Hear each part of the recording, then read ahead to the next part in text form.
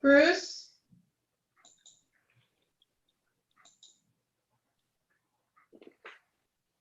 Mr. McKenzie, can you unmute yourself for a moment? Yes, Hi, are you with a project or are you a neighbor? I'm a neighbor. Okay, thank you. I just wanted to know what action I needed to take. Thank you.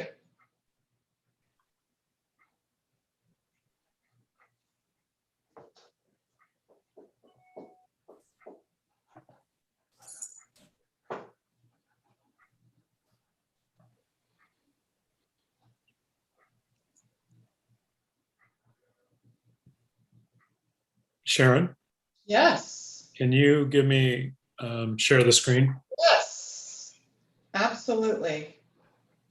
Okay, we're 1 o'clock. And is everybody ready to go? We're here for the Montecito Board of Architecture Review Agenda for September 23rd, 2021. Let's get rolling. Item 1, public comment. Is there anyone in the audience here that would like to speak to items that are not on today's agenda? Sharon, did you have anybody? No, thank you. Okay, I don't. close public comment. We'll go to agenda status report. Any changes on today's agenda? We don't have any changes. We have a request by Sarah Barker. She's with Design and Arts, etc. LLC edition. She's number 9 on the agenda, and she was hoping to possibly be bumped up sooner due to a conflict she has with a class she teaches. The only issue is that she would still need to be heard after 2 o'clock. Yeah, so the soonest she could be heard would be after item 5. Correct. So, That's her request. yeah, I mean, I don't have any issue with that. If anybody else has an issue with it. Bill, have you reviewed her drawings? I have reviewed them. And do you have any issues particularly? You know what, I'm gonna have to remember my review here. I just was looking at them. Let me take. I did look at them and I have no particular comments about them if that helps in the decision making. Yeah, she's here for final approval as well, and I think I was looking through the details. Yeah, that I'm okay with moving her up if that works for everybody else. All righty, thank you. I appreciate that. As soon as she comes on, we'll let her know. Okay, all right. So if we see her around the 2 o'clock mark there after item 5, she'd be. Or maybe I can sneak away. Well, I mean, the reality is that maybe we'll get to number 5, but we've got Highway 101. So I think if this is, if this is time certain that she has to be on at 2 o'clock, that is not possible because we've got 5 items before 2 o'clock. And so it may be that we're not going to be ready to talk to her until 3 o'clock. So, she'll just have to get in line and wait, because looking at the agenda, we're not going to get through 5 items by 2 o'clock. Not a chance. No, yeah, no way. Yeah. Yeah. So we'll do the best we can, and we'll Sharon, if you would remind us at that point, and we'll see where we're at with it and do what we can, try to accommodate her. And I don't know if that time is even going to help her. So. Yeah, that's the thing. She's got she's saying that she has to be between here and here. Well, that's not going to happen. Yeah. Okay. Well, we'll see if we can work it out. Yeah. Okay. Was that it, Sharon? Nothing else on the agenda there? Yeah. Okay. Thanks, Bill. All right. Item 3, the meeting minutes of September 9th, 2021. Sharon, I'm still not able to share the screen. See what's going on. While they are working that out, Mr. Chairman, I have just a few comments. Okay, On, under the administrative agenda, Roman numeral 2, on the second line, Dave Mendro will, we need to strike the word need. It is either need to recuse or just strike need, and I think we should do that. Very simple. okay. Then on item, Here we are. there you go, David. Okay, on item number 6, a question for the board. It says, under the comments, restudy garage, then there's 3 comments there. We also discussed rotating the garage so the garage doors did not face the street. Should we include that as a consider rotating garage as one of our comments? I think so, yeah, if that was a comment that we had for sure.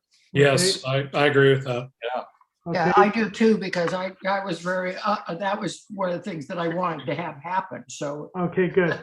Item I number, also agree. very good.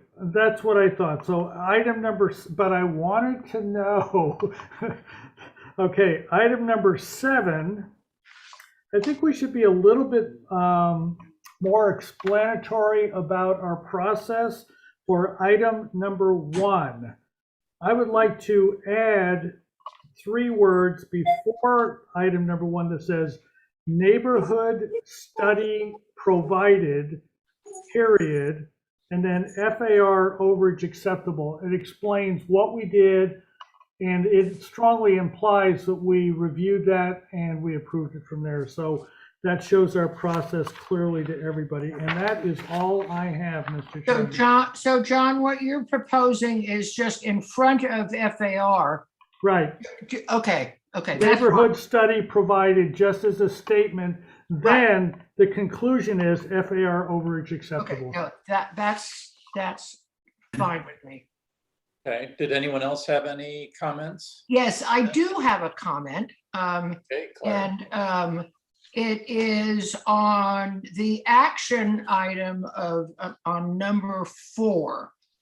Okay, and it may be just my confusion, but everywhere else when we do conceptual, we don't put in the minutes that we took a vote to do that.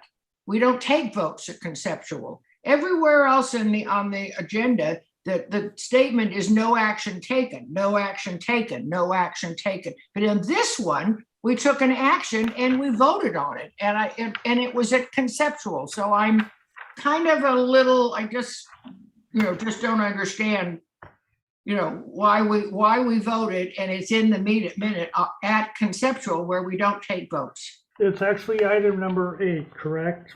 No, I'm looking at item number 4, They the were- Woodley project. That was here for concept, preliminary, and final, all in one. Right, I don't see where we voted on that. On the bottom, it says. right. It says action moved and seconded by Mavis and carried by 6-0 to continue the Oh. project for further conceptual. It is I'm on, questioning, why did we take that vote at conceptual? it was on for preliminary as well as conceptual. Therefore, we have been told anytime things are on for either preliminary Okay, or final, we're required to take a vote. thank why. you, John. I mean, it just was kind of stuck in my head that, why, that it was different in all the other conceptuals, but that's why.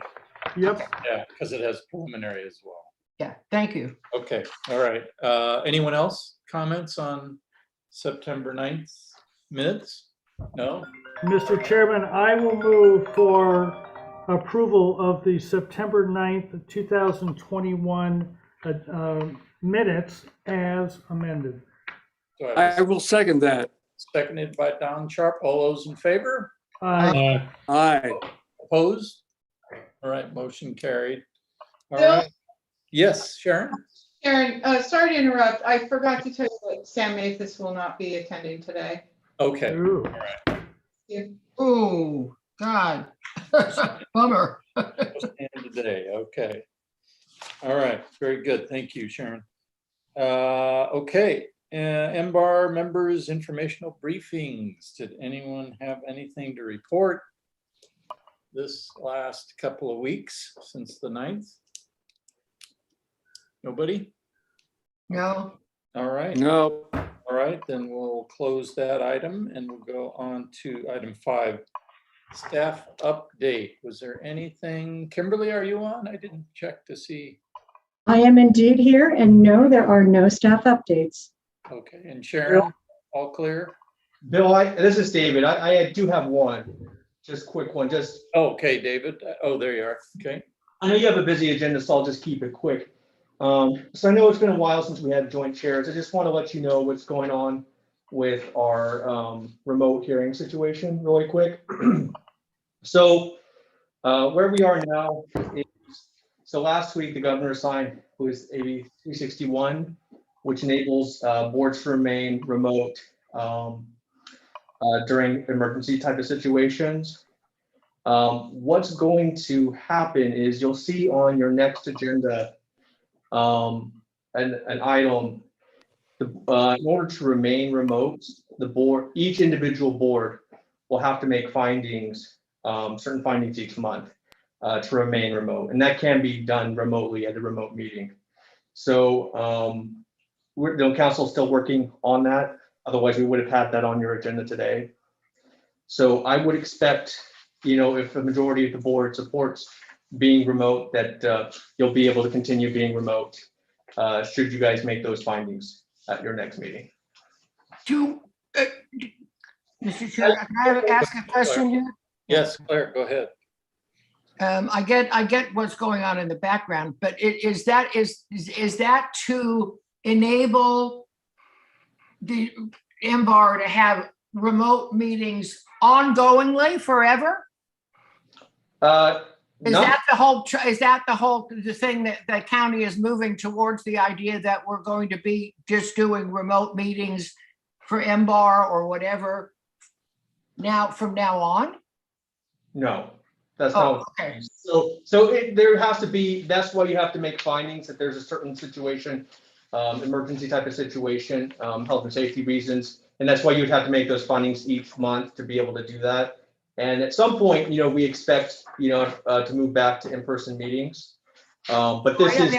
I think the Board of Supervisors has moved in that direction, right? That is correct. Planning and development differs in their response to that situation. Okay.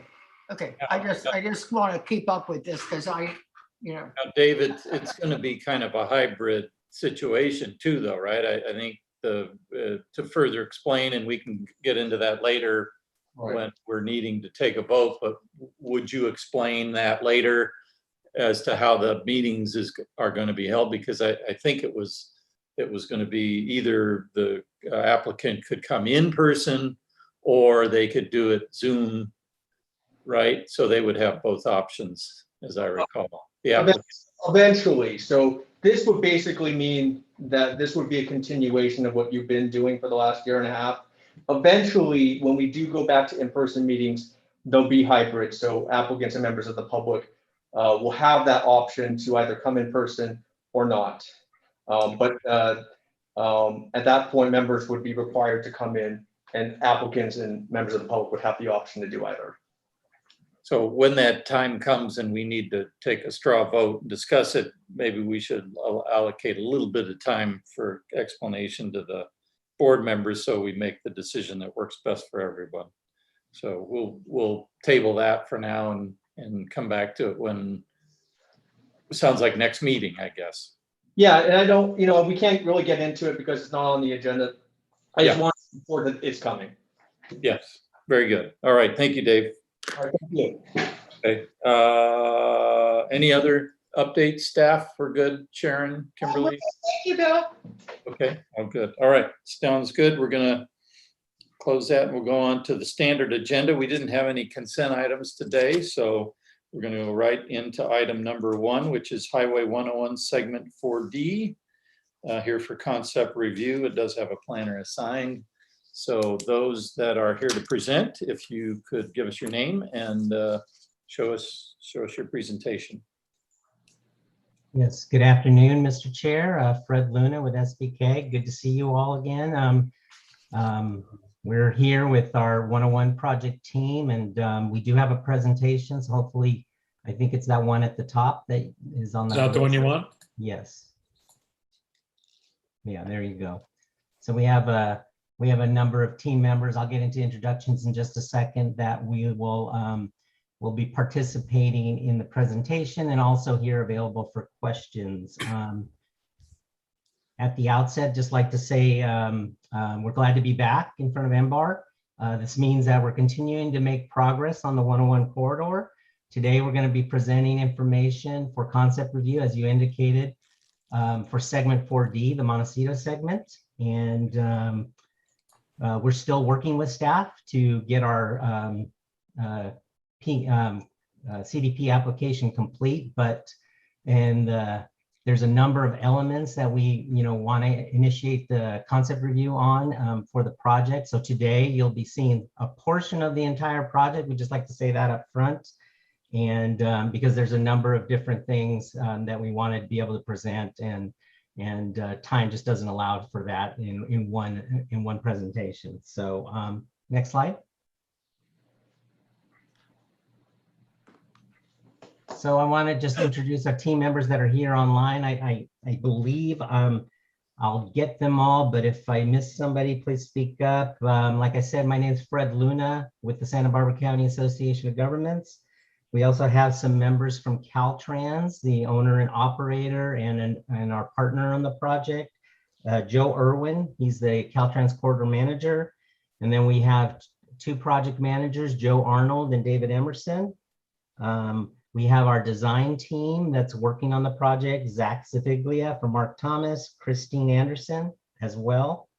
And then we have Aaron Silva, who's been shepherding our coastal permitting process, and Kirsten Ayers, our public information project spokesperson. So they're all here. And today we're going to do just an overview of the project. You'll just be, like I said, we're going to be focusing on the San Isidro interchange and the Olive Mill interchange. So the entire project extends from east of Romero Creek. If you go to the next slide. Yes, so east of Romero Creek to just west, just to the Olive Mill interchange. So we'll be focusing primarily on the structures at San Isidro and Olive Mill.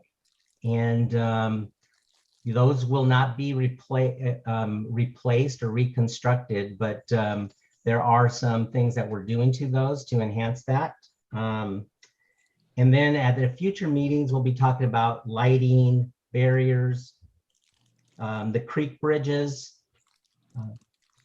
railings and fencing, and sound walls. And specific to the sound walls, we're still working with county staff on the sound walls in relation to how they fit in with coastal policies and other analysis that we're doing in the corridor to see if they continue to be part of the project. I wanted to thank the community groups that we met with to get to this point.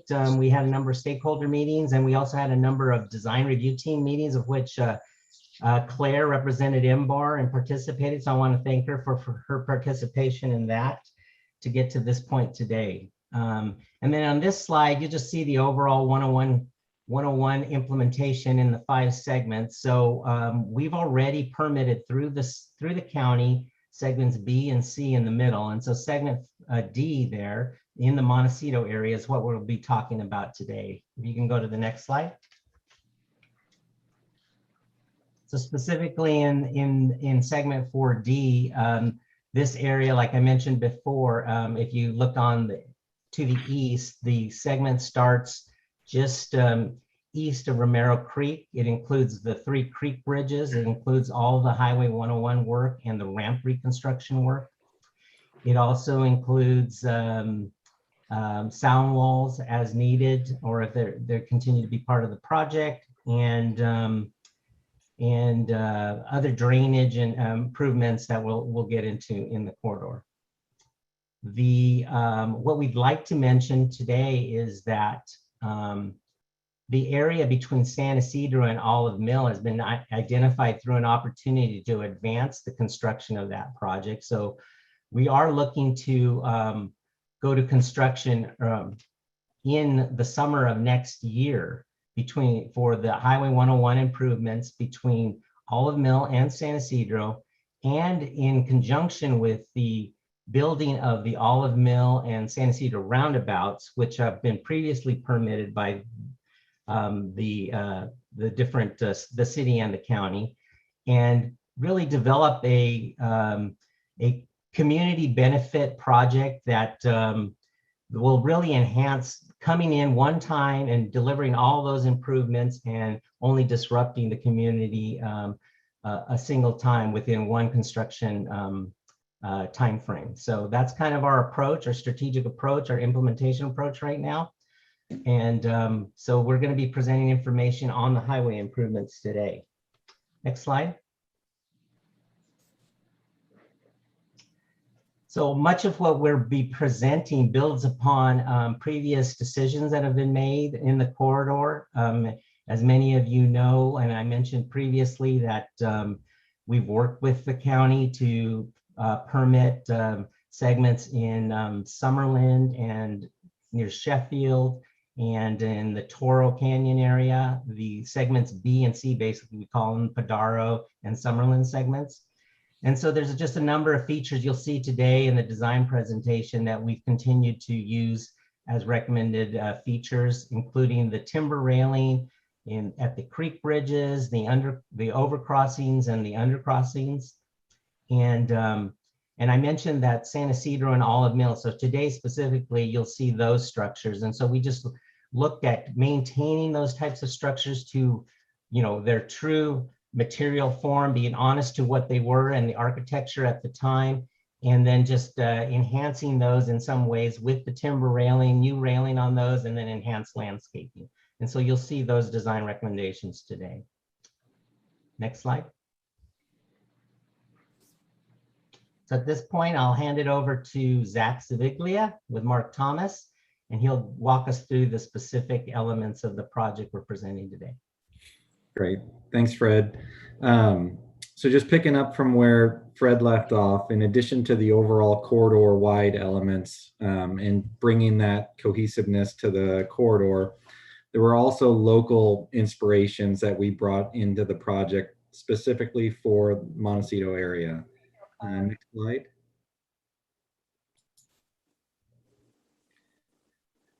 So starting off on the left side of the screen here, the project that was permitted 2 years ago, the segment 4C project, is under construction. This is the Sheffield Drive interchange. There was inspiration that we took from that portion of the project. Again, more of those elements that are true to form. So wanting to use natural materials, wanting to make sure that that we had plenty of landscaping opportunities at the interchange. And again, the use of more natural rock or stone.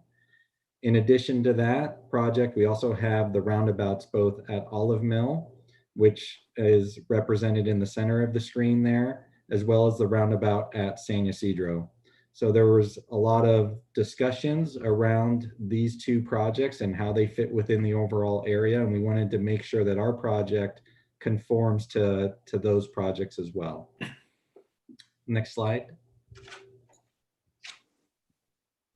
So Fred walked through at a very high level, what the project limits are and the scope that's included in the project. I wanted to take just a couple minutes to provide a little bit more information on that.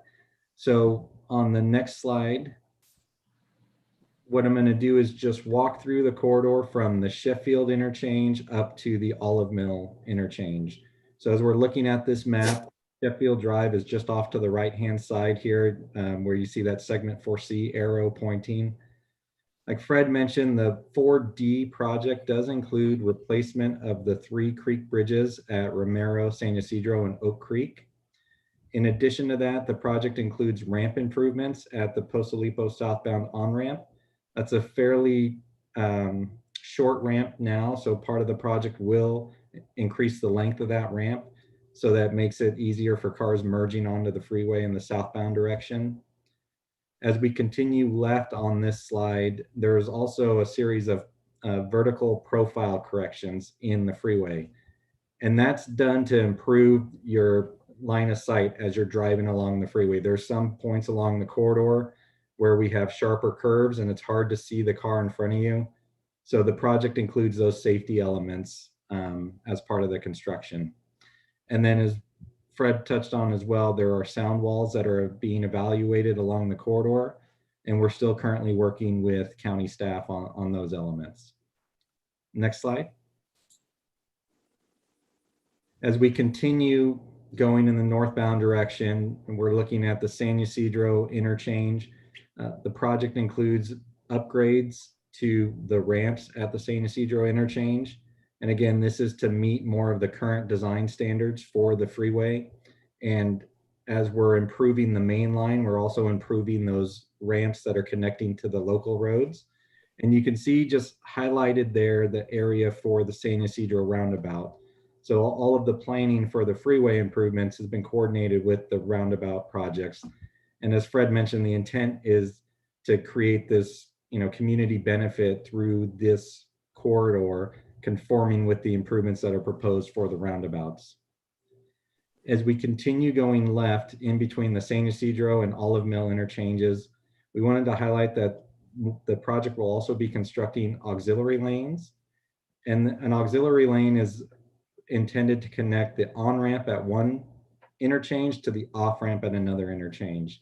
And what that does is it just helps with safety for vehicles merging on and off of the freeway. It gives a little more distance to make that safe movement. And then the segment 4D project will end right at the Olive Mill overcrossing. North of the Olive Mill overcrossing, that's where we would pick up the segment 4E project with the city. On this slide, I also wanted to highlight, this is really the main areas where we have landscaping opportunities along the corridor in between the ramps and the main line and the adjacent frontage roads. So a large portion of our presentation today is going to be focused on these two areas because it does encompass a lot of the elements that you'll see in more detail as we get further into discussions on the project. Next slide.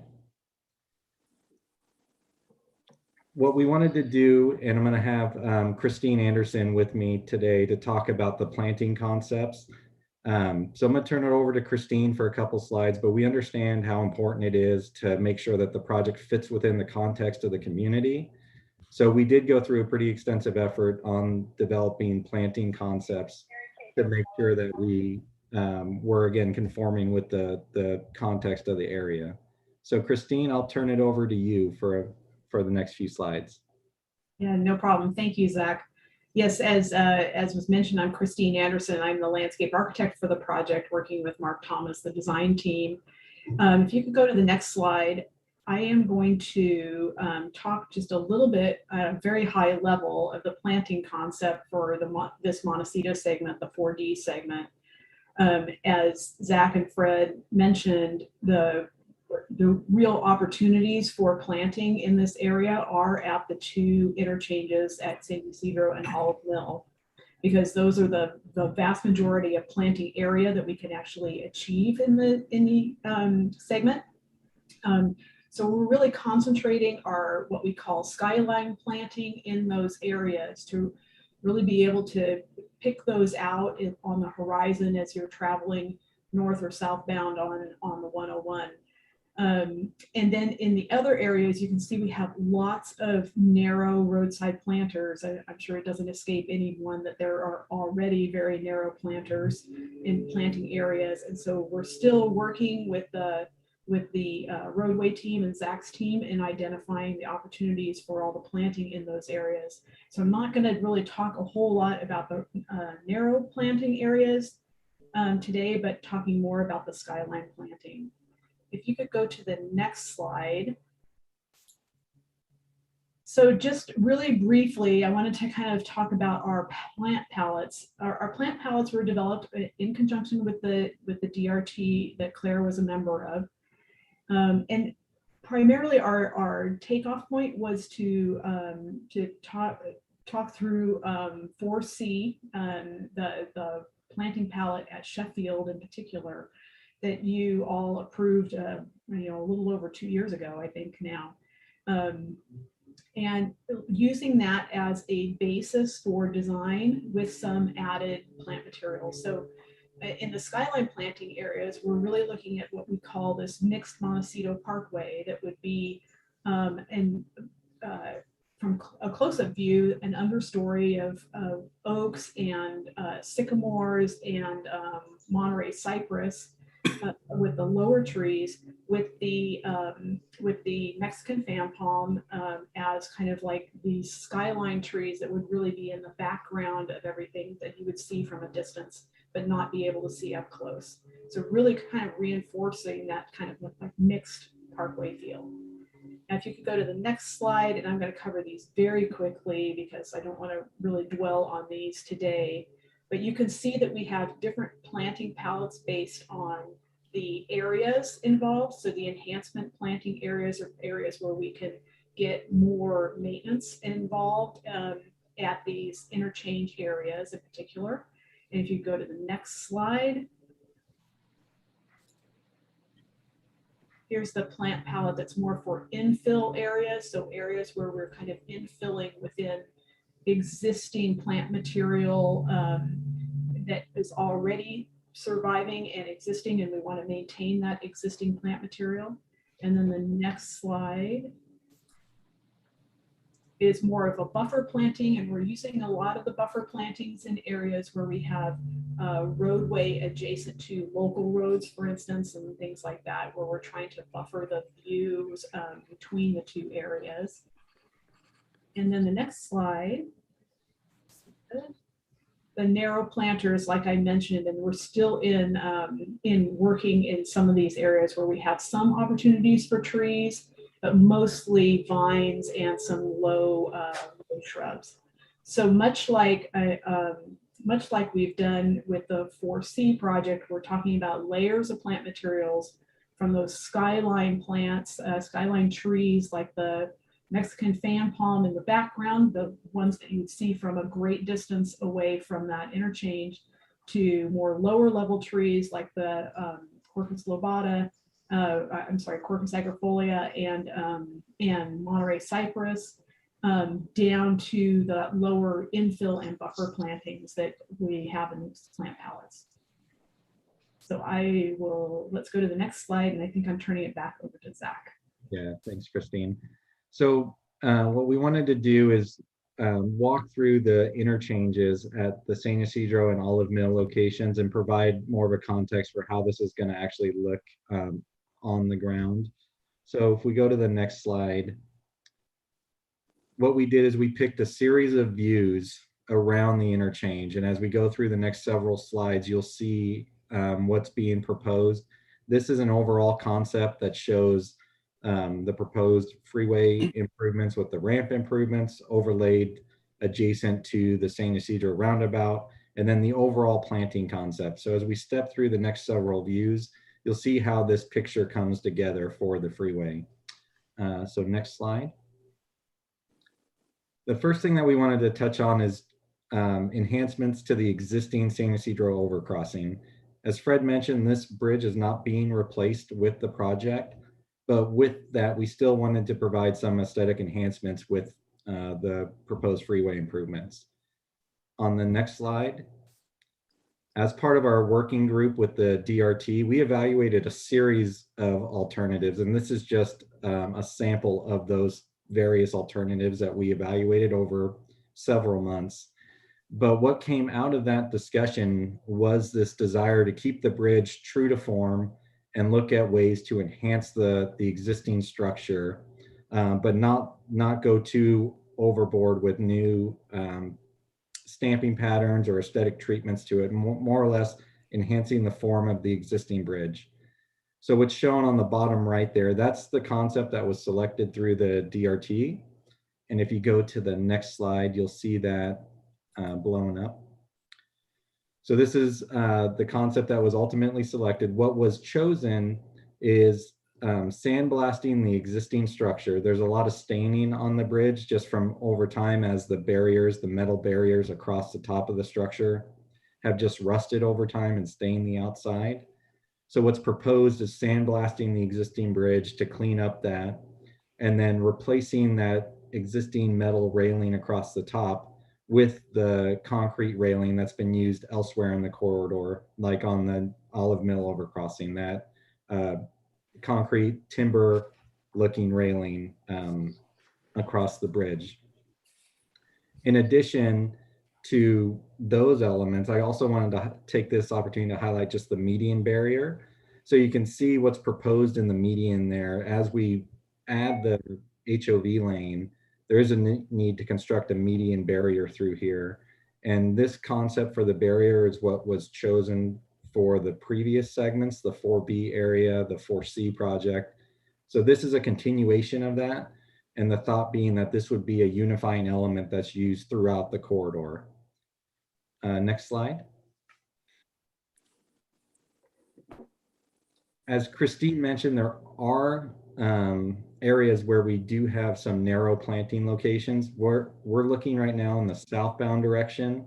The Miramar Hotel is just off to the right side of the screen here. So the freeway is actually depressed from South Jameson. So what we're showing here is a retaining wall that would be built between the freeway and South Jameson. And in that area, we wanted to provide some planting, but there is not enough room for planting trees in that space. So what we've proposed is a concrete barrier along the outside of the freeway. And then Christine, if you wanted to just provide some overview of the types of plants that would be in that space. Yeah, absolutely. So what you can see here is the section that we've provided at the top, that less than 6 feet wide is what you're seeing represented here, where we're talking about planting probably Parthenocissus, the Boston ivy, on the retaining wall, with some lower shrub plantings that are very similar to what was approved for that Sheffield northbound barrier treatment, with some small plantings in front of that, where we have that less than 6 foot wide planter. Great. And then next slide, please.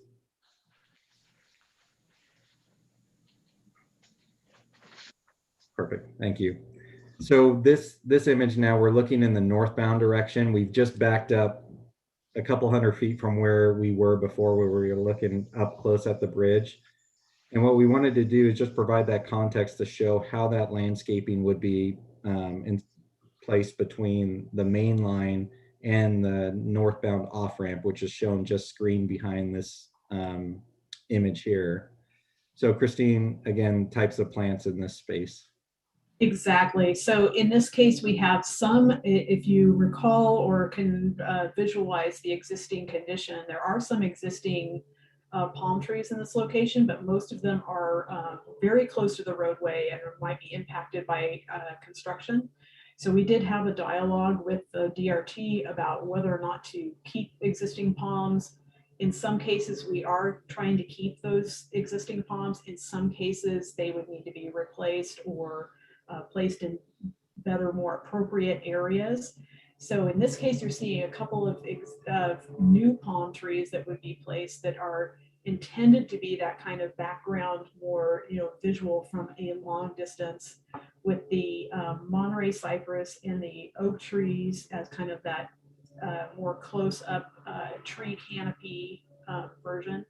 And then there was lots of discussion too about highlighting or kind of like buffering, if you will, the abutments of the existing bridge with the sycamores. So that's what you see represented closer to the bridge abutments. And then the understory plant material is primarily just a mixed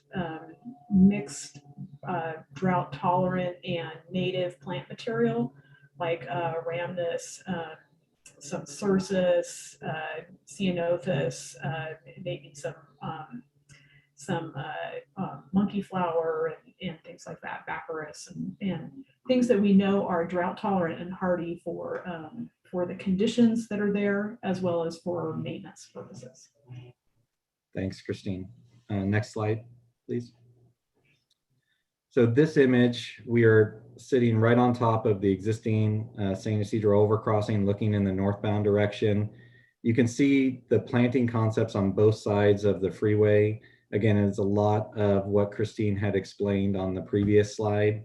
What I wanted to highlight here is with this image is that you can see how the freeway is proposed to be widened into the median with the construction of that concrete median barrier down the middle.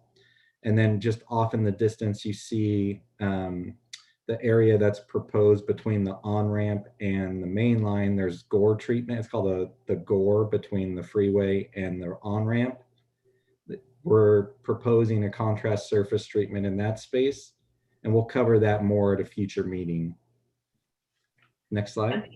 The only thing that I can add to this slide as well is that on that left side, on the left side here is that southbound off ramp at San Ysidro, and you can see some of the existing trees that we are keeping back in the background. Perfect. Thanks, Christine. So this image now, we're looking in the southbound direction. That wall that's in the right, off the right side there, that's the wall we were looking at before. The Miramar Hotel is just off to the right side of the screen. So again, we do have some space in between the freeway and the South Jameson frontage road where we can install more planting in that space. And overall planting concept will be similar as what Christine covered on the previous slides. That's right. All right, next slide. So this is the last of the up close renderings for the San Ysidro interchange. We're looking in the southbound direction, but just north of the San Ysidro overcrossing. We wanted to highlight this view because on the left side of the screen here, in coordination with the work that was done for the San Ysidro roundabout, there is a new retaining wall that will be built with the San Ysidro roundabout. And there was a desire to screen that wall back with the plantings that are proposed for the freeway project. So we wanted to highlight this view because it shows how that wall would really be screened back between the planting that's proposed in that area. Right, and one thing that I can say here is we've worked really hard with the DRT to kind of like look at this and what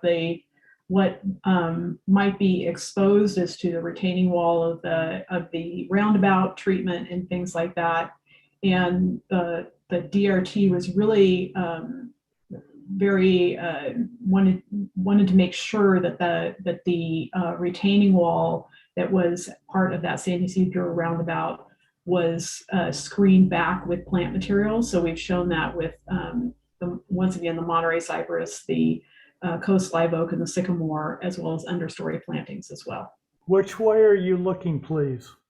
We are looking southbound. So we're looking towards the Sheffield Drive interchange would be off the page if we kept going in the background. So John, is this is behind all that planting, is that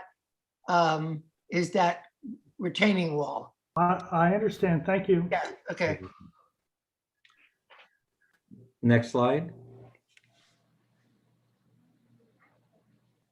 So just real quick, just to recap on the San Ysidro interchange, we're not going to spend a lot of time just talking through all the plant palette, but what we thought would be good is after walking around the interchange with all those different views, just bringing back that overall view so you get a sense of where those elements are again. And we can come back to this slide if there's further questions later on. Next slide. So we wanted to transition now and look at the improvements that are proposed with the Olive Mill interchange. So next slide. So what we're going to do is similar to what we did with San Ysidro. We're going to walk around the interchange and look at different views. Again, just to highlight that we did coordinate with the improvements that were proposed for the Olive Mill roundabout. So all of the concepts for aesthetic treatments, all of the planting materials, all of that was coordinated between the two projects as we move forward here. Next slide. So as part of this project as well, there was a desire again to provide some aesthetic enhancements to the existing Olive Mill overcrossings. These bridges aren't being replaced either, but there was a desire to enhance the aesthetic value of those bridges. Next slide.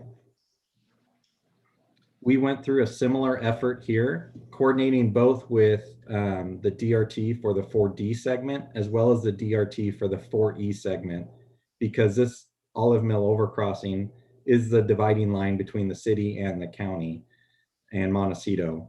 So we wanted to coordinate with both teams, and ultimately through this evaluation, that similar concept was selected where, again, we're embracing the natural form of the bridge, the historic look of it, but then looking to clean up the rust stains and again, the staining that has occurred over the years. So that bottom right image, that was the selected concept for both structures. Next slide. And this just shows again a up close view of what was proposed. Now the barrier across the top of this bridge was replaced a couple of years ago after the debris flow. So that barrier on the existing overcrossing is going to remain. Really what we're proposing is sandblasting the existing bridge to remove that staining that's occurred. And then similar to what Christine had mentioned before, the desire to screen back those abutment areas, that large portion of the concrete structure just on the right side of the image here. So we embrace that and look to incorporate a lot of the plantings again that Christine had mentioned on those previous slides. Christine, anything else to add with this slide? No, it's very similar. Again, we got a lot of comment from both DRTs about making sure that the abutments were screened with plant material. So we use the sycamores for that purpose. Great. Thanks, Christine. Next slide. So this view here, we're looking in the southbound direction. We just came under both of the Olive Mill overcrossings. And what we wanted to highlight here is, again, this image shows the widening of the freeway with the added carpool lane, the HOV lane on the left side there. And then the opportunity to plant in between the main line and the ramp, that southbound on-ramp, which would come in just off the right side of the image here. So we do have that space, and the overall approach would be consistent with what Christine had mentioned on the previous slides. Next slide. This view now, we're looking in the northbound direction. So the structure that we see in front of us, the bridge in front of us, that is that southbound Olive Mill on-ramp. And what we wanted to highlight is that as part of the project, this bridge also has that metal railing on top of it. We're going to be replacing that railing with the concrete timber railing that we looked at for the San Ysidro Bridge, as well as what's on the Olive Mill overcrossing. Same type of treatment is proposed there, where we're sandblasting to clean the existing structure to keep that consistent look with these three overcrossings. And then in this location too, there's the space to include more of those plantings in the area between the ramp main line and the main line of the freeway. And the only thing that I could add to this slide is that there are some existing trees in the Olive Mill area, especially on that southbound side. We're doing our best to try to keep existing trees where possible, but due to the changes in grade, we are encroaching on some of the ability to keep those existing trees on that side. Yeah. Next slide, please. So this is the last view for the Olive Mill interchange. What we wanted to show is imagine standing right on top of the Olive Mill overcrossing, looking in the northbound direction towards Santa Barbara. There are several improvements that we wanted to highlight just because this is the dividing line between the two segments. So off to the right side of the image, you see a retaining wall that's shown there. That's to improve safety for vehicles traveling around that corner there. What it does is it allows us to have optimal line of sight for cars that are in that outside lane to see the car in front of them. But then in an effort to to enhance that wall. We've looked to include plantings in front of it to screen it back, as well as vines to grow up the face of the wall as well. And then this is another opportunity for us to plant around the project footprint. And what I can add to this slide in terms of planting is, again, on that right side, of course, this was the area that was, I think, deeply impacted by the debris flow with plant material. You know, a lot of the plant material died or was taken down because of the debris flow. And so what we want to do is kind of use some of that infill planting that I mentioned earlier to fill in this area with things like sycamore and oak and Monterey cypress, to create, you know, more of the dynamic Montecito Parkway planting that we talked about earlier. And next slide, please. So just like we did before, just coming back to that overall plan view image to again give that perspective of all of those different views that we looked at. Again, not diving too much into the details of this, but we can come back at that to add any further clarifications that are needed. Next slide.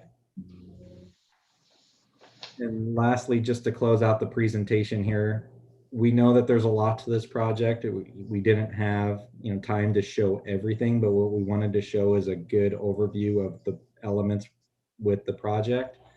The next steps, like Fred mentioned, would be coming back to talk about the 3 creek bridges, talking about more of that median barrier treatment that I mentioned earlier, talk about the sound wall and the retaining wall textures, and then get into more of the planting along those narrow areas with some fencing as well. So with that, that concludes our presentation. All right, thank you very much, Fred, Zach, and Christine. Let's go to questions of the board. Mr. Chair, can I Yeah, break go in right here? Well, Go it's not actually a question, it's a statement. I personally don't have a question, but I want to make it clear that Mr. Ron Palucci was on the design review team. So he has seen all of these and all of these things that Christine is talking about. He's actually was part of that design team. So that some of the decisions that were made that Christine is talking about, our local planning commissioner was involved in that. The other thing is that if there's any question of conflict of interest here, I am allowed to comment on this project as a DR team member and an MBAR member. So I just want that for the public's point of view. Then the other thing I wanted to say is I think everybody received the long, lengthy letter from a neighbor to this project, and it was sent to Mr. Williams, and I had an hour-long call with her on Sunday and walked through many of the questions that she had that she's included in that letter.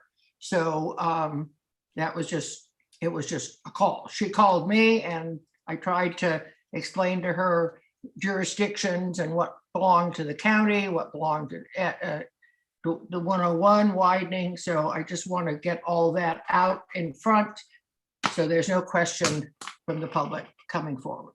That's it. All right. Thank you, Claire. No questions then? No questions for me. I'm way up for, I'll just say one other thing is that I just want to congratulate the team of on the landscape team, because the landscaping that is now in the ground, on the walls, going through the Carpinteria segment looks fabulous, you guys. I mean, I can't believe the vines are actually clinging and covering up the walls. And I went through there on Sunday, actually the same time that I had this call, right after I got the call. And it really is, I think we're doing a really good job. That's my comment. Thank you, Claire. All right, John Watson, do you have questions? I do. I have several. There are sound walls associated with this project. we didn't really see anything on this presentation except on PDF page 23.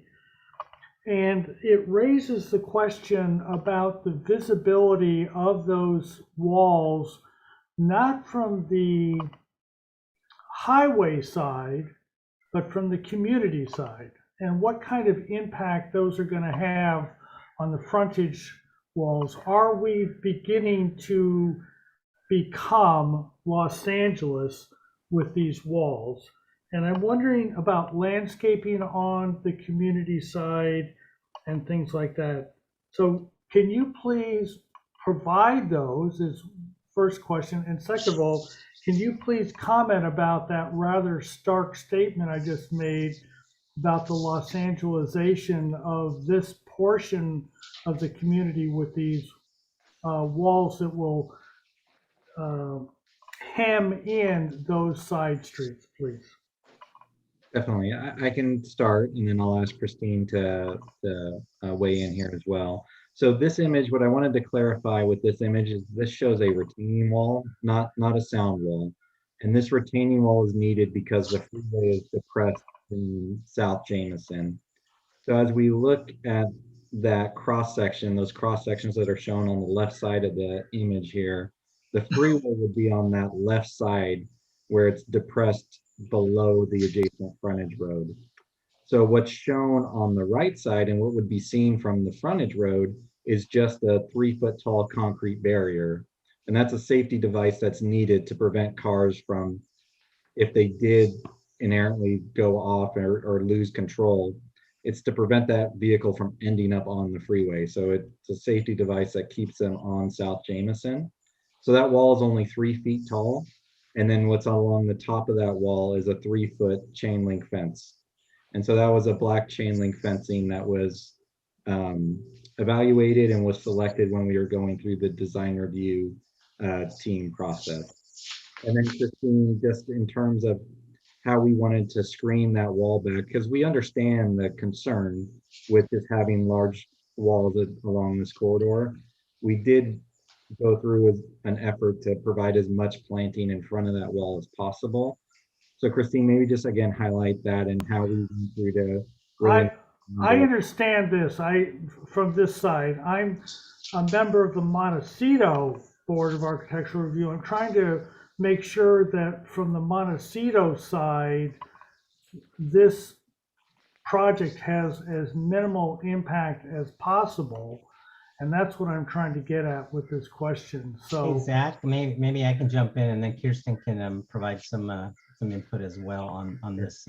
It's a really important question, Mr. Watson, that we've already had to address in previous segments about the community context and really how we propose sound walls. And maybe the overview map would be a good one. I'm not sure which slide that is, but there's a requirement for the project team to propose sound walls to attenuate the noise in the corridor for this type of project for certain people that have been identified. And so those are being proposed to follow a certain Federal Highway Administration protocol.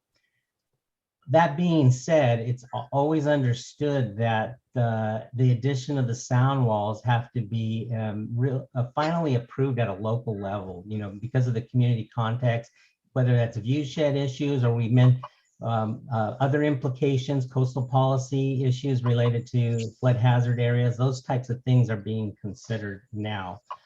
So that's always been in the back of the team's mind and working with the local agencies through the coastal permitting process to say, does this addition of sound walls meet the community values, in this part of the corridor?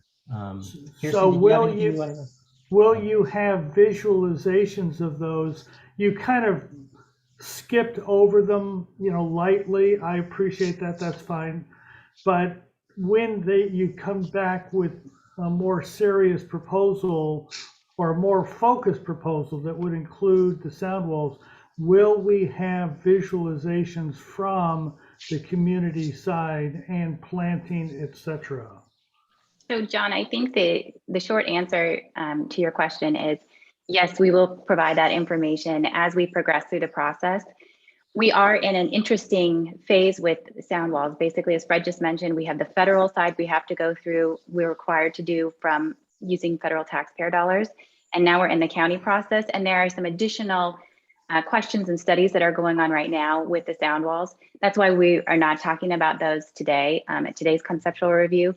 But once we work that out, then we'll bring it all back. And yes, we will address your point about what does it look like from the community side as well as the freeway side of things. Okay, thank you. Question number 2. Christine said we're using sycamores to provide visual barriers, but they're a deciduous tree. Aren't we losing those leaves at least a couple of months out of the year? And it may be, who knows, but is that the proper plant considering its nature as a deciduous plant? I think that's one of the reasons why the DRT, when we kind of explored this, was to have that mixed Montecito Parkway. So not just sycamores, but also the Monterey cypress, as well as the coast live oak, both of which are evergreen. So there was early design interest in providing sycamores because that's consistent with much of the former Montecito Parkway work. And so it needs to be incorporated as part of that. That particular tree needs to be incorporated as part of that. And we do know that that provides a lush kind of fill for most of the year. And you're right, sycamore would probably lose its leaves for at least 2 to 3 months out of the year. But it was important for the DRT to have that mixed feeling of both evergreen and deciduous trees. And John, I might as well, I'm going to pop in and add in that at the community requested sycamore trees for the San Ysidro roundabout. And it was, so, I mean, I think in designing putting these here, it was kind of to bring what Montecito wanted. They wanted to have sycamore trees in the roundabout.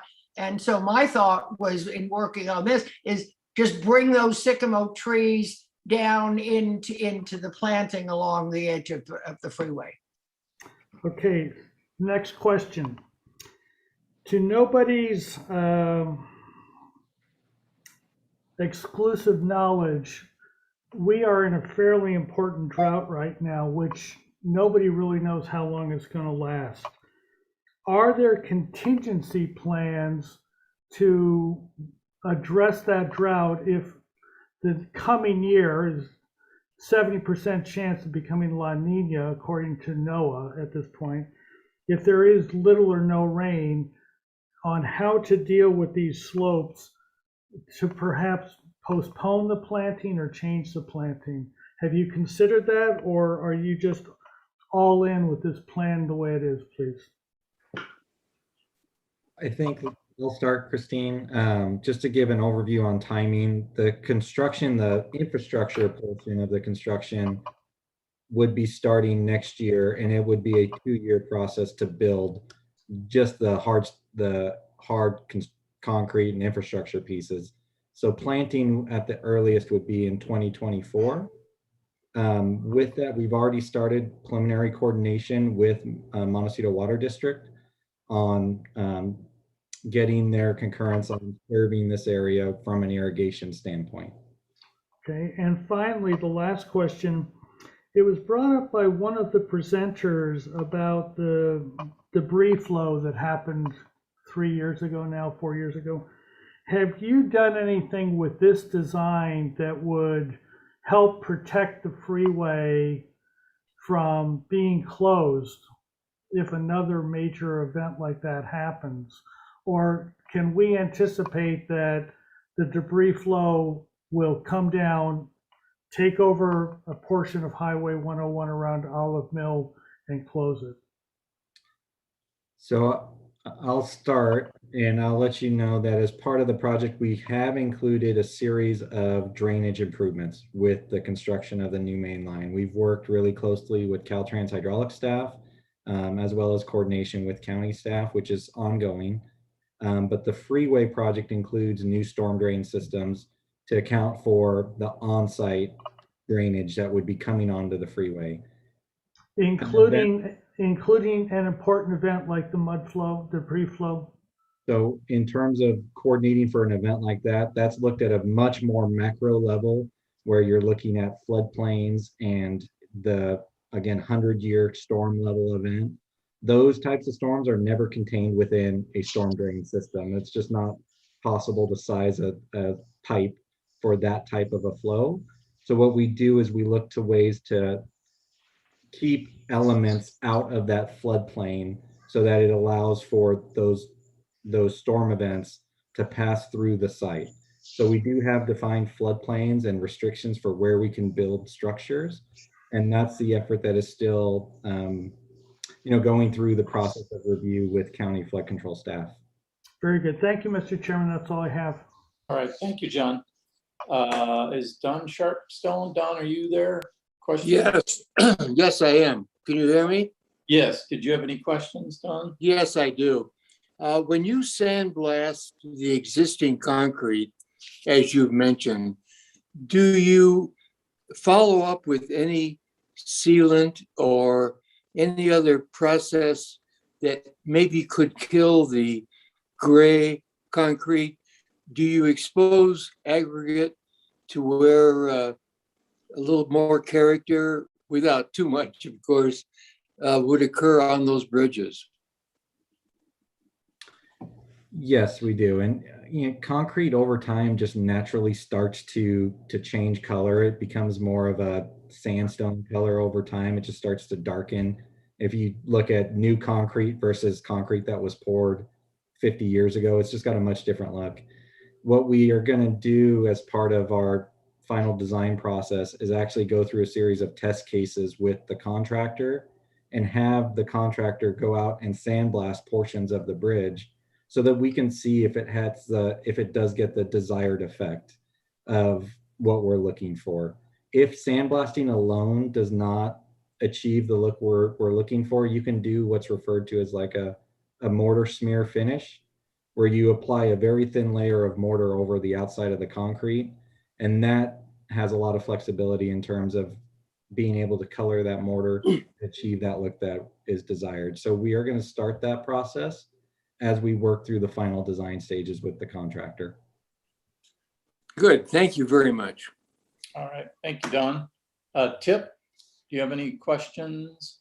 No, I do not. Thank you. Okay, thanks, Tip. Dave Mendro, questions? Yeah, first, I just wanted to confirm all the landscaping that you're proposing is drought tolerant and native or native adaptive and is selected to survive in that context of the highway there. Yes, we paid particular close attention to the plant material that was selected, specifically for the areas between the interchanges. The plant material was selected in great conjunction with Caltrans to make sure that it was maintainable and drought tolerant and adapted, or at least native and or adapted to be able to withstand heavy drought conditions. And then those areas in the interchanges, which will admittedly probably have more maintenance and attention to them, are slightly heavier planting and more smaller plantings, things that would be maintainable in those areas. Okay, thanks. And then on some of the renderings, there's a guardrail shown at the highway level. And is that part of this presentation? It's a brown color. And if it is, I'm curious what material that is. It is. We were intending on covering that at a later part of presentations, but the intent there is that we do have to protect roadside elements like the bridge abutments. They have to be protected so vehicles don't hit a blunt object. And what was selected there, it's a Natina stain on top of the traditional galvanized steel railing that you would see. So that stain provides more of a patina look to the guardrail, with the goal that it helps it blend into the adjacent planted area. And that solution has been used on the previous segments of the corridor through Summerlin into Montecito and then south into Carpinteria. Yeah, Okay. we can take comments on that at today's meeting, though, if you have Yeah. any. Okay, those are my questions. Thank you. All right, thank you, Dave. Yeah, I too, like John, was questioning whether or not, because it wasn't shown, the planting on the both sides of, well, we saw what it looked like on the freeway side, but on the Montecito side, the pedestrian neighborhood side of those sound walls and the retaining walls, are you planning planter areas? Is there room for any of that kind of a thing? Does it look like the plant material, at least in the illustrations, was coming over from the top down, at least on that one sound wall illustration you showed, but I believe it really has to come from the bottom up, meaning that it would be planted on the freeway side. But are you planning on planting on the neighborhood side as well? Is there any room for planting, even if it's small planters on the neighborhood sides? Yeah, I think we definitely plan on bringing back those renderings and those perspectives to show what's proposed on the sound walls. There is an opportunity, and it's fully intended, that we would have planting on the sound walls, depending on the different locations along the corridor. Some of that is achieved through planting on the freeway side and then coring a hole through the sound wall to allow those vines to grow onto the backside on the frontage road side. And this topic did come up when we were looking at the 4C, the Sheffield Drive interchange as well. And that was the solution that we looked at for the Sheffield Drive sound wall, because there wasn't enough space to have planting along North Jameson. So we planted on the freeway side and then cored through the sound wall so that the vines will grow on both sides. Okay, and in this proposal, are you taking any of the North Jameson or South Jameson roadway and reducing the widths? No. Or any reduction in the area that would be both existing planting and sound wall and roadway at this point, or are you keeping them as they are? The cross section, the actual roadway width for North Jameson or South Jameson does not change. What does change is that chain link fence that's out there today. That is the current right of way for the dividing line between the Caltrans and the county right of way. And if you look at that, where the location of that fence is, that's approximately the location where that proposed sound wall would go. So then that would be that dividing line. If you were going to look to see where that sound wall would be, it's hard to explain. And I think when we come back with the renderings, it'll be much easier to illustrate what's being proposed. But we are not proposing to shrink the width of either of the adjacent frontage roads. I think it'd be great in your next presentation of that to show us the narrowest portions, I guess, the most challenging areas especially. Definitely. Okay, that's all the questions. Let's see if there's any public comment. I know there's a letter we need to read. Dave, can you bring that one up? And I'll read that letter. And then, Sharon, are there people in the audience? At least 2 letters, Bill. Just 2 letters, yeah. Okay. And are there people in the audience, Sharon, that are here to talk? Maybe if they're the same people on the letter, we can have them talk instead. Thank you. There's Bruce and Louise McKinsey. I don't know if they were the ones who wrote the letter. Doesn't look like it. They're not, yeah. So I have Mr. McKinsey, if it's okay, speak first. Oh, sure, that's fine. Yeah, go ahead. Mr. McKenzie, go ahead. Yes, this is Bruce McKenzie. I understood that during the course of the presentation that there's being discussions had outside of the community talking about the sound wall. And I was wondering whether or not in these discussions, members of the community will be allowed to participate in whatever is going on outside of the presentation. And if so, where would how would I get to be a participant in such discussions? Fred or Zach, can you answer that question? Yeah, I can start answering that question. I think the first part we'd have to look into, Mr. McKenzie, is we did have some community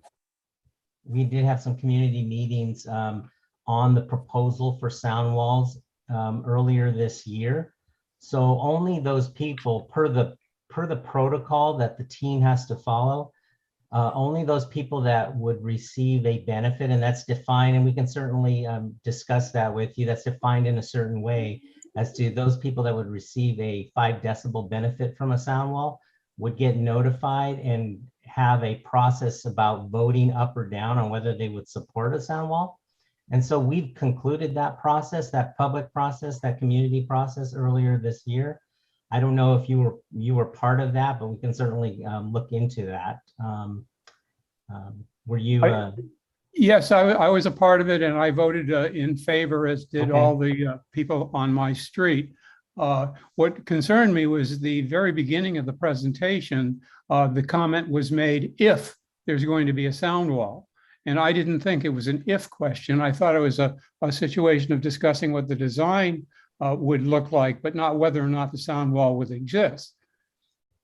I think if you recall, if I may, Mr. Chair, Yes. if you recall at the meetings that we had at that time, then if you participated in those voting meetings, was that the project team clarified that there were subsequent processes at the local level where we had to evaluate whether the sound walls were in conflict with any coastal policies or you know, the flood control. And so that was presented, that information. We were going through one of the many steps that are needed to make sure that, or to see if sound walls would be ultimately included in the overall project. I'm going to jump in for a second too. This is Chris Schmuckel. I'm the planner for the project. And I just want to reiterate what Fred said. You know, the sound walls are being looked at by flood control and by us at P&D to make sure that they follow our county policies. So that's what's being referenced. That's why they're not finalized yet. And to the public commenter, you can reach out to me directly if you want more information about how that process is going. I can give you my contact information. Sure, what is it? So it's cschmuckel@countyofsb.org, and a notice will go out later on once the project is deemed complete, which will have all of that information on it as well. But if you just Google search my name, Chris Schmuckel, at the County of Santa Barbara, you'll be able to find my information. Well, actually, also, I'm going to put in is that his information, his actually phone number is on the agenda, and I can give it to you. It's 805-568-3510. That's how you reach him. Thank you very much. All right, thank you, Bruce. Did we have any other audience members? Steve, would you like to speak? Who's that? Miss, Who was it? Yes. Can you hear me now? thank you. Yes. I would like to add to my husband. I would like to add to my husband's comments a couple of questions. One is, in the pictures that you showed, it appears that part of the freeway closer to Olive Mill or San Ysidro will be lower than it is now. Is that accurate?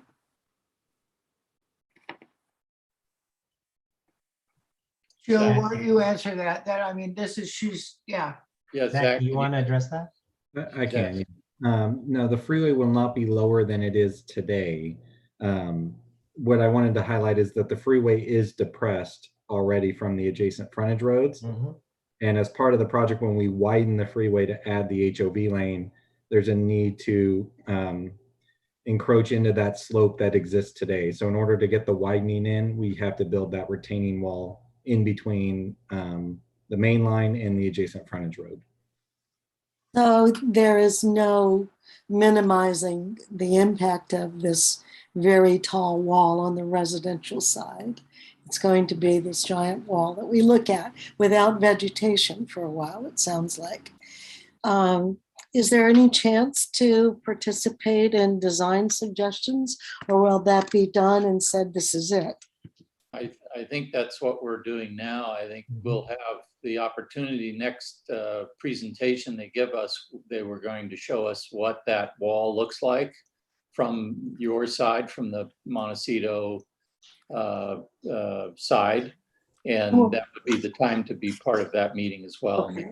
So that will still be at the conceptual stage at that time. Most likely, I'm guessing, yes. Yeah. I can live with that. The other question is, am I to understand there, what is the meaning of the underpass at Sheffield? So underpass is it's just a technical term. Everything is related to the freeway.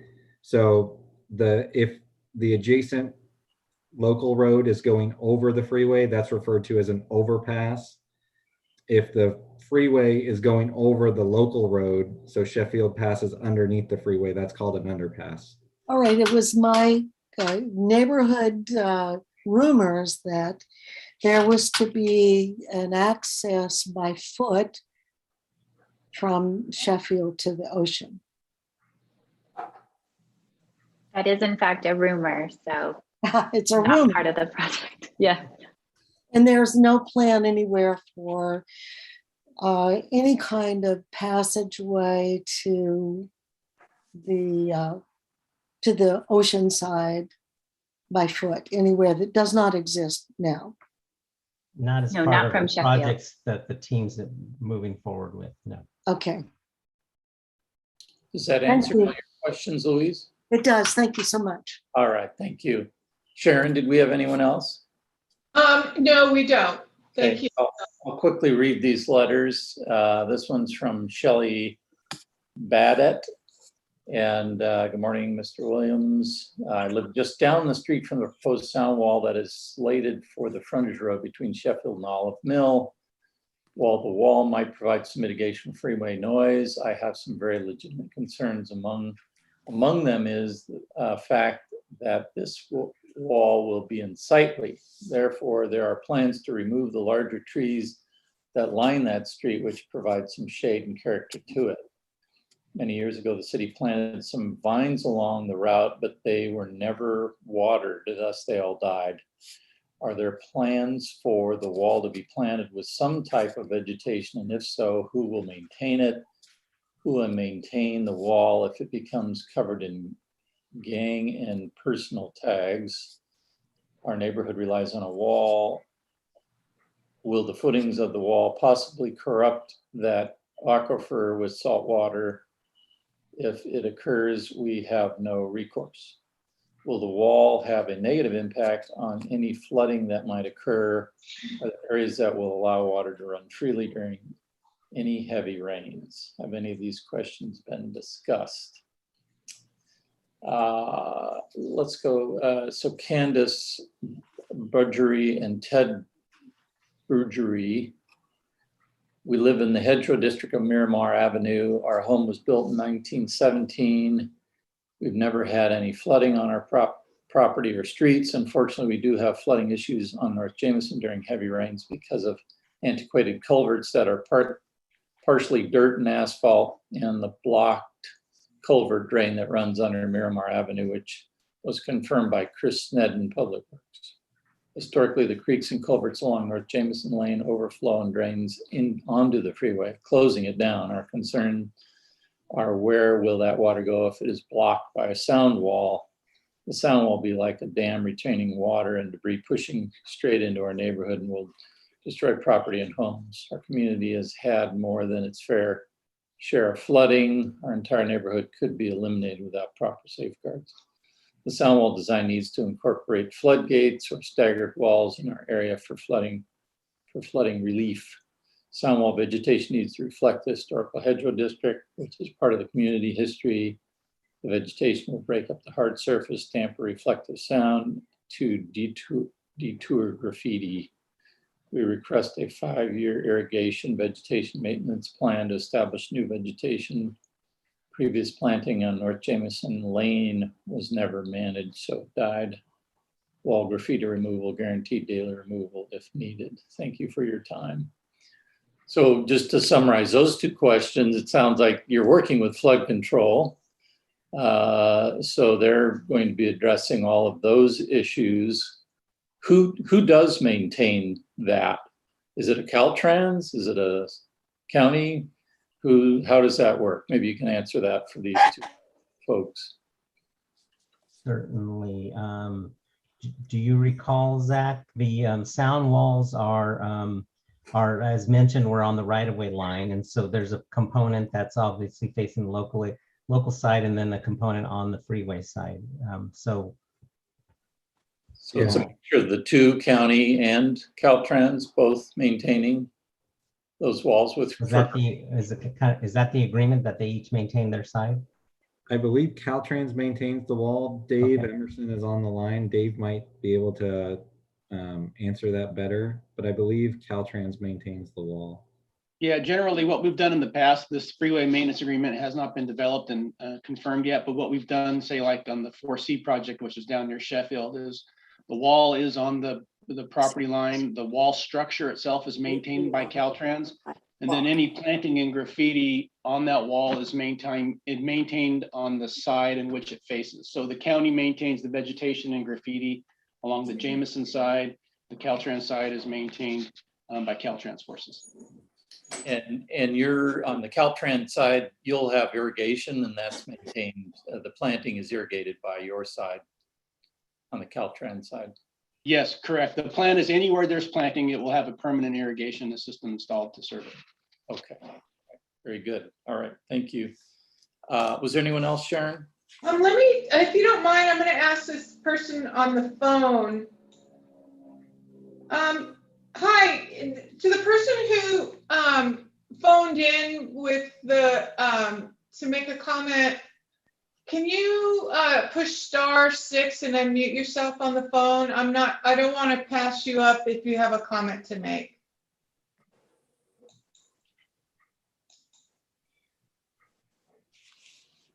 Or I'll give you a couple seconds. No. If you want to speak, please push *6 on your phone and that'll unmute you. If not, we'll move on.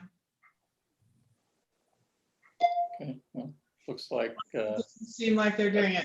no comments there. Okay, well then we'll close public comment and we'll go to member. Did you Sharon have anything else to add? No, I did send that letter, but the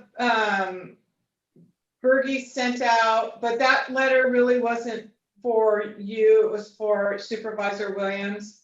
Oh. It CC'd me, so I just thought I'd forward it. It says basically the same thing that their letter said.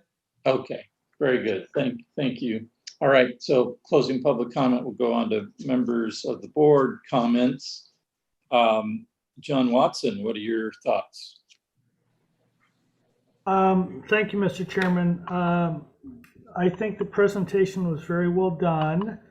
I think that the renderings showed the exuberance of color that you are providing, which I'm not familiar with anywhere else on Caltrans projects. And I'm wondering if it's compatible or not. I mean, I like it, but all of a sudden you drive in Montecito and you get a bunch of pink and blue. Anyway, so maybe you could think about that. Maybe I'm being overly sensitive there.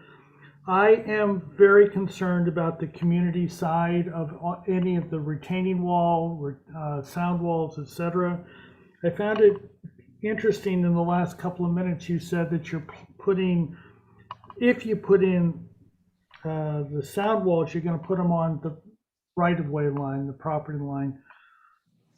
I'm wondering, you can't answer it today, which is fine, but would you please consider moving those sound walls towards the freeway so that there is an opportunity to plant them on the community side, and also to create a greater width there so we don't feel as hemmed in.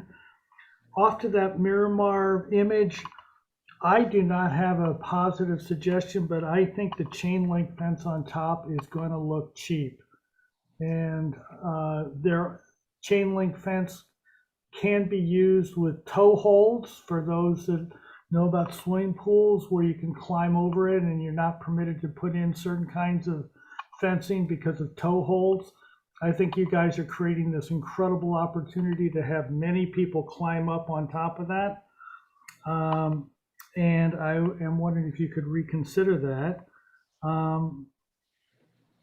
And besides that, I think that the areas that you have focused on, you have done a very nice job. I would implore that you also focus on the community side. Thank you, Mr. Chairman. That's all I have. All right, thank you, Don. Claire, what are your comments? I don't think really, I don't know that it would be appropriate for me to comment at this point. I know. Having everything that you guys have said and the questions that you asked are all the things that you're going to get your answers to at the next presentation, because much of this was about this presentation. The questions being asked about sound walls getting planted on this side, that side, all of that, that is in the next presentation. Is all that information's coming to here.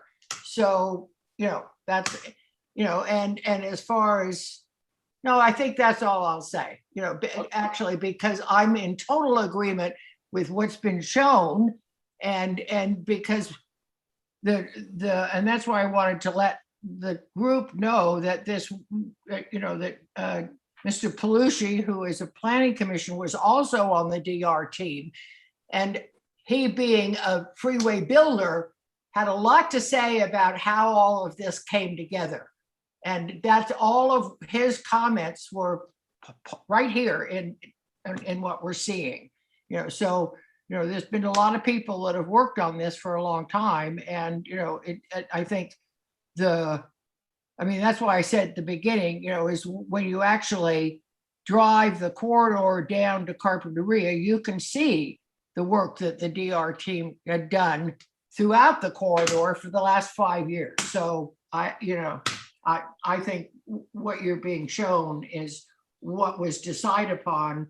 And for me, it's kind of, after 5 years of working on it, I like it. So, Okay, so I'm fine with it. All right, thank you, Claire. Tip, what are your comments?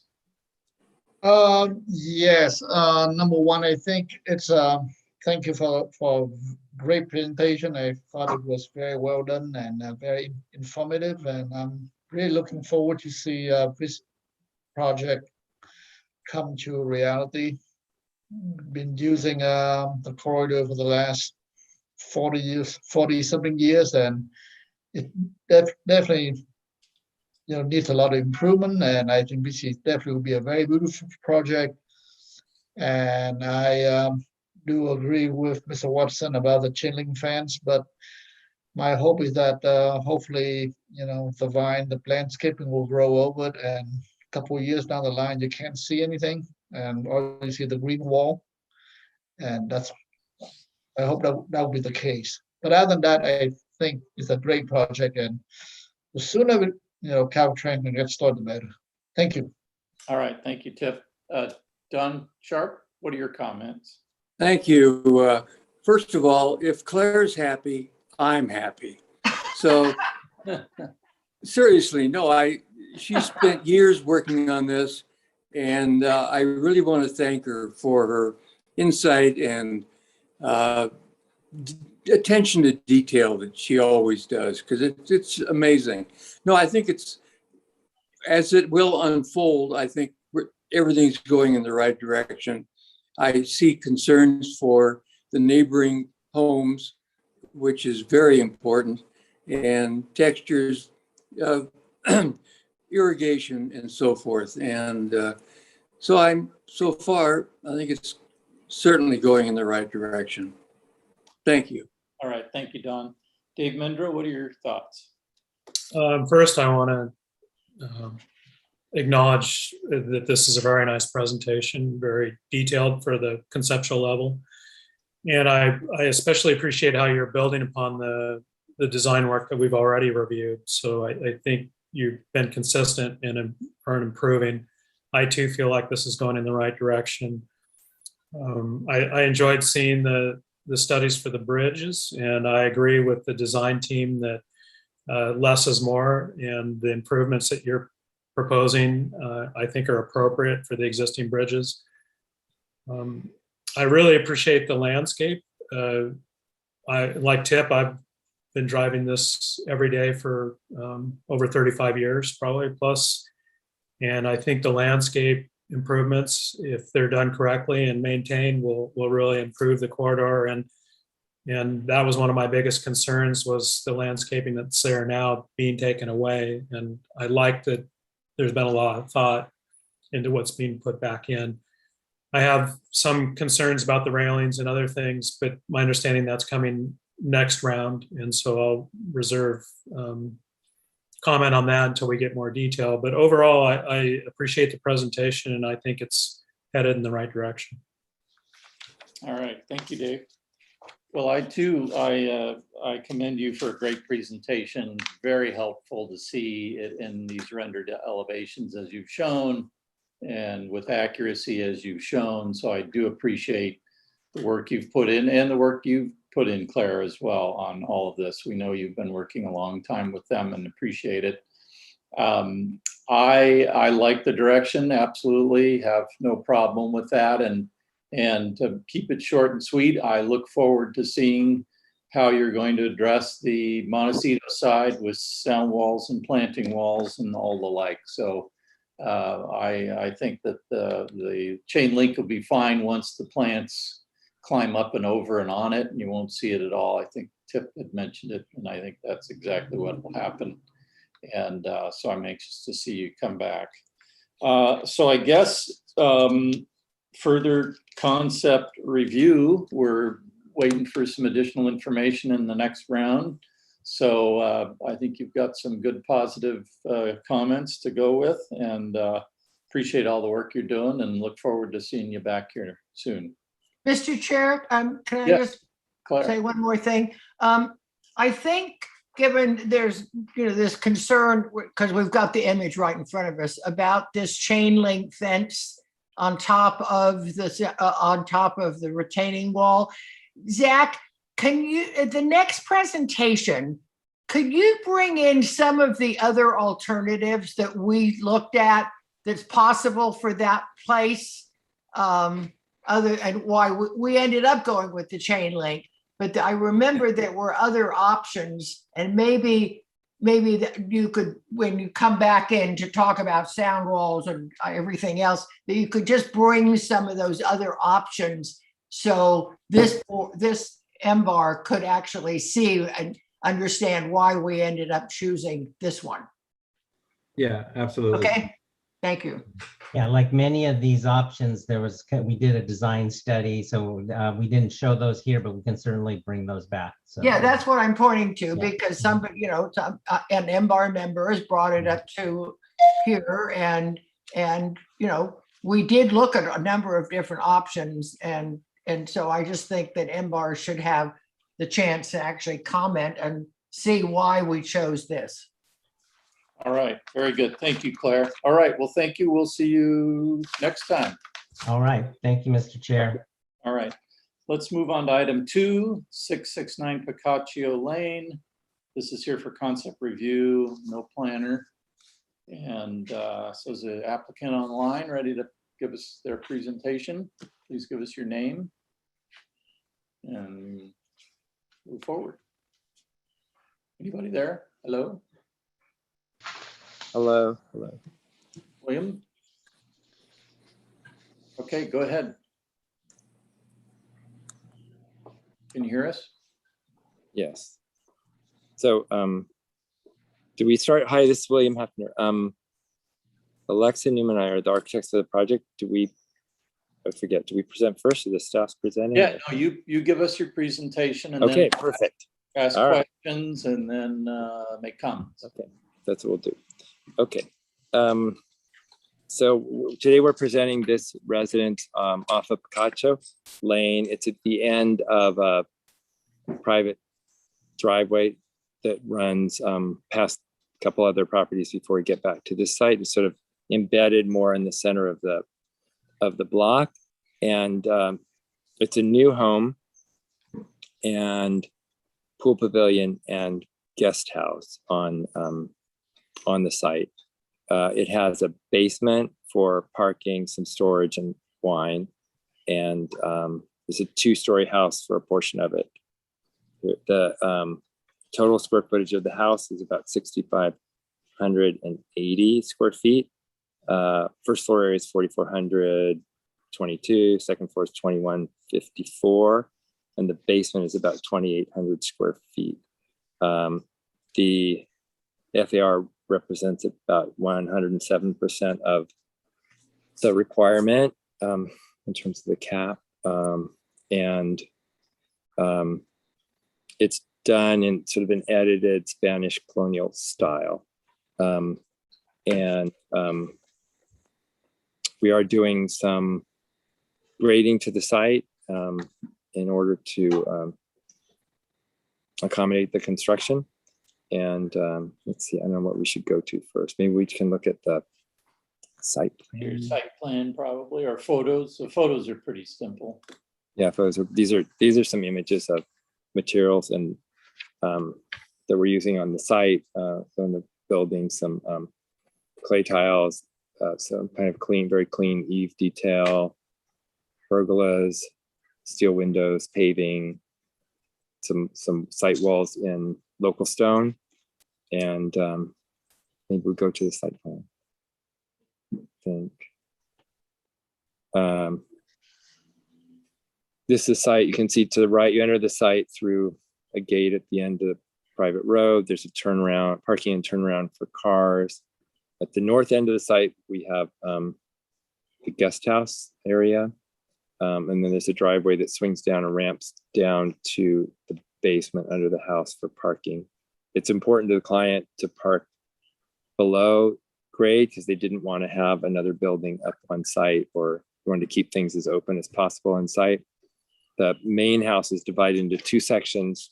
A main building that has kitchen, living, den, and that with bedrooms above, family bedrooms above 3 of them. And then there's a separate sort of downstairs master that might be used for guests, or in the future when the couple can't get upstairs. Where the couple's moving from the East Coast, eventually sees themselves spending more time here. And then downhill, a couple of feet down the slope of the site, there's a pool pavilion with changing and bath below. That's the views on the site from the first floor. It's sort of a treetop view out toward the ocean, and from the pool area, there's a really nice view of the mountains as well. So, we have both. Sorry about the dog barking. So that's the overall layout of the site. Let's see if we can go to first floor plan. Yeah, here we go. You can see this is the basement, the top there. So this is the entrance to the parking below, 3 parking spaces and the storage and wine. And then the first floor is a center entry, stair hall, and the rooms layout, kind of kitchen to the right, den to the left, and sort of a 2-story space in the middle with the downstairs master connected by a breezeway on the side. second floor. Pretty minor. It has really nice views from the second floor. So the master bedroom is upstairs and the two family bedrooms as well, with outside terraces. The pool pavilion is done in a more contemporary style, with some version with Santa Barbara sandstone covering the walls and steel windows, and so pavilion-like character to it. And it's at the end of the pool. That's that building, and then the guest house is here. So sort of two bedrooms with a central room with fireplace and bath and that.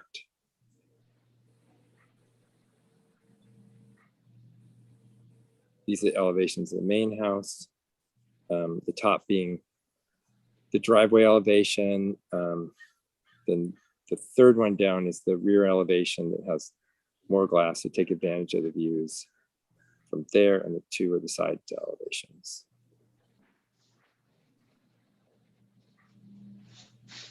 And this shows sort of a landscape concept plan,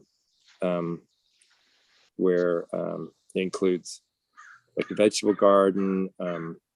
There's a lot of, at the top left corner, so a lot of landscaping there. There's a garage that's basically on the property line uphill that we're trying to hide and do pretty heavy planting to. But we're thinking a mix of olive and oak trees, and a generally native palette. A lawn off the south side of the main house at the terraces, and then a gentle slope down to the pool below. So that's our landscape plan. And then at the top part of that, we're re-landscaping and repaving the road from Picacho in so that it will feel less like a straight shot. It'll have trees and other landscaping along. Right now, it's just a big wide swath of paving. So, got it. All right. Alexa, did I leave anything out I should cover? You're muted, Alexa, I think. We can't hear you anyway. Yeah, I can't really hear you. Still not hearing you. Yeah. If it's all good, give us. No, her mic is off. No, yeah. She's having trouble with the sound. Okay. Well, I think we could come back to leave something out. We'll have some questions, and if she can jump in. Okay, thank you, William. All right, let's go to questions of the board. Tip, did you have any questions on this? I do not. Thank you. Okay. All right. Don Sharp, did you have any questions? Just one, and that is, I assume you've gone to the fire department to get that turnaround approved for dimensions and so forth.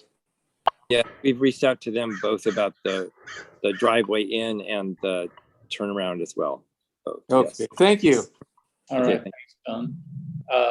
John Watson, any questions? Yes. What style is this? When I go and I look at the small building, it looks very contemporary with a shed roof. I look at some of the main buildings and they seem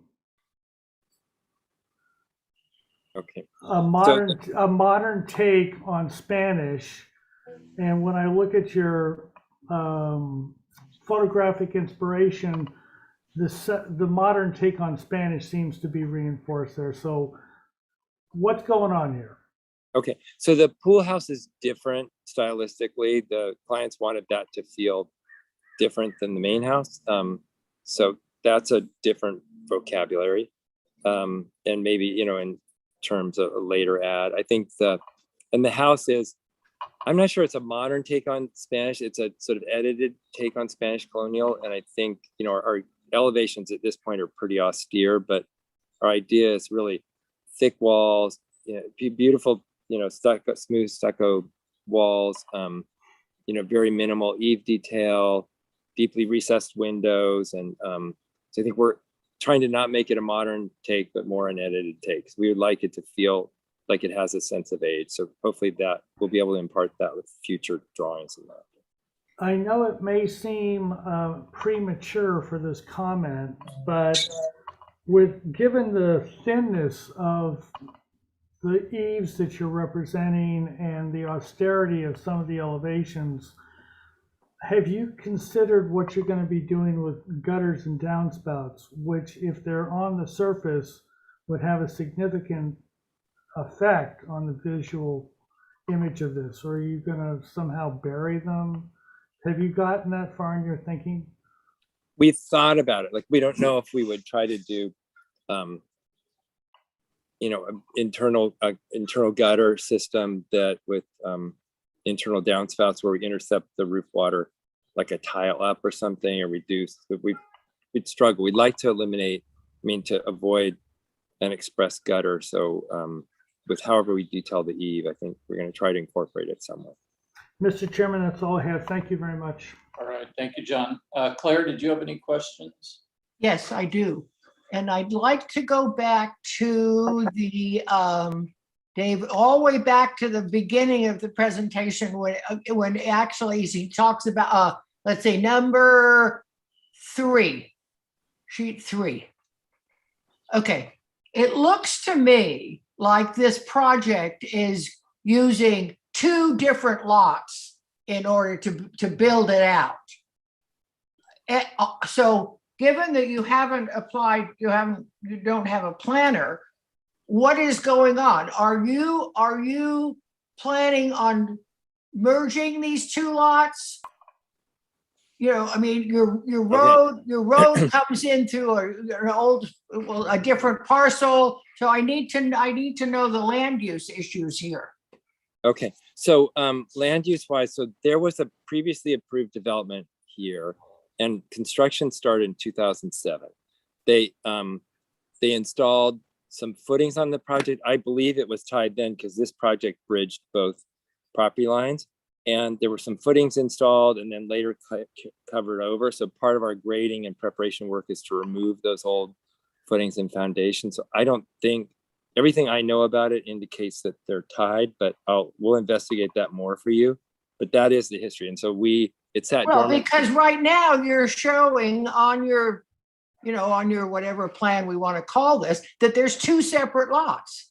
You've got a lot line right down the middle of it. So I'm trying to figure out, are you going to combine these 2 lots in order to build your project? Yes. The land use issue and the fact that you haven't had a planner yet, I think for me, so that's my question. You can't, you don't know whether the answer is. And well, I do know the answer is we are combining them to do the project, and if they're not combined now, they'll be combined. But okay, perfect. That's okay. That's where I was going. Okay. Eric, can you hear me now? Yes. Yes, we can. Okay, I just replugged. I want to say that I think that lot split line is a error on the title report. I know that the lots have been merged, and I think the surveyor may have not had the latest title report. Well, okay, so good. So we will correct that. That's fine. That has to be dealt with by your planner that you don't have yet. So Yes. Thank you for saying that. Then the other question I had is there any tree removal happening? Yes, there are 2 oak trees. If you zoom in on the, let's see. Oh yeah, it's a cluster of oaks to the west property line where that is kind of zigzag. I'm pointing, but a little below that. A little below that. Okay. Yeah. So right here in this cluster here, right on the lower left of the screen, if you go down just a tiny bit more, right at that corner where it says drip line oak, there's 3 oaks right there, and we have to remove the 2 southernmost because they will interfere with the wall to the north of the house. So that the house goes all the way into the oaks and okay. It doesn't go quite that far, but I think that given that probably go 6 or 8 feet from it. Okay, But okay. they won't survive. And then I know these are not full drawings, but you're talking about this Spanish style. Are you planning to put tile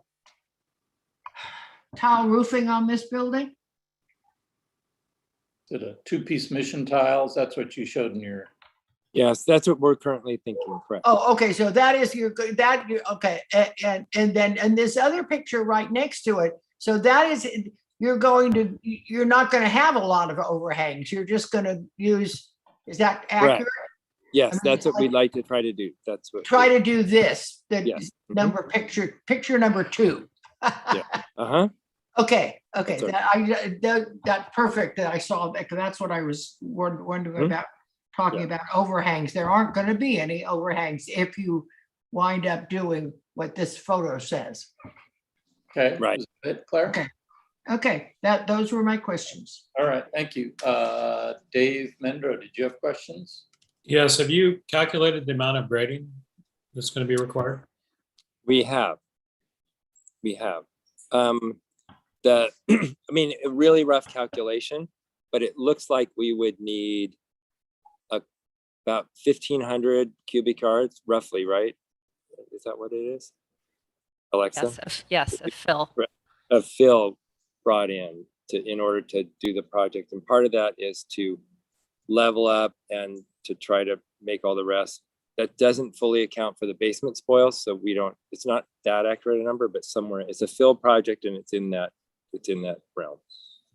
And are you filling to create the pad for the residents or? Yeah. Yes, we are. Okay. Yeah. Thanks. All right, thanks, Dave. Hey, Dave, could you go to the elevations again of the house real quick? So my question is, I mean, you're cutting quite a bit to get to the basement area there, right? I don't see the garage access shown on these elevations anywhere. Am I missing something?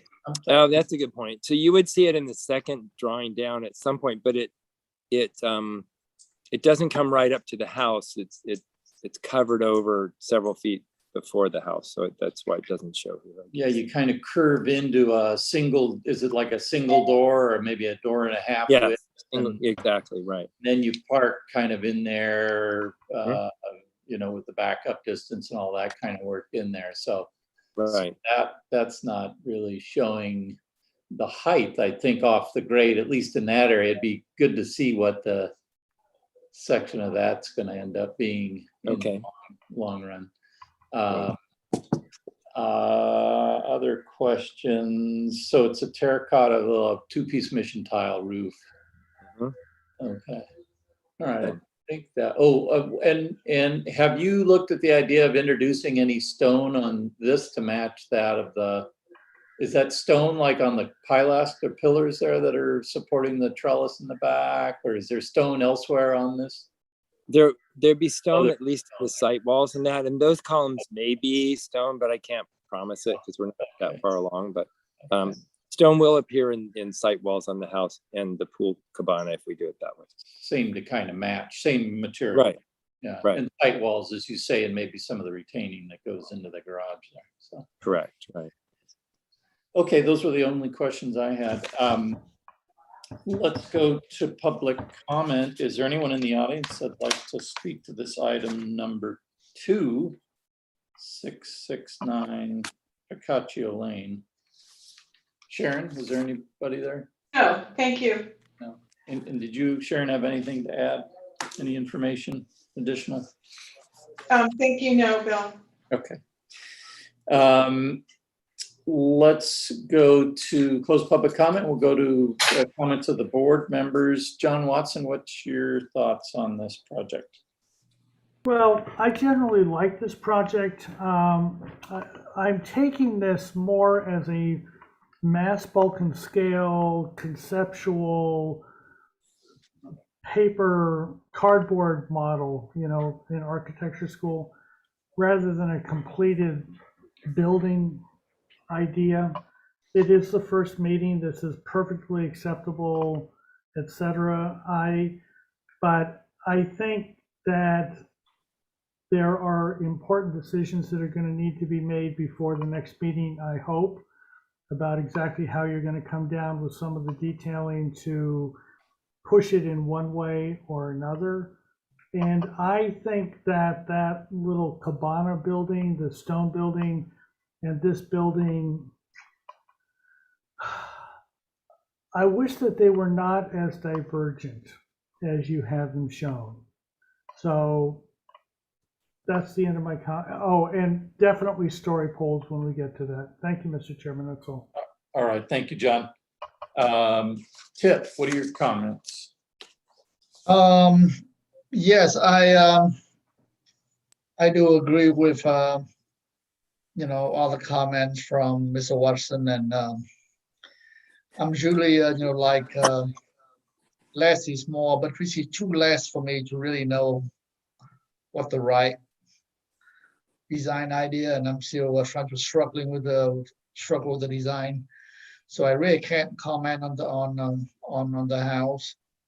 Maybe a little too early, and I definitely do have a problem with or concern with how the pool cabana is not really talking to the main house, and then I think when you come back, we definitely want to see how the entrance to the garage are pushing to the house, and some landscaping, definitely details. And then one last thing about the massing. I know that the FAR is pretty close to 1.10. And that is one of the tools we use to look at the mass bulk and scale of the project. And in this case, I realized that the second floor, maybe 1/3 is completely open to the floor below for the living room, which create a massing of 2 full-story residents. And because of that, I think if you look at that, the FAR could be much higher visually when you look at the proposed design. So just some of my comments, I think we just have to look at the site, look at the story pole, then we can see how the project will fit in. And I'm definitely also having concern about the amount of grading.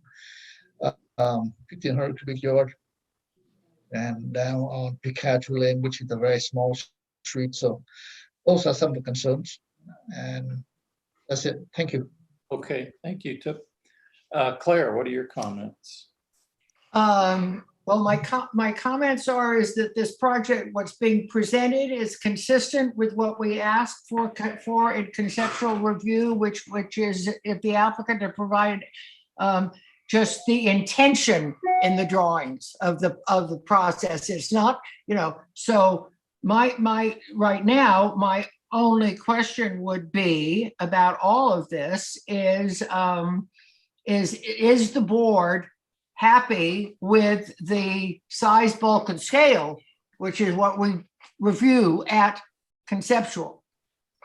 I mean, it's 107.7 on 2 point something like, is that okay with everybody else? Well, is it okay with you? Yeah, no, it is. I mean, the size, bulk, and scale of this building are acceptable to me. I think that in my mind, there's still some questions about this lot line adjustment and all of that, but that will come at the next hearing when he's got a planner and he can answer those questions. So for me, I have no problem saying that I'm okay with this project, and I can see that when it gets moved along, the detailing will happen, all of that, but that all happens later on in the process. And right now, I'm fine with the project as is presented. All right, thank you, Claire. Dave Mendro, what are your comments? I really like the design images, and if the project goes that direction, I think the architecture can be minimal but work. I think your elevations aren't showing that yet, so that would be a concern, but I think if you can get to those images, I can support that style. My main concerns are the mass, bulk, and scale and the grading, and I think when we have a site visit with the story poles, that will all be apparent, so I'm not going to comment on that until I see the site, but I would encourage the applicant to really do more detailed renderings to help us understand the architecture, and then site sections to help us understand the mass bulk and scale and the grading and the potential visibility of the project. But again, if we can get to those images, I like that concept a lot. And I'm open-minded on the cabana structure. I think a structure like that can work as a folly in the landscape if the sandstone ties in with the house and the site walls, and there's some things that relate it between the two. So I think I'm more open to that than maybe some of the others on the board, but it all comes down to how you detail it. All right, thank you, Dave. Don Sharp, what are your comments? Well, I don't have a whole lot to add. I certainly agree with the comments of everyone. My main concern is something that really isn't under our purview, and that is the gutter situation. Internal gutters in amongst a bunch of oak trees can be a disaster if not properly thought out, and that is not our purview, but still it's a very important one. So other than that, I think the size, scale, and bulk and all is fine. Thank you. All right, thank you, Don. Yeah, I agree with the board members' comments. Yeah, I agree that I think the images that you show are in the image board is great. I can follow that. I could go with that. Again, I don't think we're seeing that in these illustrations. They weren't necessarily meant to do that. Your goal is to try and show us mass bulk and scale, which you did. So I would like to reserve my comments on that until we see the garage showing and the story poles. And what I'd like to ask for too is maybe in your site plan, get the flood map and show the neighbor buildings around us, and eventually the landscaping that maybe with an aerial photo we could see, and maybe that's in there already. We could see how it relates to the neighborhood and how it's screened back and hidden and all the rest of it. So I think, story poles for sure. I too am okay with the difference in material, styling, not materials, but styling of the cabana. A lot of water still flying. They can't start the story pole process until they get a planner. Again. Yeah. This project has no planner. Yeah. So anyway, what I was getting at is that I'm okay with the different styles, but I think materials need to kind of tie the cabana with the main house. So anyway, that being Mr. Chairman, Mr. Chairman. Yes. I think that this project, when it gets a planner, the next logical step for me, maybe not other members, would be to story poll this project before they come back. I took Tip's comment very seriously. I want to thank you, Tip, for noticing that quote unquote excess volume above what would normally be expected. I think that in order to understand this project, we should do more story polling, or a more thorough story polling on this project because of the hidden volume in it. And I just want to put that out there, Mr. Chairman, if you'd like, maybe both ridges, the main ridge and the cross ridge, to show us the extent of that. We all know how expensive it is, so I don't want to overburden them, but so anyway, that's I wanted to get that in there. Yeah, no, I agree. Those two ridges would be perfect. And again, you're here without a planner, so you'll have to get that kind of set up, get your plans pulled together, and we'll see you when you can get back in. So thank you for your presentation. Thank you. I have a quick question for Sharon. What's the best way to get a planner? File for make it. File for your land use permit. Yeah, your LUP. So I'll email you. Thank you. Okay, thank you both. Thank you all. All right, thank you. Thank you. Bye-bye. So let's go on to item 3, 1705 East Valley Road. It is here for concept review, and it does have a planner, and I'm just gonna make a note and I'll ask some others. I've done the property that's 2 houses over from this. The neighbor has not expressed any comments or thoughts one way or the other. So I don't think there's a conflict. I haven't seen this project and have no knowledge of it. Are you within 300 feet of the project or outside of 300 feet? I believe I'm within 300. But it's not him, it's his client. That's the client. Yeah, I don't Oh, live. got it. Got it. Yeah, the property, and again, he hasn't expressed any information to me one way or the other on this particular project. So if it's okay, I'll continue to be chair, and we'll go forward with that. Okay, 1705 East Valley Road. Go ahead, Bob. Give us your presentation, Bob Pester. Robert Pester. I'm representing Cecile Lyons. Bob, could you turn up your volume? We're really barely hear you. How's that? Not any better. Okay. I'm gonna test the microphone. Huh? Nope. Still not hearing you very well.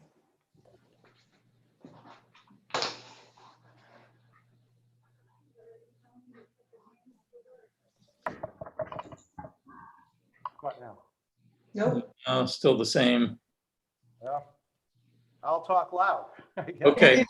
There we can hear. Get close and talk loud. I've never had a problem with this mic before, so I apologize.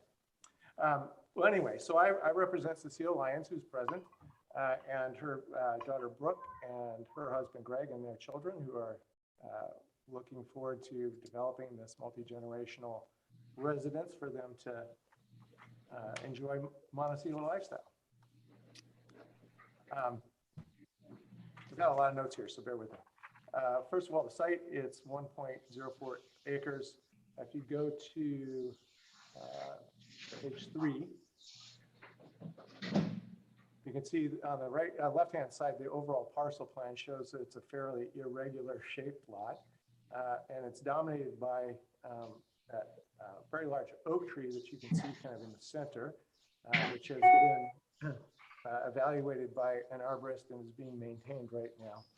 And it frankly was one of the selling points of this property for Cecile. Directly to the northwest of that, you can see existing residence that was one of the houses that survived the debris flow that's been restored. And then the property to the left of that, that is not on the drawing, is the parcel that Bill was referring to, that his house is under construction on. Okay. Other features of the property, there's an existing Monterey pine that straddles the property line and an existing Scottish pine. Those are both going to remain. There's 2 existing palms that are kind of scraggly and damaged by the debris flow. Those are going to go away.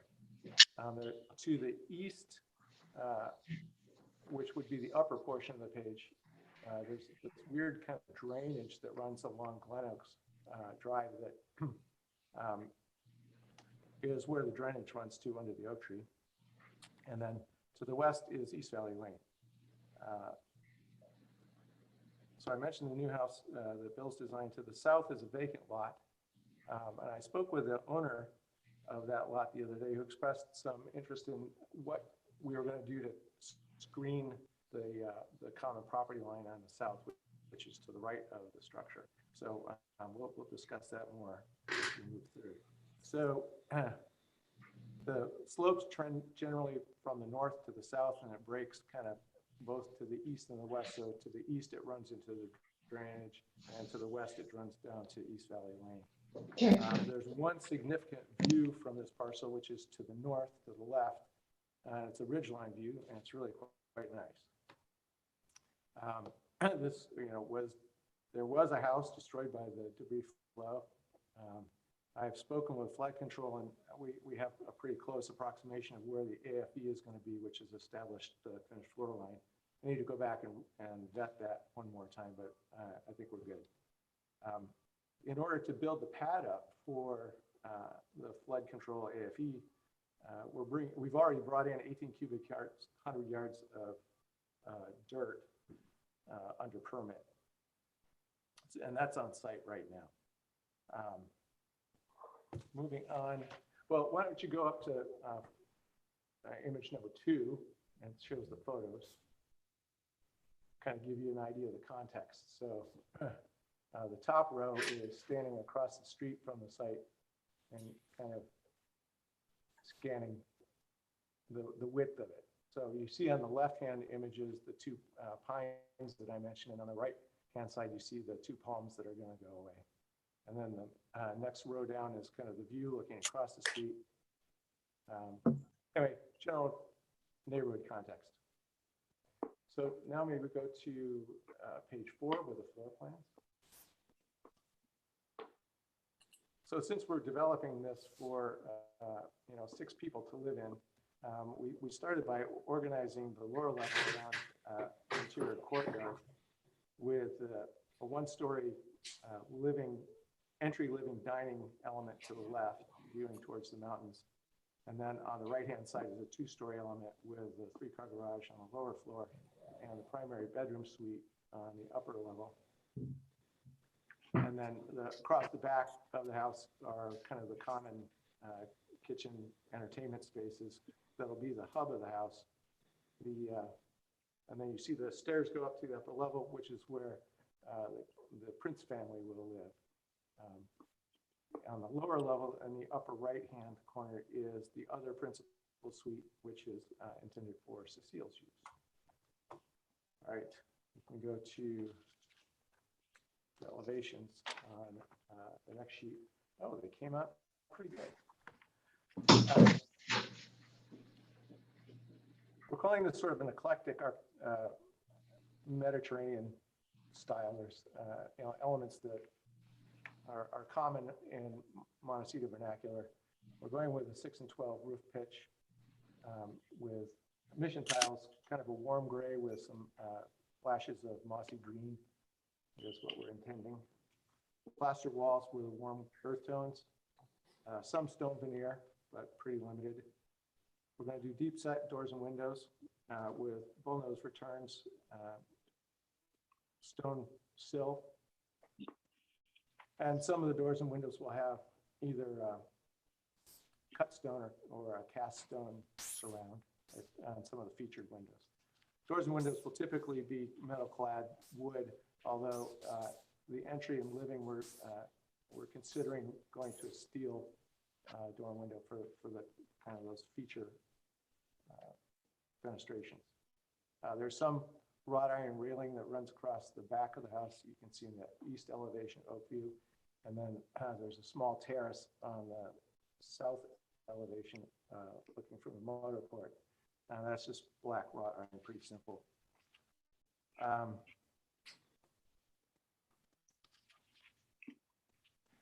Since we started designing this project, we've had 2 open houses, invited the neighbors in to kind of review the process as we were going through it, and got some really, really good feedback and wonderful comments. I think there's a couple of letters that have come in from a couple of the neighbors. They're very excited to have new life coming back into the community, and they've welcomed Cecile and her family with open arms. They actually now live in the neighborhood, so it's really become a very connected process as we've been moving through this. The one thing I wanted to mention on the elevations that I kind of skipped over is I've shown the existing grade lines and then the extension of the 35-foot height limit with the 3-foot bonus for the 6 and 12 roof pitch. And you can see that we're well below that as far as any questions about bulk mass and scale might be relative to the roof height. That's a pretty good shot of it. All right. Let me see. I think I've pretty much covered it all. Okay. Our lighting will be dark sky compliant and all the rest. All right, thank you, Bob. We'll go on to questions now. Don Sharp, did you have any questions? No questions. Thank you. Questions, all right. John Watson, any questions? I do. Thank you, Mr. Chairman. This was in the debris flow or right next to it, correct? Property was damaged, destroyed by the debris flow. So Yes, thank you. We have seen several projects in this neighborhood over the last year or so, and all of them have been required by flood control to raise their pad above the elevation we see out there today, 3, 4, 5 feet, something like that, substantial. Do you have the existing grade and the new grade shown on this set of drawings? it's kind of rough. If you want to go back to page 3. I was thinking about the elevations. Do you have that shown? Yeah, so yeah, I'm showing the existing grade. You can see it. Okay, so and you're to the west elevation, maybe? and the 35 feet is taken from that point, correct? Correct, yeah. So Okay, the west very. elevation, upper right. And have you done any preliminary idea on the number of cubic yards for this project? Yeah, I had a civil engineer review the grading design, and he came up with 1,800 cubic yards. Very good. Thank you, Mr. Chairman. That's all I have. All right, John. Claire, did you have any questions? No. Questions, okay. Any questions? Tip? No questions. Okay. Dave Mendro, any questions? Yes. How visible is this project to the neighbors? Is there any existing screening?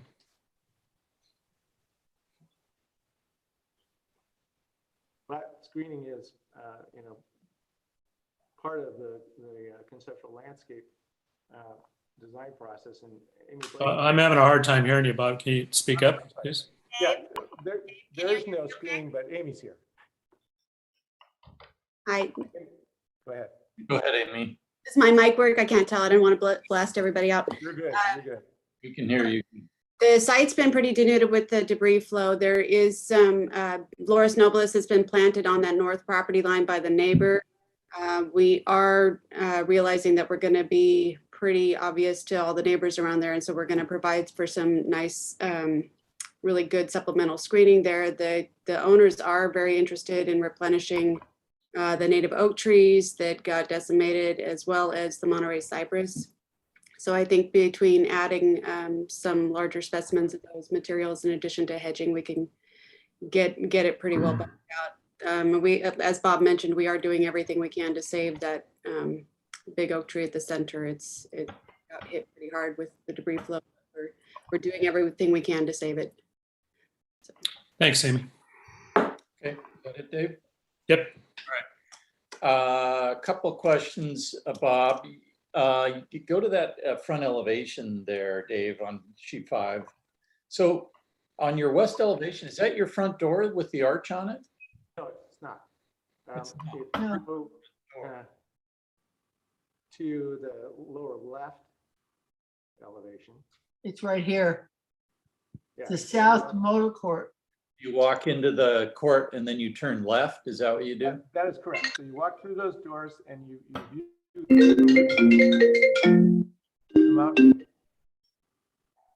Or is it the first door there that I'm seeing right on the doors on the left with the stone surround. That's the entry. Okay. All right. Very good. And then back out a little bit, Dave, on that drawing. So you've got what looks like, because you've got a grade change there out in the back on the east elevation. You've got some patios, but it looks like maybe in your plan, you're not reflecting those quite yet. Didn't quite pick those up as I was putting this elevation together. What's that? As I was drafting this elevation, I didn't get back to show the patios on the plan. So sort of suggested on the site plan, but not the floor plan. Do those extend? How far out off the building do those come out? I think I had them at 8 feet. Okay. So So anyway, you'll come back and kind of give us that. You know, you got obviously doing the landscape plan for you at some point in time. We'll be looking at that as well. So. Yeah, well, the arborist established the critical root zone, and then he also gave us some allowance for encroachment to about 20% of the CRZ. So the patios that I'm showing on those elevations come right up to that 20% encroachment. And your plan is to make that a yard out in the back there, some fashion? Well, I think the plan is to leave it, you know, natural under the oak as much as possible. Yeah. Some native planting for sure, but respecting the oak is primary. Yeah. Okay, that was all I had. All right. Let's go to public comment. Is there anybody in the audience that would like to speak to this item 3, 1705 East Valley Road? Sharon? Bill, I didn't receive anything and nobody's here to speak on that. Nobody to speak, and do you have any information to add to it? Thank you very much. Okay. No, there are 3 comment letters. Oh, there are. Here? Oh, okay. Well, I didn't, no one's here to speak on it. They're all positive, Mr. Chairman. Oh, right. All right. Yeah. Okay. Yeah. Well, we support here from Marcus Boyle. I'm not sure what his 17. I don't know what his address is. Anyway, 1721 Penelope Bianchi gives her support. Again, support by Marcus Boyle. Let's see his address there. And then the last one is Joanne Rapp, and she's at 1681 East Valley Road and is giving her support as well. Welcome. She's welcoming you. Okay, very good. Well, we won't read those, but we'll put them in the file. All right, thank you. Mr. Chairman, can I ask one more question before we get into comments? Yes, John, let me close public comment and go ahead, John.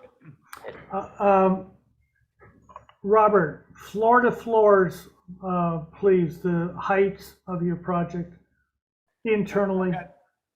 I've got 10-foot plates on both floors and probably 14-inch floor framing.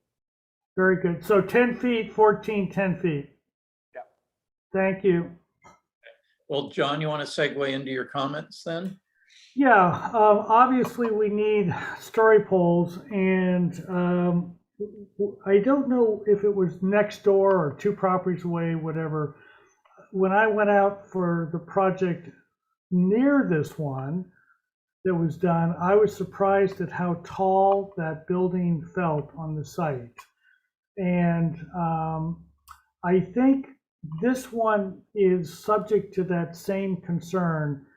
Generally speaking, 10 feet on both floors is something that I would want to make sure is very carefully done, and I may very well not be able to support it, particularly given the amount of grading and raising of this site that might need to be done. So I want you to carefully consider that before you come back. Number 2, Amy, the last project that I'm just referring to, we actually had them lower the surrounding pad external to the building so that it felt integrated. And it was, I thought, very well done on the last project, how they did that. And I would ask that you carefully study how you blend this new higher elevation that flood control is going to mandate into the existing, and how that's done with boulders or with planting or small retaining walls, or what you do. So I want to reserve my comments, anything more, until I see the story poles, but generally speaking, the style, etc., I'm in favor of. I am a little concerned about its height. Thank you, Mr. Chairman. All right, thank you, John. Don Sharp, your comments? Thank you. Generally, I think it's acceptable, and it's hard to really totally say without the story poles. I will say that the window on the east elevation in the center seems to be at a different scale than all the other windows. And I'm sure there's a reason for it, but it just seems odd that it's, to me, that the mutton bars are so far apart and so forth. It just doesn't relate to my way of looking at it. But other than that, I think it's, till we get the story poles, it's a nice project. All right, thank you, Don. Dave Mendro, what are your comments? Well, in general, I think the style of the house is appropriate. I understand it's trying to be eclectic, and it's doing that well. I have some concerns about the way that doors and windows relate, that deck over the garage, and the 1-2-story element on the west elevation that steps back. You know, there's some details I think that hopefully will get worked out as you move forward. But my biggest concern is the height, mass, bulk, and scale, and visibility to the neighborhood. And I think we'll know more about that when we do the site visit and story polls. And I'm glad to hear that you're preserving the oak tree and some of those other trees, and that you're going to be restoring the perimeter screening and helping to screen this from the neighbors and mutually provide privacy for your clients and the others. So in general, I'm fine with the direction it's going, pending going out to the site and seeing the mass, bulk, and scale, especially with the site raised. All right, thank you, Dave. Mm-hmm. Tip, your comments. Yes, I think the design is acceptable. And, and I think we definitely need to take a look at the story pool to really understand the mass, bulk, and scale of this project. So I'm to wait for that to make further comments. Thank you. All right, thank you, Tip. Yeah, I think definitely story polls will help see what's going on there and on the site, tight. The height certainly may be a concern. I think generally the style is acceptable. I think there's a few little details that might be something to consider.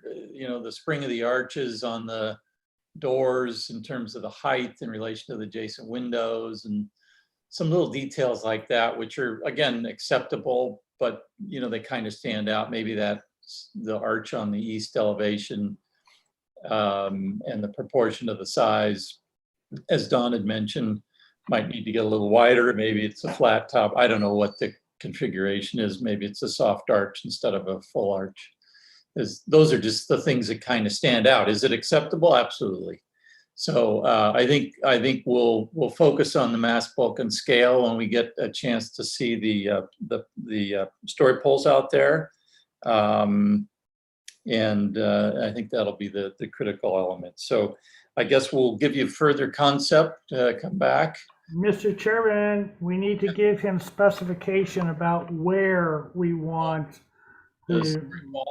yeah, otherwise, who knows? Right. Well, and there's little peaks that are kind of taller than other parts on the elevation there. From my take, if you care, which please don't tell me if we you do. care. We always care, John. It would be the primary roof, I think, that's most important. If there's a little bump here or there. I think the primary ridge of that east elevation from point to point. And since it's a U-shaped house, I think we ought to go the other direction as well. Excuse me, an L-shaped house. My mistake. Let's not look at it. It is kind of a U-shape, though. Is the part of the U? Oh, there. Yeah. It is. So yeah, there it is. Second story. Yeah, there we go. So something across there, something across as Dave is directed there, sort of east, west, and north and south, I guess, on the highest roofs. Does that make sense, Bob, for you? Yeah, it does. I'm trying to consider how we're going to set our story poles up with this humongous pile of dirt that we got sitting there, but we'll figure it out. Oh, no, you're not required to put in the dirt before the story poles, and we will be able to see how impactful neighbors are that have already started this process. that have done the grading, so we can take some cues from that. Okay, just a clarification. The Randall Road debris basin project, the grading contractor there offered us some free dirt. And so we went and got a land use permit and a stockpile permit, and we've got a stockpile on the site now of 1,800 cubic yards of dirt. So and that was based on the summer giving some pretty good numbers. And I've had conversations with Karen Sullivan at Flood Control, so I have a pretty good idea of where we are with the site buildup. And on the north end of the house, we're only coming up about 1.5 feet. The south end of the house, it's going to be more like 8 feet, as you were suggesting. So anyway, we got the dirt there, and we'll just set the strike poles up on the dirt. One of the things that neighbors have done, or applicants have done, is to put red tape or something at the finished grade level of where you're proposing finished grade. Or finished floor. Or finished floor. Yeah, finished. The one we just saw 2 weeks ago, it was taped off at and the finished floor was like eye level. Yeah. So, and again, a debris flow. So give us some help about and tell us what you ended up with. Yeah. Whatever you think, Bob, would be helpful to explain your case. Right. Okay. Very good. Thank you. Okay. All right. Thank you, guys. All right. Thanks. Move on to item number 4, 1987 Burnhamwood Drive. This is here for concept. There's no planner. And this is, it's agendized for residential review of residential landscape remodel. yeah, that's what it is. And I noticed in the drawing set, there was more than that shown. So I think we can only really address, and correct me if I'm wrong, Kimberly or whoever, we can only address the thing that's on the agenda, right? We can't get into the remodel of the house because it's not on the agenda, or not, because it's here for concept. So can we go into? Well, I don't. Right, Clay, if you want to maybe give us a feedback. Mr. Chair, there's a couple errors in the agenda here. The owners aren't Kristen and William Loomis. It's actually a different owner. So there's a couple things on here that are incorrect. So I don't know if we can correct them in this hearing, but if I may, I might just go ahead and explain what the project is, and then we can decide what we're doing. Is the address correct? Is the APN correct? The address looks correct. Let me check the APN here against my drawings. 006. Oh, yeah, here it is at the bottom. Yeah, the APN is correct, but the owners' names are incorrect, and it's missing some of the scope of the project. And I think the grading numbers are incorrect. So Well, there's a few things in here. Clay, can you give us at least the name of the owners? Yes, it's Howard Rochesty and Maureen Harmon. Thank you. Those are listed on our title sheet under project data. Mr. Chairman, from my understanding from some of the previous planners, as long as the address is correct and it's fine with us to go ahead. So I am a little concerned about wrong grading numbers, but we're not going to be making decisions today anyway. Concept and then has no planner yet, so they're going to just get approved. Yeah, he's gonna show it to us, and then it'll get sent off to a planner. Yeah. So I'm going to this is kind of a unique project here in general. So I'll be quick. There's really 2 scopes of work on this project. There's a architectural scope of work, which is a pretty significant interior remodel of the building, which has some doors and window impacts on the exterior. The work that we're doing doesn't actually need a land use permit on the architectural side. Then there's a whole landscaping side of the project that does need a land use permit. So we have 2 pathways that we're on here. We're here before you today to look at the exterior alterations that are being impacted by the interior remodel, so doors and window relocations and replacements. And then a whole other side of this is the landscaping part, which Kier from Bosque Landscaping will be presenting. So I'm going to jump right into the exterior changes of the building, and then we'll go into the landscaping. So if we could please go to page 14. So here's some images of the home. The home is just inside the gate of Burnham Wood. It's you come in the gate off of East Valley. There's a 1137 is on the right, and then you have a tee box, and then you have this house. So you can see the image on the bottom right, the tee box just above the home there. And then here's some images of the home itself. It's been remodeled numerous times over the years, and added on to, and different things have happened. Most of our work on the architectural side is going to be just doors and windows. So a lot of replacement of existing doors and windows for similar type doors and windows, and then some areas where we're moving or changing out doors and windows. So if you go to the next slide, please, slide 15. I hope you all can see this really well. I'm having a hard time on my laptop. That's okay. I know the project. So this is the existing floor plans. On the right is the lower level garage plan.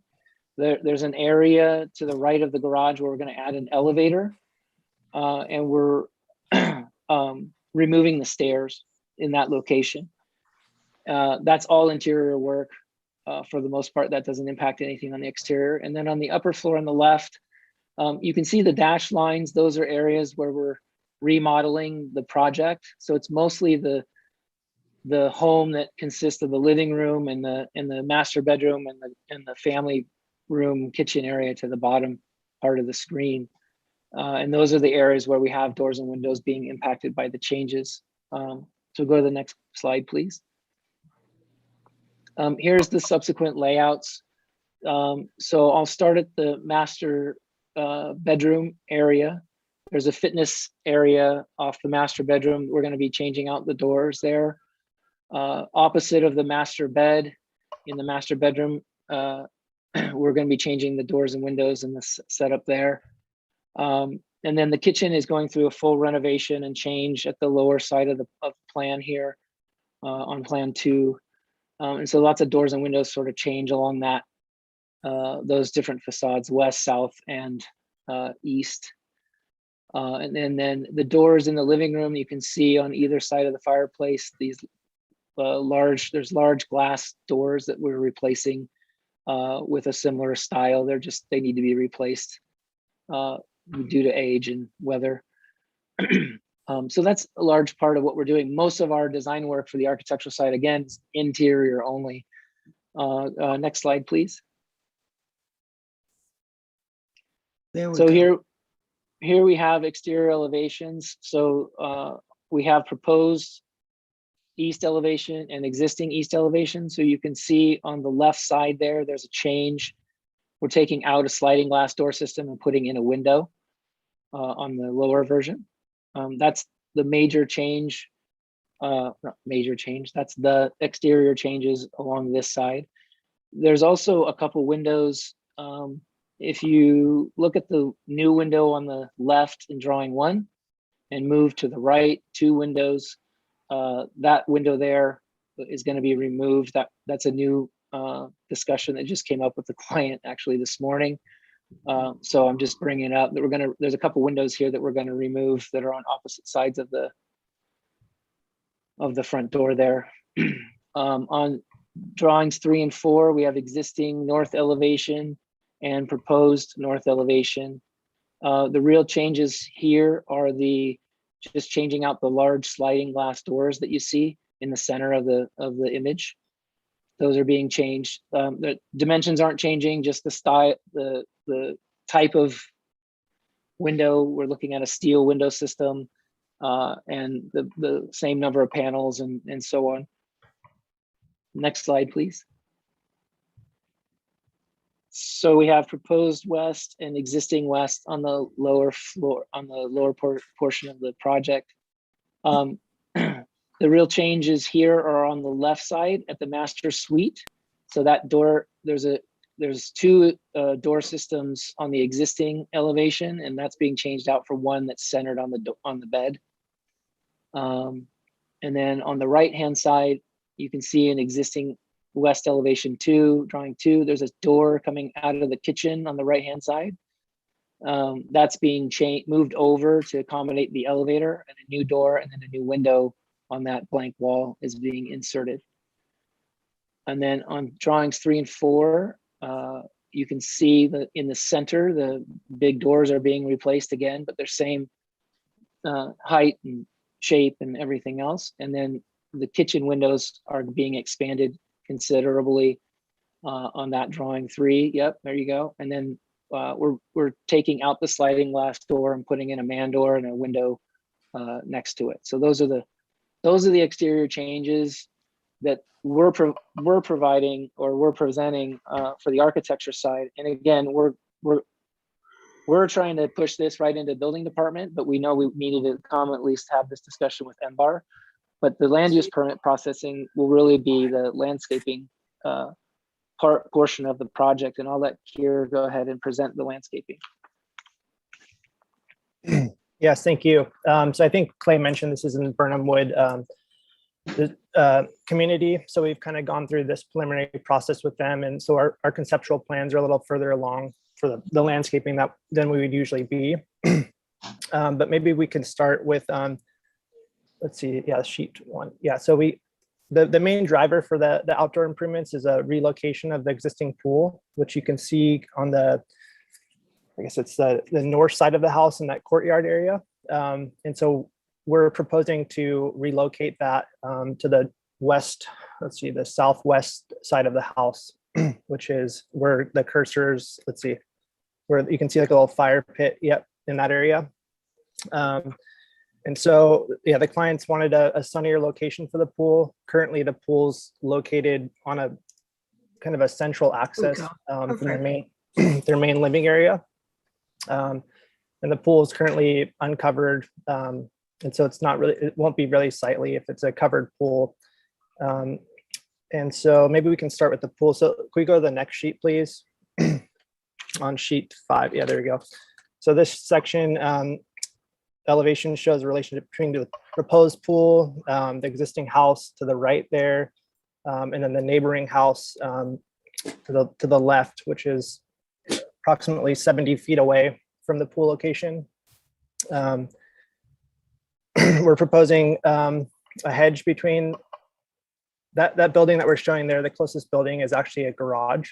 And so we've had discussions with Burnham Wood as well, and the neighbors there are really happy with the screening. There's a picture below that kind of shows from that neighboring property looking back towards that pool area. And so it's pretty well screened, but we're also adding more. If we could actually skip to sheet 5, or sorry, I'm sorry, sheet 11. We have a rendering that kind of shows better, yeah, that middle rendering there. To the right, so the left is the existing elevation of that house, and so we can see the pool location, the proposed pool location on the right there.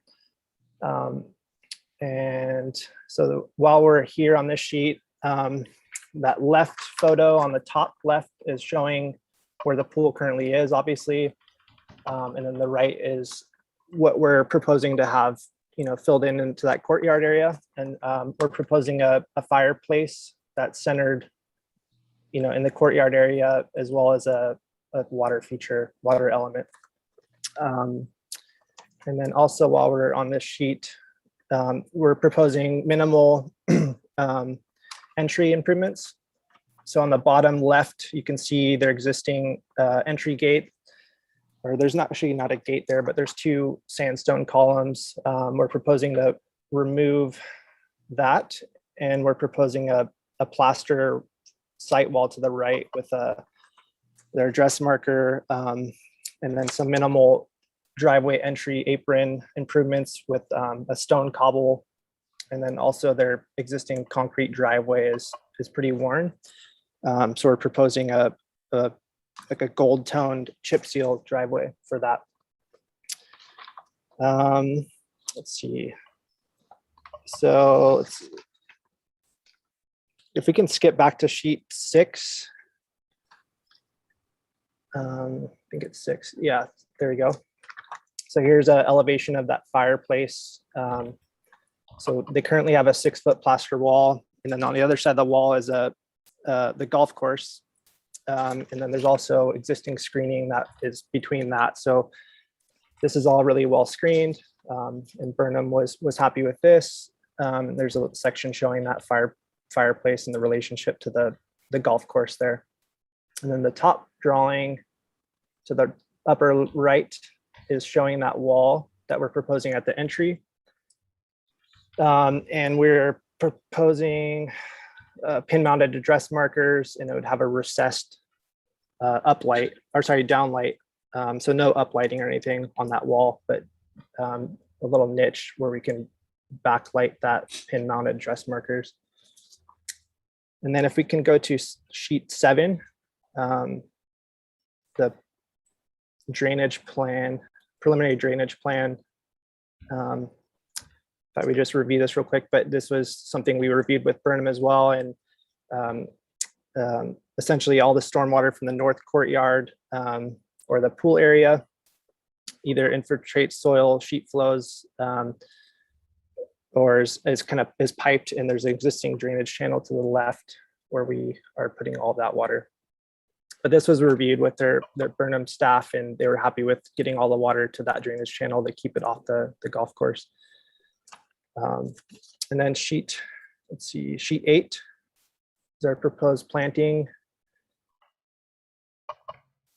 Thank you. So the visible front garden along Burnham, which is to the right, lower right, that's Burnhamwood Drive, and then Crocker Sperry is the one to the bottom.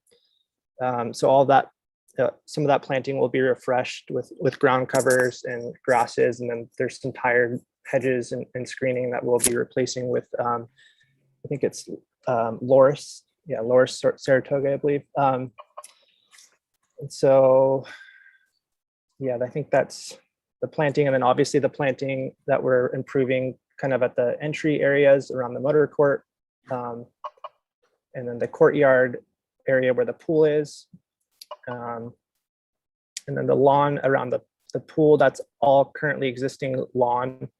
But where the proposed pool is, we're proposing to lift that grade a bit to, and I think that's where that 36 cubic yards of fill was coming from. That's preliminary numbers, but we'll be lifting that. And then there's a small 3-foot retaining wall that meets the pool. It's kind of clear in the renderings.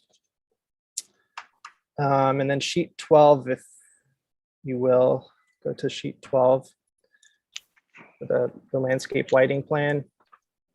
Yeah, so this is landscape lighting plan, super minimal. I think we mentioned the niche lighting at the entry wall, and then other than that, just some pathway markers and recessed lighting. And there's some cut sheets there for those. And then lastly, sheet 13 is, here's just a preliminary, or I think we're pretty well set on these materials.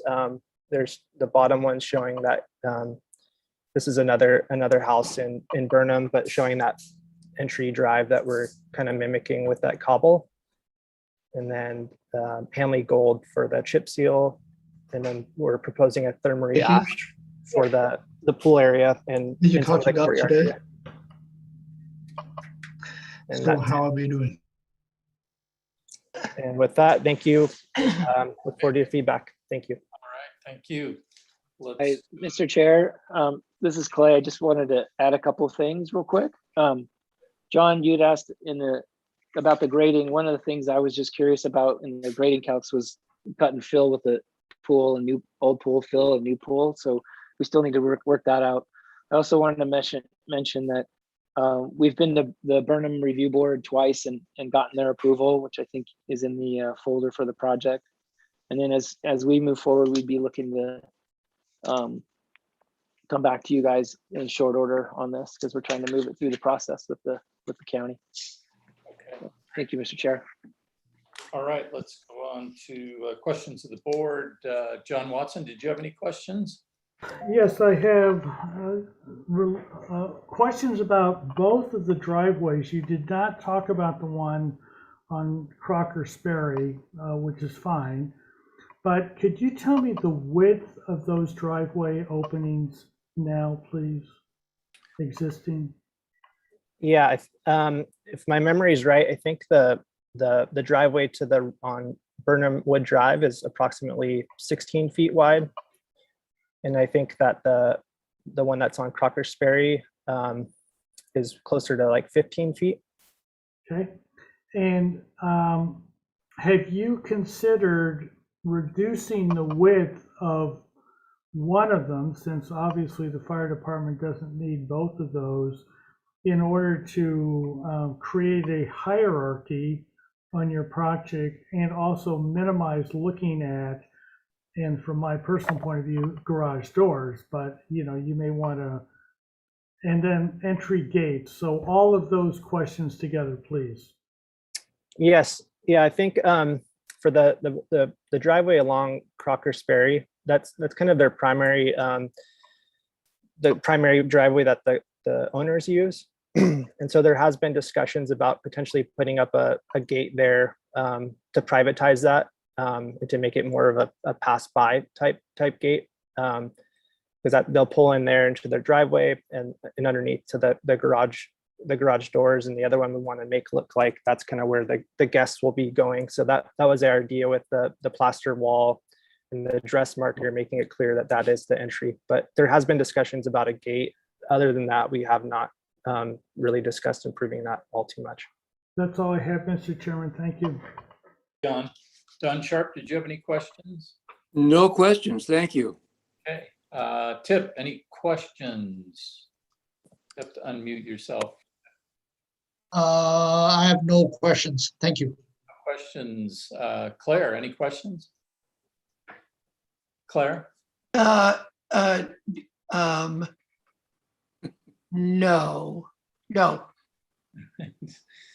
Dave, any questions? No questions, Bill. Thanks. I just had one question. The fireplace there, in terms of the county setback requirements, can you, Kimberly, maybe it's a question to you, how close can you get to the property line with a fireplace structure? Mr. Chair, I believe you can intrude into the setback to by 3 feet.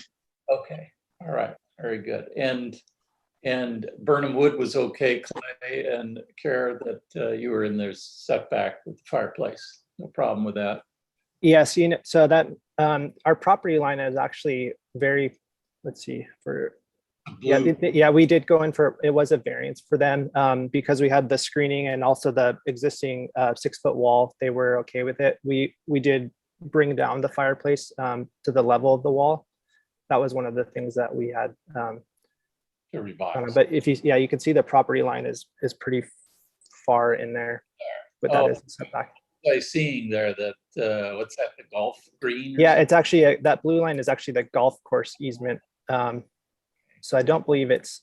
I misread that. Yeah, I'm sorry. Yeah, so that is, it's not related to the actual setback for the county. My bad. All right, that was all I had for questions. Okay, let's go to public comments. Anybody in the audience that has any comments on this item number 4, 1987 Burnham Wood Drive? I didn't receive anything, but Clay, I apologize for that.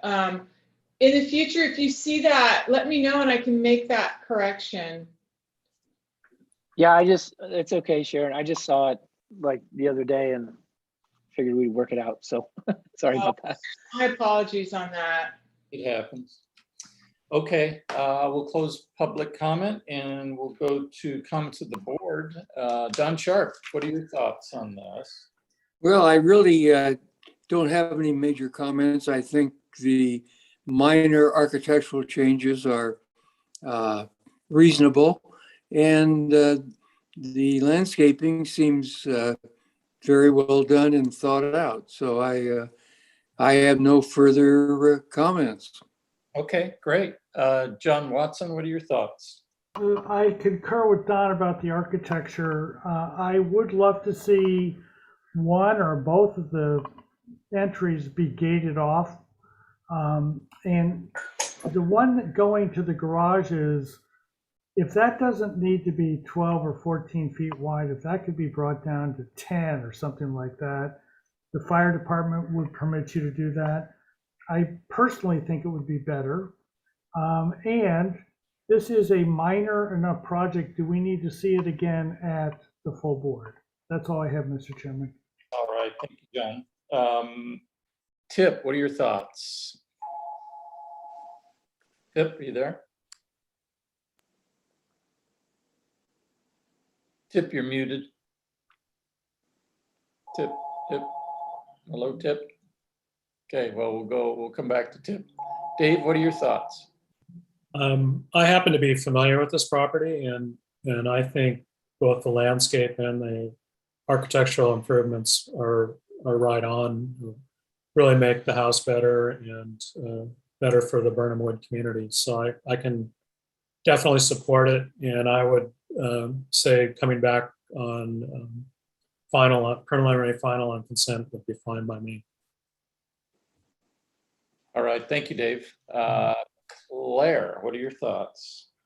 I also am very familiar with this piece of property, and I'm not, and the fact that Burnham Wood has completely signed off on the property, I think it needs to get a planner and get put up back on the agenda for preliminary final on consent. Very good. Tip, your thoughts? Yeah, I'm also quite familiar with this project, and I think that all the changes are acceptable, and I don't have problem. And I definitely feel that it could come back. It should come back for preliminary final on consent. Okay, all right, thank you, Tip. Well, I think that's the general consensus. I agree with all of that. You know, if you can certainly work in some of what John was asking in terms of a gate on one, maybe a narrowing of the width, if you're into that, if you can do that, that's part of the scope, great. Otherwise, we'll see you back here for preliminary and final on consent when you get a planner assigned. Great, and Mr. Chair, just so the board knows, we have submitted for land use permit already. We just don't have anybody assigned yet, so Okay. we're already in that process. So thank you very much. Thank you. All right, thanks. Bye. Okay, I'm going to ask Sharon, because we had that request. We're obviously way past 2 o'clock. Yeah. Whether or not item 9 should be heard ahead of any of these others. Here, Diana, can you unmute? And Dara? Are you there? Hi, it's Diana Kelly. Hi. Hi. Will this be helpful if we have you now? No need to do that now, actually. Dara cannot make it. She's teaching right now, and that's why we wanted to move it forward. Okay. So Chantel, Vo, and I will present in our agenda order. Okay. We don't want to put anybody else out. Thank you. We're ready to go. Thank you, Diana. Appreciate it. All right, let's go back to item 5, 1186 East Mountain Drive. And it does further concept review. We have minutes here. Let's read those real quick. Mr. Chairman, can I interrupt really quickly? I have had ex parte communications with the applicant. We just chatted about the process, and I just wanted to make sure everybody knew about that. Thank you. All right, thank you, John.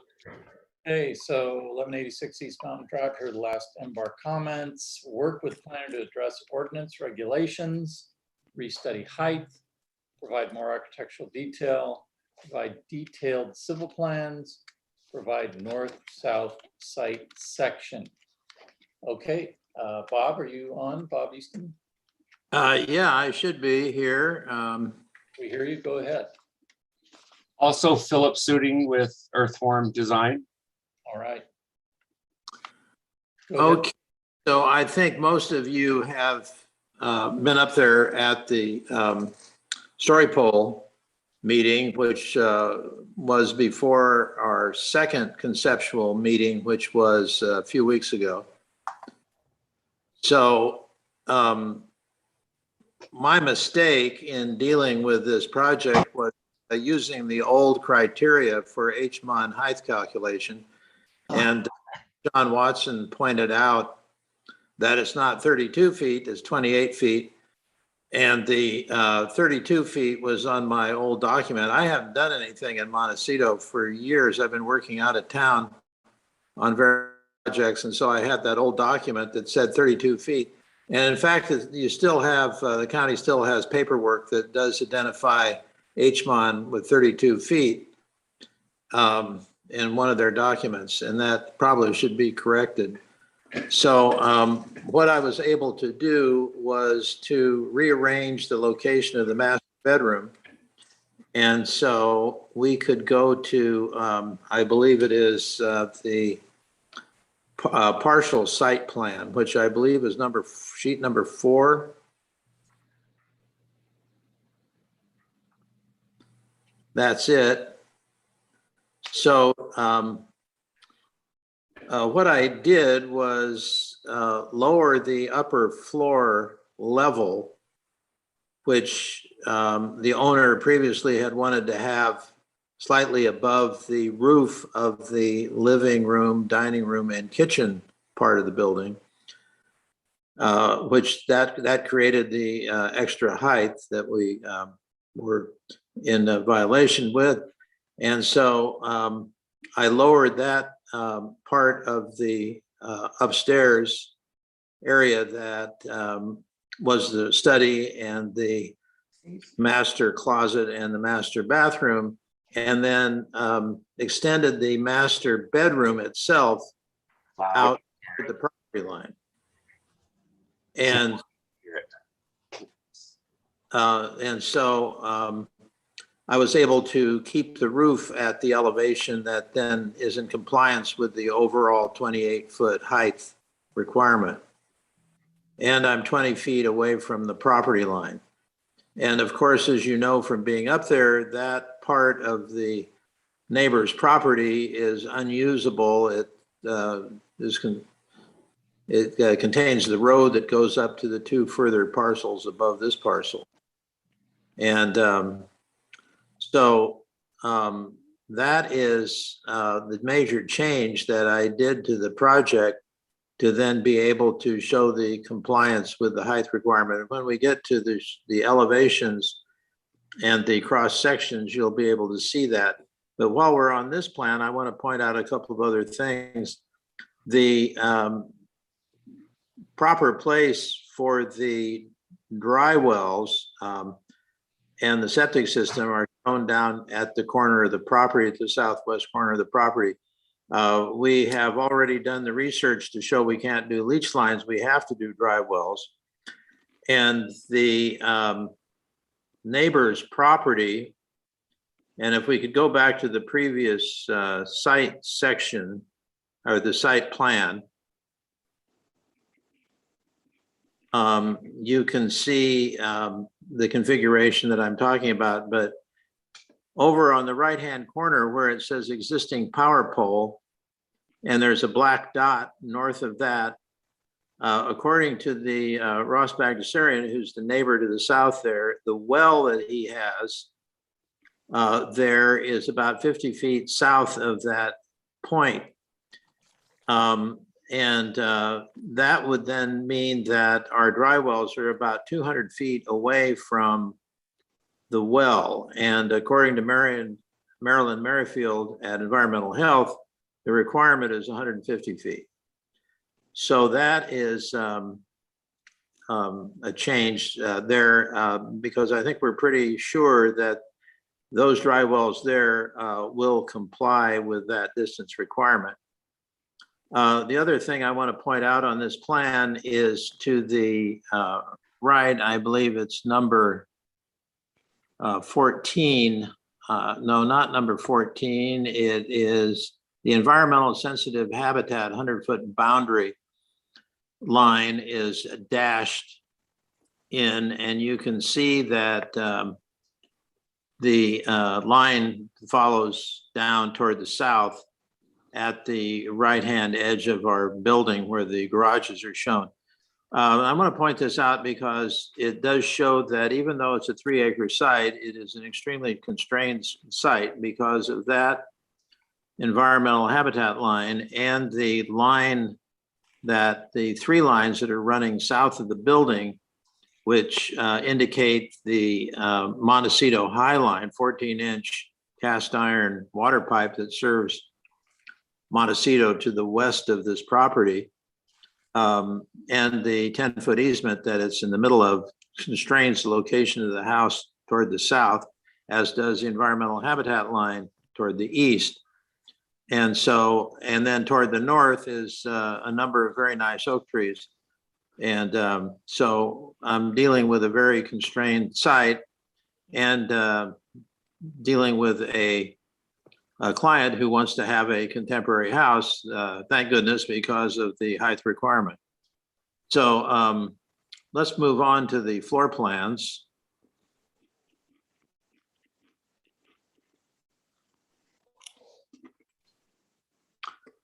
So this is the main floor and contains a garage, the entrance foyer, the kitchen, living, dining room, and a wine room and a stairway then up to the next sheet, which shows the upper floor plan. So the stairway will go up. There'll be a study to the right, and then a hallway, master closet, master bath, and then the master bedroom, which would then go out on a terrace, which would then have the southwest view.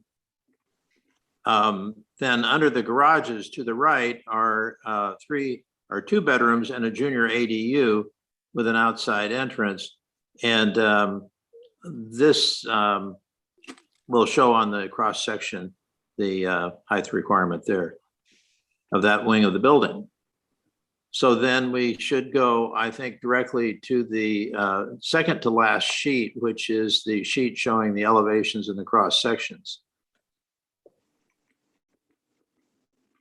So the south elevation is quite long, and so I did the calculation that is asked for every 5 feet, doing a vertical dimension.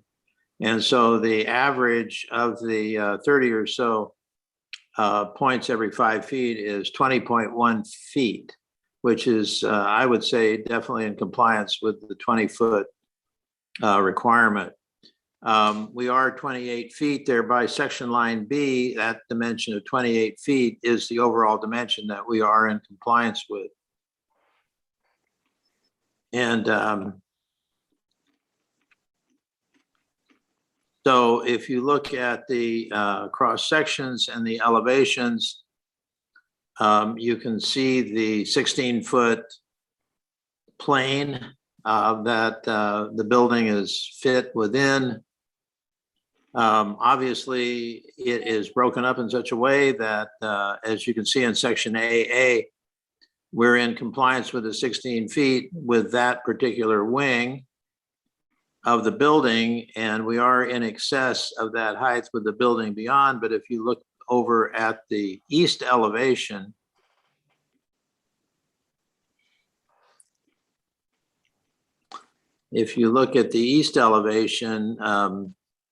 or actually section below the east elevation,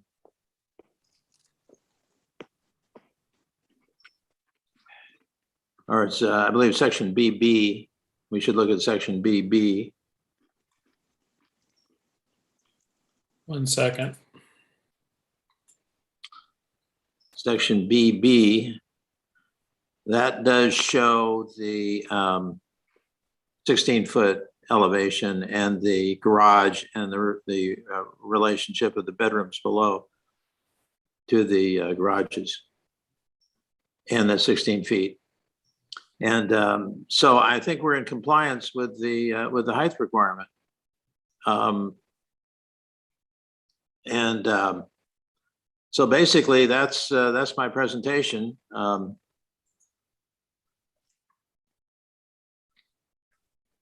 Okay, all right. Thank you. Oh, Phil, you gonna? Chair Wolf, I would like to talk about a few things. Yes, You know, the minutes from the prior meeting didn't really address any land issues. So our landscape plan has changed in response to some of the minor changes that Mr. Easton has made with the footprint. I mean, they're minor. One thing that we did do is we added more screening on the south side of the building.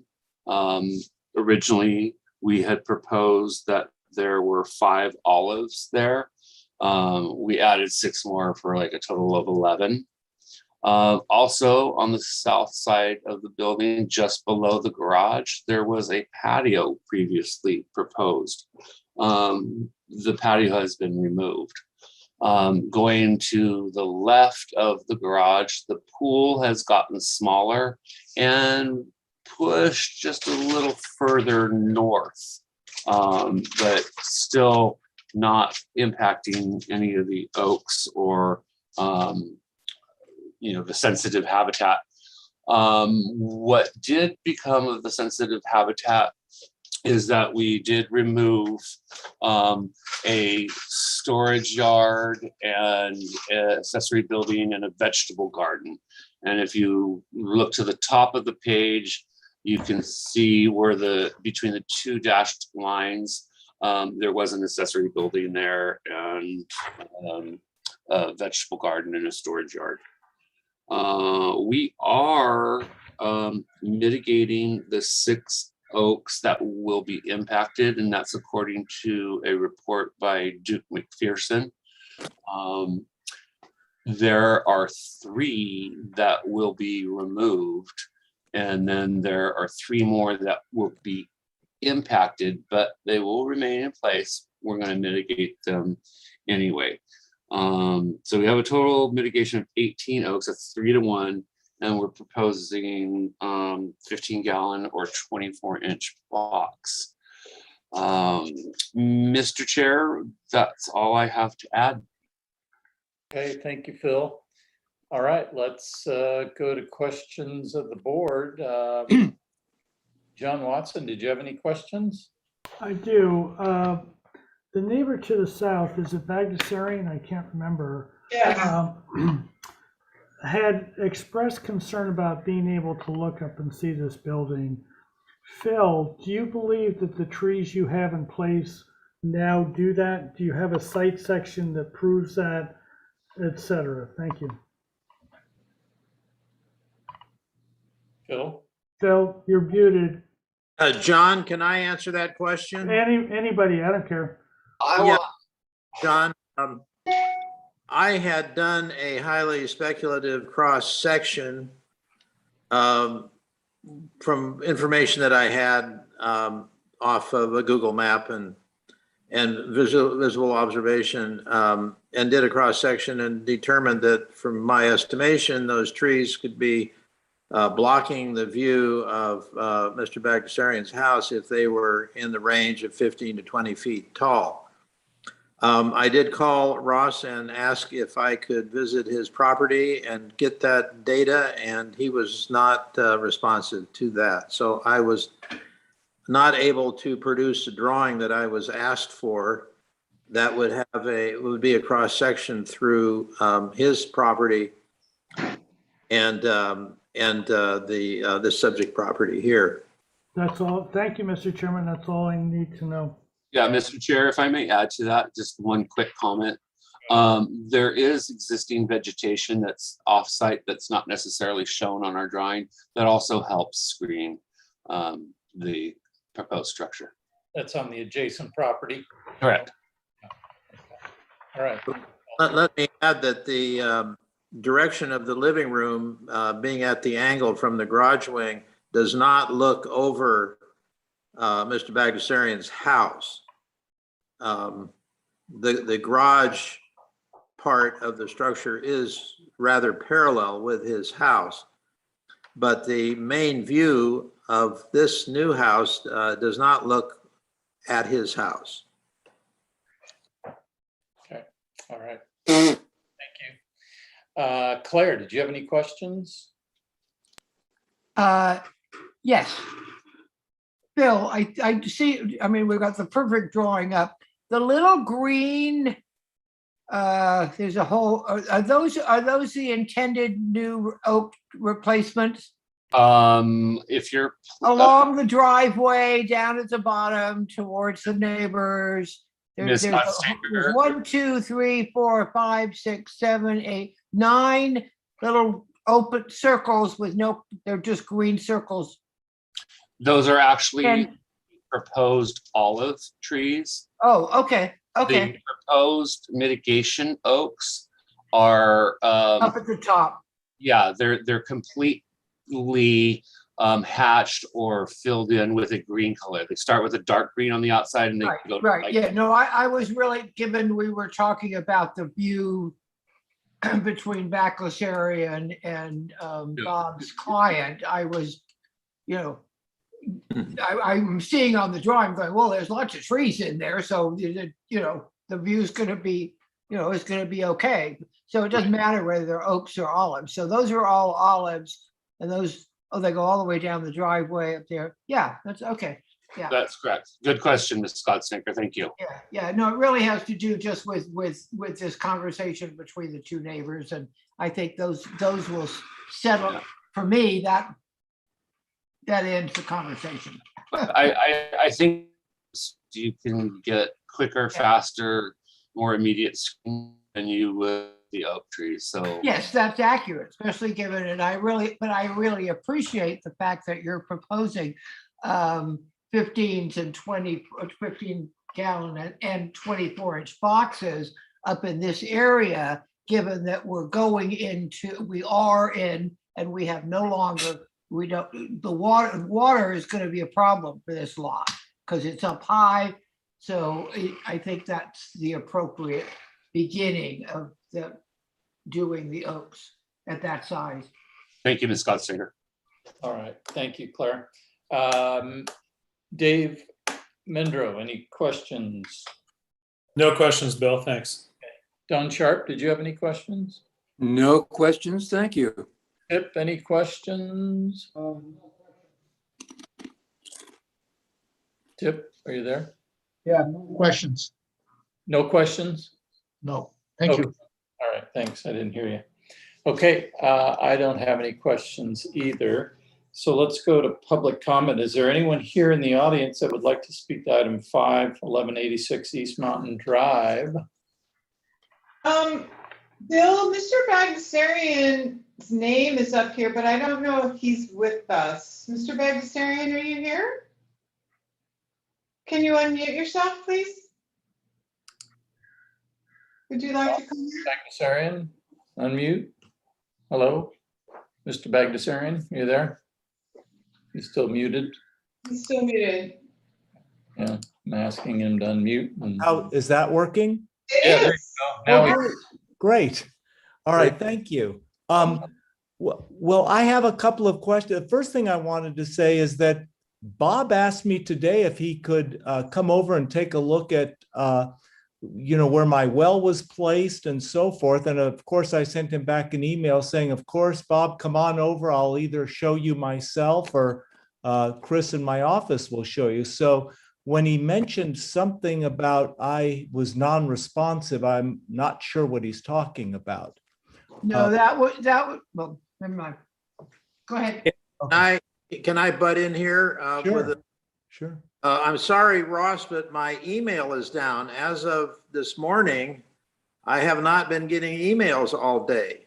Well, what I can tell you is after you sent the request, I immediately sent you back an email saying, sure, Bob, no problem. I also said, thanks for sharing the information, because you also had laid out, you had done this, that, and a few other things to change, and you'd put in screening of 20-foot olives so that you wouldn't be looking into the various windows of our house.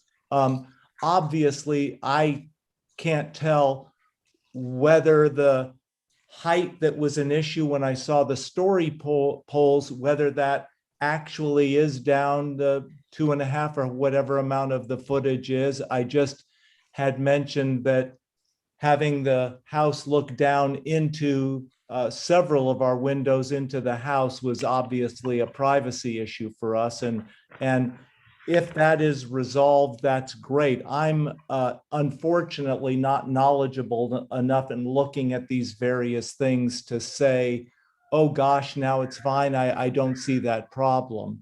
But so obviously that was a concern.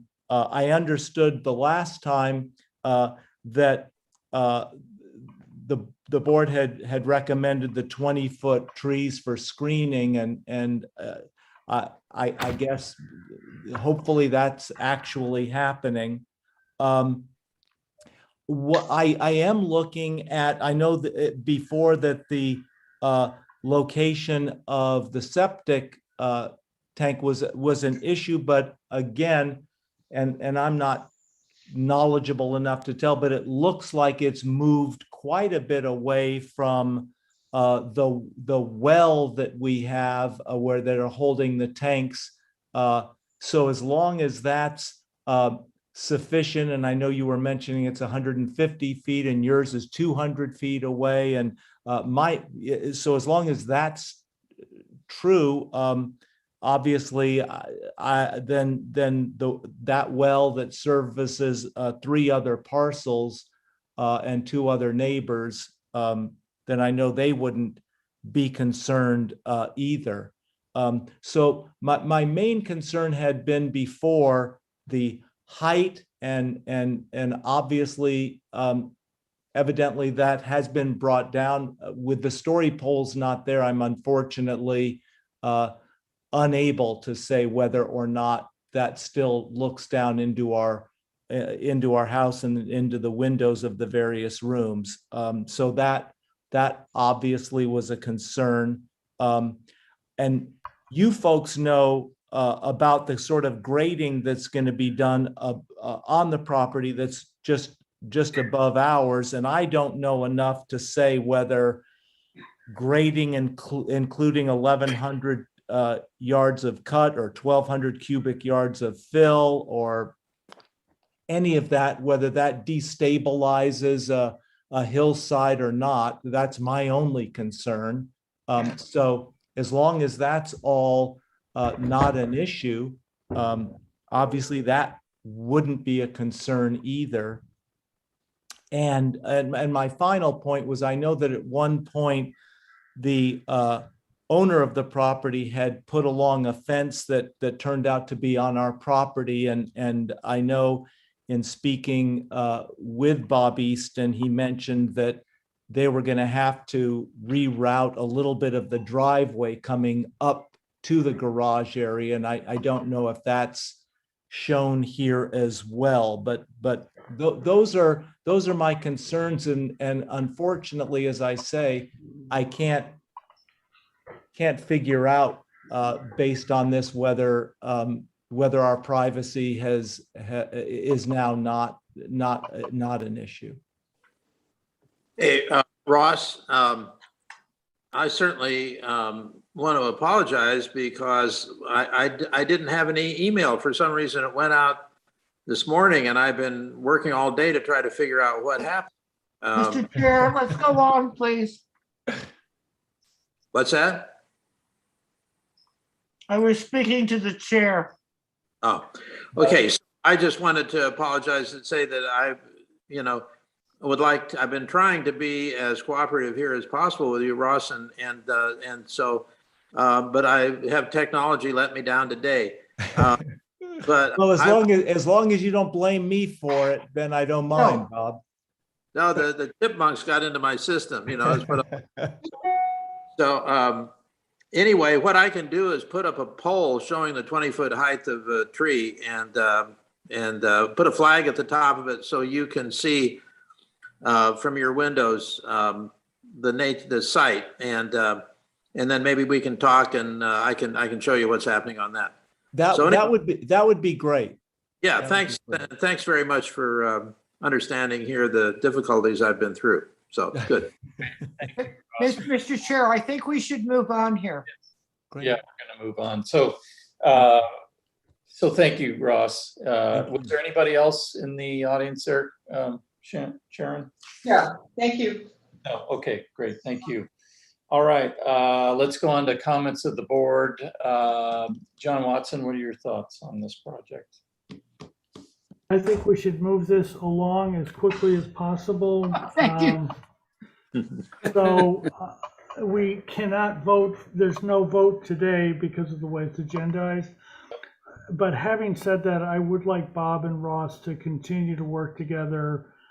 I know that there's a good landscaping solution that will work here. So I'm in favor of this project. And Bob, I am very much looking forward to how you build those roofs with that thin ceiling roof assembly. So anyway, having said that, I have nothing more, Mr. Chairman.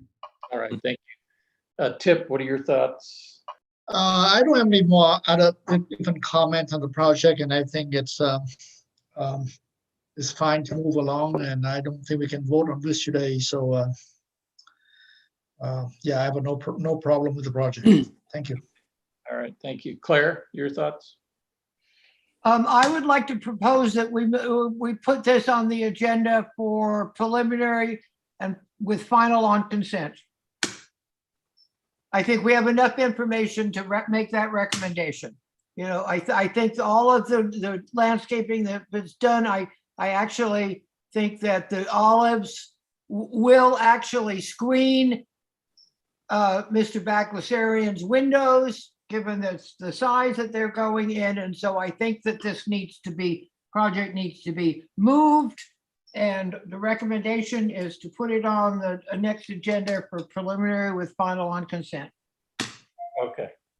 All right, thanks. Dave, your comments?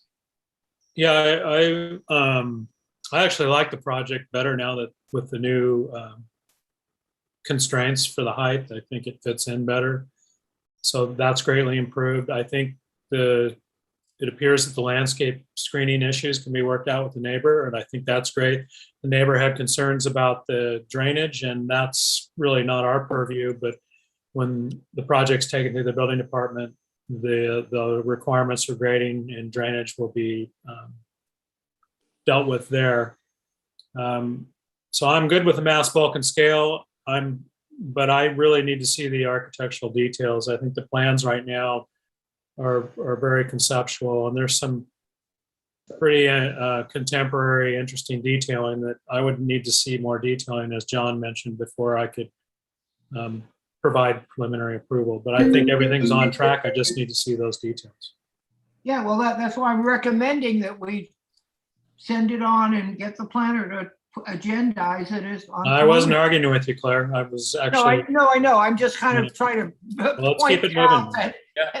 that I think everybody is saying that they're okay with all the size, bulk, and scale, and all the things that we do, and that it's ready to be agendized for preliminary, and then we'll see all those other parts that we need.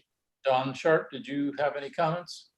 I have nothing further except that this has been a tough project for Bob, and I think this is a great solution for a very difficult site. Okay, thank you, Don. Yeah, I agree. Mass bulk and scale looks good. I agree with Dave. I think the changes are better and nestles into the hillside well. And I'm glad that Bob, you're able to work with the neighbor, Ross, to work up the issues of the landscaping there, which will be great. Certainly we can move it to, it's on for conceptual review. We can certainly have it come back for preliminary final, but I think we needed to go to the full board, don't we, for final review of all the details? There's a lot of details we need. Well, no, I'm saying that we would preliminary, well, never mind, it doesn't matter. Bill, let's get it on to preliminary. We'll figure out what we want to do. Bob, provide as much as you can, and we'll see where you're going. Yeah, perfect. Let's give it preliminary, come back on for preliminary. Sounds good. Thank you. All right, thanks. Okay, let's go on to item. Thank you, ladies and gentlemen. Appreciate your time. Thank you. All right, let's go on to 6974 Chelham Way. Are the applicants here? This is for further conceptual review. Did we have minutes on this one? Yeah, past minutes. Okay. Let's see. Study opportunities for recesses and articulation along the street frontage to provide some relief from the long roof line. Architectural styles appropriate. Addition will overwhelm adjacent residents and loom over it. Look to drop it down or pull it back to provide greater separation along the west property line. Provide landscape plan, depict construction, parking, and staging areas on plans. Okay, let's see. Are the applicants online? Yes, this is Paul Rubison with Appleton Partners. Jesse Richards, also with Appleton Partners. Okay. Show us your presentation. Right. Well, if we can move through the first few sheets, we'll address the comments from our last hearing. The next sheet is the survey showing the current site. The following sheet is the site. And actually in this one, you can see very clearly that as we've been developing the floor plan, we've adjusted the rooms on the far west side. The bedroom has slid back from the street. The bathroom has actually moved over, and we've created a much more space there along the west property line, moving the massing of the house further from that adjacent neighbor. If you'd like to move to the next sheet. This just shows the development of the basement plan. The next sheet would be the first floor. And again, you can see right here the arrangements of the rooms that we've shuffled as we've developed the design with the client's input. On the next page is development of the roof plan that corresponds with it. And then we move into the exterior elevations, which shows very clearly the first item that we were talking about. We've got the existing elevation at the top and the proposed on the bottom of each page. So there we've actually worked at further defining the volumes, the detailing. We've got a lot more interest in the roof design as a whole. We worked out the stairs and the stepping of planters approaching up at the front door. We also have in the folder, I believe, a rendering showing what the massing of this looks. There you are. So looking across the existing pool there, we've got the covered bar on the east side, and then there's the front door tucked in under that covered opening there. And then the garage is actually on the other side of the retaining wall. So you see there's actually an existing retaining wall and hedge on the edge of the lawn that's going to remain with the with that room that grows out over the garage beyond. Okay, if you want to move back to the drawing set.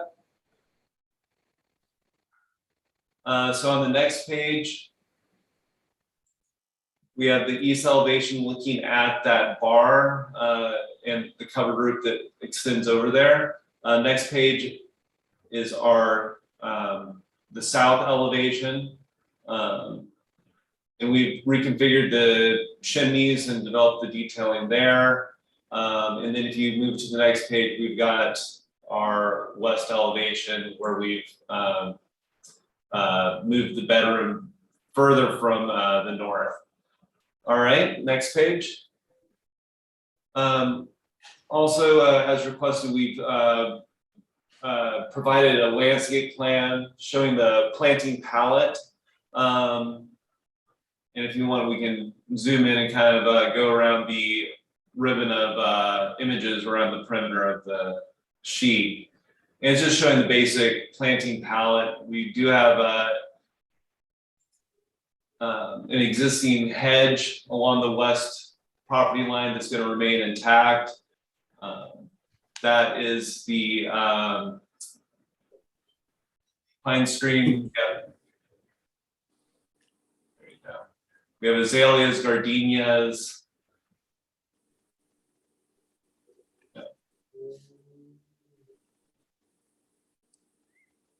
actually from here. I'm having trouble reading some of the Latin, but you know, this is basically the planting pot we've established. We've got some star jasmine on the back.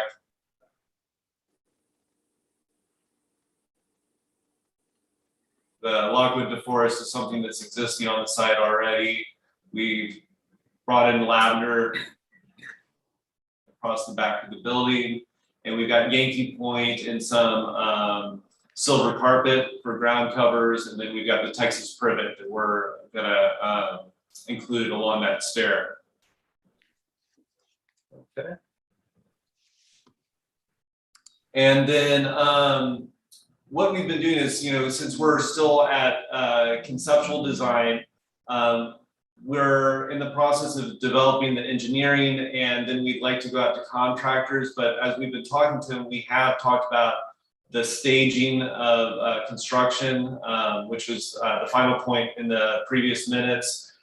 We do have room at the front yard and also at the backyard for material storage, but what we've been talking to the contractors about is to decrease the impact on the neighborhood by basically creating a shuttle of some of the workers so that people could park off-site. So that's been part of the conversation as we've been interviewing contractors for the project. The following sheets do also show the calculations, the irrigation hydrozones, and the soil analysis for the site, which we've used as we've developed the landscape plan. Is there anything else we wanted to cover? No, that's enough. All right. Very good, thank you. Let's go on to questions. Claire, Okay. questions about this? Only because I can't read these things on the computer. Yeah. What is the species of the hedge that goes between the new garage unit and the neighbor next door? I mean, that's the neighbor that has a lot of concerns. Right. That would be page 11, and I know, I just can't read it, that's all. that's all right. It's the yew pine screen. It's a Podocarpus gracioleur. Okay, that's all I need. Remain. Yep. Yeah, that's it. I mean, yeah, well, you're saying it's Podocarpus. Okay, that's fine. Yep. All right, thank you. John Watson, did you have any questions? I have a slightly odd question. Paul, yes. Have you ever considered on alternate Thursday providing clear, concise, complete, and brief presentations for every job on the agenda? I would love to. Your job, huh? I have no other questions, Mr. Chairman. Thank you, John. I loved it. I've been trying to get it all day long. I've been trying to get I know you've all had a long day. Yeah. Don Sharp, did you have any questions? How can I top that? No questions. Oh, you topped it right there. Dave Mendrow, any questions? No questions, Bill, thanks. Yep, questions? No questions. Did you say no? I can't hear you. Okay, all right, thanks. And I don't have any question. Oh, I do have one question on the front elevation there. Go back to that real quick. Dave, there you go. Is that a utility closet that you have right next to the front door there? It is storage for pool toys, so like pool noodles and floaties and stuff like that. Have you thought about the idea of not trimming it and doing like a concealed door there? Maybe that matches the same horizontal siding? We could, absolutely. The reason we chose to put a vertically paneled door is that we felt like it added a little more interest to what would otherwise be a section of blank wall. We are very much open to doing a concealed push latch door there if that's the preferred direction. Just a thought, thought. Okay. All right, that was all I had. Let's go to public comment. Is there anybody in the audience that'd like to speak to this item 6974 Chelham Way? Anybody, Sharon? No, sorry, Bill. Nobody's here. Anything to add as well? Oh, thank you. I appreciate it. Let's close public comment and go to board members' comments. John, since you were so succinct with your, I'm going to start with you.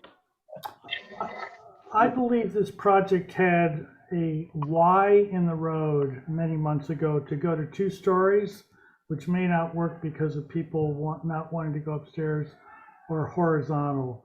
They obviously chose going single-story horizontal. And they, in my opinion, they have responded well to breaking down this massing on the west side. And I think as that hedge on the west side grows up, this project will become fairly well screened from the neighbors. So I know we're on for concept, but I think that this project is in very good shape, and I personally would probably be willing to bring it back for preliminary final on consent. That may be too much of a jump. It may be preliminary final at the full board. So I'm in favor of this project. I like this project, and I want to thank the applicant for doing the extra work necessary to get that west side more articulated so it works with the neighbor to the west. That's all, Mr. Chairman. All right, thank you. Dave Mendro, what are your thoughts? I missed the first review of this, but I don't see anything that I'm concerned with, as long as that impact to the neighbor is okay. So I'm going to defer to everyone else on that. The one question I have, very small, is the window in this gable feels low to me. I was wondering if that's done for a reason, or you might consider raising that a little bit. But that's super minor. Yeah. I'm happy to consider that as we look at the, we've actually been working with the interior designer on finishing out the interiors, so we'll look at it from both sides. Okay. All right, thanks, Dave. Don Sharp, what are your comments? I have no further comments. I think this is a good project and should move forward. Okay. Tip, do you have anything different to add? No, I think, yeah, it should move forward to a preliminary final to the full board. Okay, Claire, what are your thoughts? I'm aligned with moving it forward. Let's go. Let's say it's a preliminary final to the full board. How about that? Okay. Good. And just so the applicant's really clear, get all your details. I mean, your office. All right. Absolutely. Happy to. Thank you all. Yeah. Yeah. And you're probably presenting this one as well. 619. We are. We'd like to stay if we could. Yeah. 619 Chelham Way, item 7. Go ahead. All right. So, well, do we want to start by reading the comments from last time? Yeah, let's see. I don't have those. Would you like us to read for you? I Yeah. think we've got, Jesse, do we have them on hand? Thanks, Paul. Yeah, I know we can get them very quick, actually. Here, I've got. We didn't have the minutes in the file, is it? Yes, not. Yeah, I didn't see. Weird. This one was. It was August 12th. It was 8/12/21. Yes. All right, we have the approved minutes here. Let's find our agenda item and let's see. Here we are. MBAR comments from August 12th. August 12th, thank you. Number 1, MBAR appreciates applicants' response to previous comments. Excellent. 2, return with details and landscaping plan.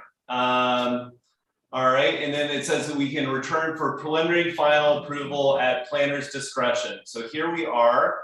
If we can then move through the drawing set, let me minimize everything else. So moving past the cover sheet, you'll see that we basically developed the design in line with what we presented previously. Yeah, you can skip over our general notes page. The site plan has more detailing information, but it is very much in tune with what we presented last time. The very next page shows our development of the site details. We've got trellis, fence details. The very next page actually includes our patio deck and railing details. So we put quite a bit of attention into that element. The next page just further refinement of the basement plan. Moving on up. Actually, you know, the rooms are very much exactly what they were last time we presented. We've just kind of gone through and added more detail, and you'll see we started adding notes on materials and tagging our doors and windows. So you'll see that addressed later in the set. Moving on to the second floor, more of the same, and then up to the roof plan. And then on the exterior elevations, more detailing of what we were presenting last time. So everything should be in line with what we've reviewed and discussed. So we've got, you know, the front and master wing here. If you go to the next page, we have the garage side and the rear facing, where you can see actually that upper deck with the railing details that we were showing previously. And then the next page is showing the interior elevations at the courtyard. Moving on to the next page. We've been developing building sections, and you can probably move on through the next couple of those. We can always come back if anyone has any specific questions. And then we have door and window schedules and details are the next few. So if you want to just click through each of those.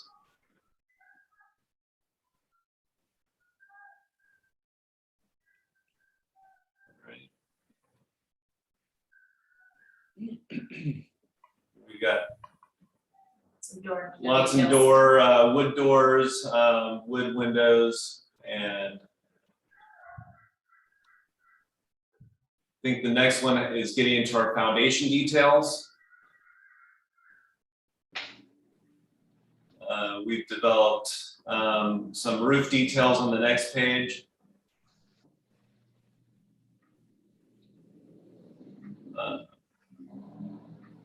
Stairs, I think fireplace is maybe next. Or, oh, more details for the stairs. And then we get into the landscape. So that was the other item that we wanted to address. So here, I'll get closer where I can actually read it too. You know, picking up on a lot of the same kind of plant palette, we do have the rose, Mardius, the Lockwood DeForest. Some of the Nucleus gem, some varieties of camellia. We have the star jasmine, Carmel Sur. We've got lavender, Yankee Point, the Alaska azaleas. We have Pittosporum, a giant chain fern.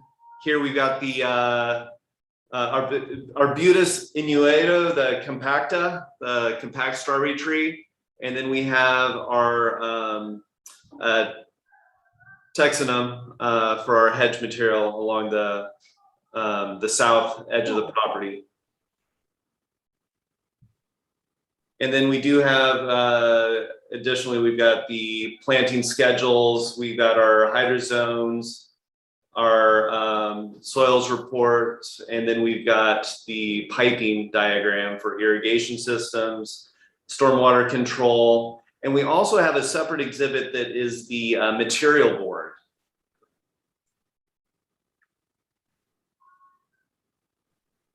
There we are. So we have our top left corner, we've got our 6-inch vertical plank siding. We have the images for the finish for the stained decks. We have a color selection for our the windows, doors, and rafters, which is Benjamin Moore's stone brown. The gutters and downspouts will be copper. We're doing Cherokee Creek flagstone for the pavers. We have this is the style of the light fixture and the finish, but we have a note here stating that the light source is actually going to be in the lid. Quite often, you know, these images from the manufacturers always show a bulb. So we've added the note stating that there will not be a bulb visible through the glass. This is just showing the style and finish. And then we will have an LED fixture in the housing pointed downward. And then we have the concrete tile roof shakes. It's a boral system in the autumn wood finish. And that should conclude our presentation. Okay, very good. Thank you. Let's go to questions of the board. John Watson, any questions? Yeah, I did not see the materials listed on the main plans. Was that correct? They're listed on the exterior elevations. All of them? Yes. Okay, and I did not see a chimney detail. Oh, chimney cap. Chimney cap, primarily. Oh, yeah. We do call out a few, I think actually on the second elevation, on the left-hand side, we call out the chimney cap with approved spark arrestor. Very good, Mr. Chairman, that's all I have. Thank you. Okay. Thanks. There it is. Yeah. Don Sharp, do you have any questions? No questions, thank you. Dave Mendro, questions? No questions, Bill. Thanks. Claire, questions? I would like to have a question for Kimberly. My question for Kimberly is, this is agendized for preliminary. Given that the applicant has showed up with everything that it needs for final, can we give it final? Unfortunately, you can't, since it's not on the agenda for both. Okay, that's what I thought. I mean, I thought that was, see, we directed, the direction we gave was that, you know, and the Veronica has chosen not to do what we asked, which was preliminary and final. So, okay, fine, that was my only question, and then I'll comment. Thank you for trying, Claire. Do you have any questions? Well, I mean, it looks like. Sorry to be the downer. Yeah. Tip, did you have any questions? No, I do not.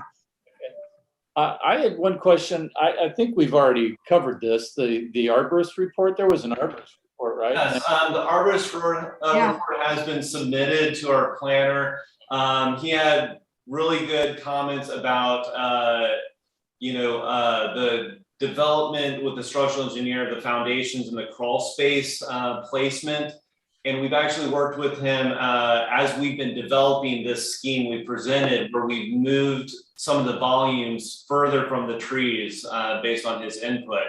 And so he submitted a report, and he's actually working with us as we continue to work with our structural engineer.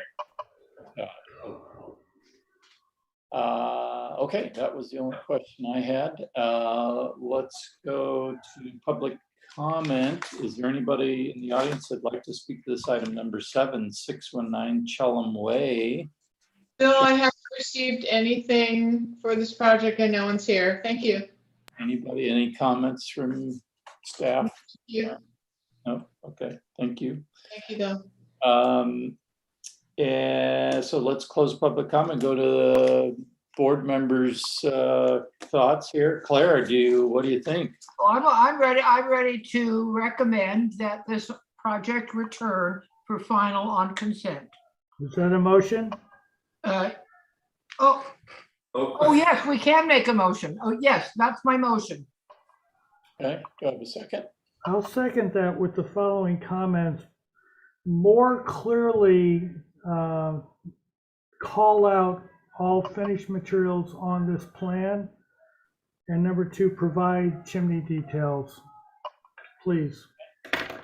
Mr. Chair, if I could, Claire, may I clarify your motion to grant preliminary and the project to return for final on consent? Correct. Seconded by John Watson with the comment.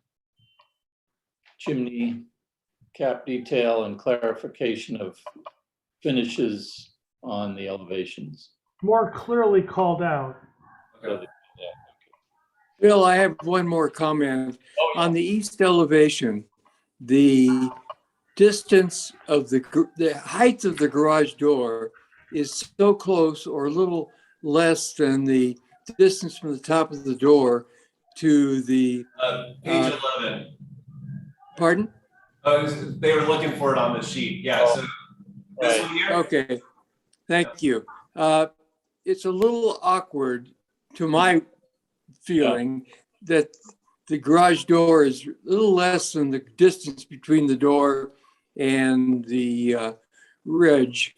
And anytime, if you can possibly reduce that distance between the top of the door and the ridge, I think it would help. Is that a 8-foot door or a 7-foot door? It's an 8-foot door, and I think part of what you're reading is we are proposing to reuse as much of the existing grade and the existing driveway location. For those of you who are familiar with this site, it is on an extremely sloped neighborhood. So by nature, in order to get the actual building footprint up where we're going to be as minimally impactful as possible to those existing root zones of the two oaks, but maintaining the existing grading at that driveway and garage, it does work out a little differently than what you would normally see for a standard garage, but we can certainly explore some opportunities with that roof to make it feel slightly less awkward with the volumes. Could the plate drop there, or is that an existing garage? So it's not an existing garage, but that plate height at the garage does align with a plate height on the other side of the structure on the west side.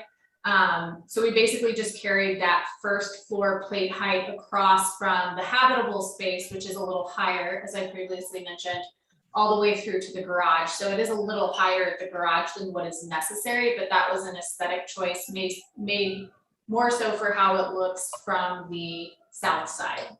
Can we see the south side, please? I wonder if a little feature window or vent. Yeah, I think a vent would be, I think if we put a vent there, that might actually help quite a bit. People in A small window or even a attic vent would help some penetration to remove the space around that whole area. Yeah, I like that. South elevation actually feels a little high there too, frankly, but I know you've got some grade change interior. Well, yeah. Yeah, that feels high too. But in proportion to the second story, I think it works. Yeah, it does. Yeah. We're very happy to add a window or a detail above that garage door to break up that height element. Or an arbor feature. Good idea. Thank you. Yeah. Okay. All right, so we're good to go. We need to take a vote. You got a motion on the floor. All right, let's take a vote. So it was motion by Claire, seconded by John. All those in favor? Aye. Opposed? All right, motion. Thank you, guys. All right, thanks. Thank you. Let us know if you need us to present anything else. Every project, Paul, every project. All right, what's next? Item 8. Good to see you guys. 8-0 San Ysidro Road.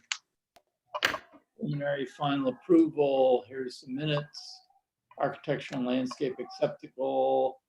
MBAR will not support the project unless there is significant reduction in proposed lighting. I'm guessing that's exterior lighting. Mr. Chairman, there is a sheet or maybe two that shows just the changes in the set. Okay. And it was landscape lighting, I'm sure. That's it right there. This is the what they showed before, this is. Oh, this is significantly reduced. Oh, okay, okay. Hi, everyone. Can you hear me? Hi. So this is Bob Irvine with Studio William Hefner. Dan Parenti, our landscape architect, will be joining me in our presentation. So as John and others were saying, we were here on August 26th, and we previously presented, and I believe that the board members were approved everything with the exception of the landscape lighting plan. So let me just give you some raw numbers. We heard your concerns. Frankly, we shared your concerns. Previously, there were 143 path lights, there are now 77.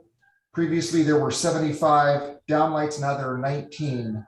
So we reduced the count from 233 to 107 total lights. That's path lights, downlights, wall lights, step lights. So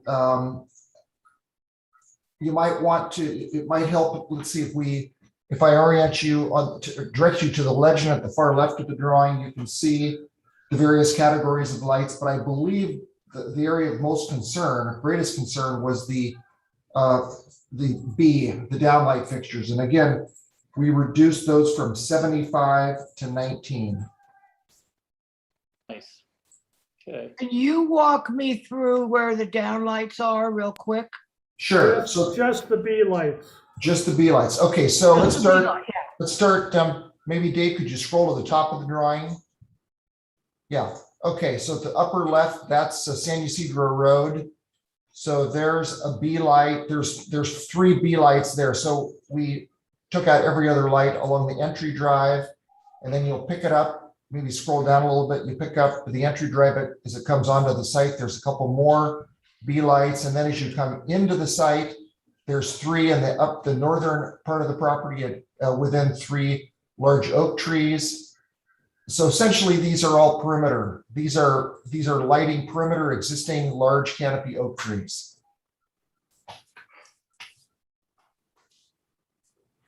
Okay, that's fine. Thank you. All right. There's just one down here too. Yeah, no, I 2D. see those.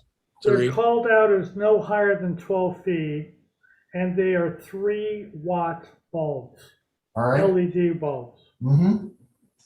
And they're the branch mounted, which always scares me a little, as opposed to a hanging. So that's just the information that I garnered this morning. And did we, the rest of the drawings are pretty much final details and everything we had already seen. We looked at those, we were fine with that. Okay, so really we just reviewing this. So I guess I'll ask, Bob, you're done with your presentation. Yeah, Dan, is there anything you want to add to my comments? No, I think that covered it well. Okay. Glad to take questions. Okay, does anyone have any questions on this? Yeah, I want to see the lighting, the downlight fixture. Itself, do you have a cut? Well, Mr. Watson's questioning whether it's a hanging fixture or it's attached to a branch. I'd like to see that. I know as a fact, I looked it up on the internet. They didn't have it on their set. Oh. It's one of those that's round and then it has a tube going up, which can go up or down, but it's attached to the branch. Oh, God, no, I know as exactly. opposed to hanging from the branch. Yeah, no, yeah. So then that would be, then my question would be to the applicant then, why did you decide that fixture as opposed to a hanging fixture? I'll let you respond. These are very compact fixtures. They don't stand out. They're very small. They're called mini micros. And we've had success with them before. And well, the downlight, the tubular fixture, the hanging fixture is also very small. And so I mean, for me, having worked with both fixtures, I think it's more appropriate to just use a hanging fixture. So that's why I'm asking these questions. It's not that, it's not that I'm going to stop your project, but I just don't understand why you want to attach it rather than hanging it. I've had good experience with them in the past, but Okay, that's fine. That answers the question. If that's where it comes from, is you've had experience with one kind more so than my experience is different from your experience. Let's just put it that way. Okay. The FXLE fixture is a hanging fixture with a 1-watt bulb. I don't know if you can get a 3-watt. I don't know if we want to approve a 3-watt for something in the trees, but I did not want to take the hour it would have taken to do that. I'm pretty busy. So I have I think we should go through questions and public comment, and then I'll. Yeah, that's kind of where I'm at. Don Sharp, did you have any questions? No questions. All right, Dave, any questions? No questions, Bill, thanks. Kip, any questions? No question, thank you. No questions for me either. So let's go to public comment. Is there anybody in the audience that'd like to speak to item 8860 San Ysidro Road? No, Bill. Nobody? Okay, thank you. Nobody's here. All right, let's close public comment and go to members of the board's comments. John Watson, what are your thoughts? Well, I think there's two things. There's quantity and then there's type. I think the path lights, step lights, all of that are fine. And I want to thank you very much for the extra work. I'm sure that was an interesting discussion with your clients. I personally feel, as a member of the community, knowing that abuse can happen, I feel safer with the hanging type than with the other type. I know they can always get swapped out, but what we approve is what we approve. So if the applicant were willing to do that, the one that I found has 1/3 the number of lumens, from 3 watts to 1 watt. That I know is an important consideration, but I think it's a very delicate light as opposed to something a little bit more robust. Excellent word, thank you. So those are my I personally would prefer hanging 1 watt, but I'm not so sure that I would deny this without that. Well, Bill, I'm just going to jump in line right here, because that was where I was trying to go with my questions. Is that I'd be willing to approve the lighting plan in all ways, other than reducing the hanging lights to the tubular hanging ones with 1 watt bulbs. I mean the mounted light to a hanging light. Yes. Yeah. And I think that the hanging light would actually give you a little more flexibility as to the position of where you can put it. Yeah, no, it is. I mean, I've worked with them with multiple projects in Montecito, and the hanging light is beautiful. It gives just enough of a glowing light inside the branches of the tree, and it kind of, sometimes it moves around in the wind, and I just think it's a better light for hanging lights in trees. Yeah. Okay, all right. Thank you, Claire. Dave, any comments to add to that? Yeah, 19 tree lights is more than I think we've ever approved, and I still think it's too many. So I can't support it. I think, a few lights that feature tree locations, especially the ones around the pool that are interior of the lot, but most of these lights are around the perimeter, and I just think it's too impactful to the community, so I can't support it. Okay, thank you. Don Sharp, your comments? Yes, I agree with Dave, and I really believe the county owes it to the applicants to come up with new lighting guidelines for exterior lighting. I think as more and more people come from the south and are used to lighting their large estates or whatever, they don't have any idea what we're talking about or desiring. And I think we should revisit whatever guidelines we have and be more concise and so forth. So I agree with Dave. I think this is still too much. All right, thank you, Don. Kip, your comments? Yeah, this is probably the most light I have seen for any of the recent projects that we have been approved so far. So I would like to see maybe we can just reduce a little more. I still think that probably still too much. Okay, all right. Thank you, Tip. I mean, I still see a lot of path lights there, which I know are down lights. I would probably be okay if they were the 1.5 watt hanging lights, as John had mentioned. It still seems like there's a few more path lights than you'd need, especially in that area right there between the pool and the house. There still seems like a lot there, and do you need all that many? I don't know.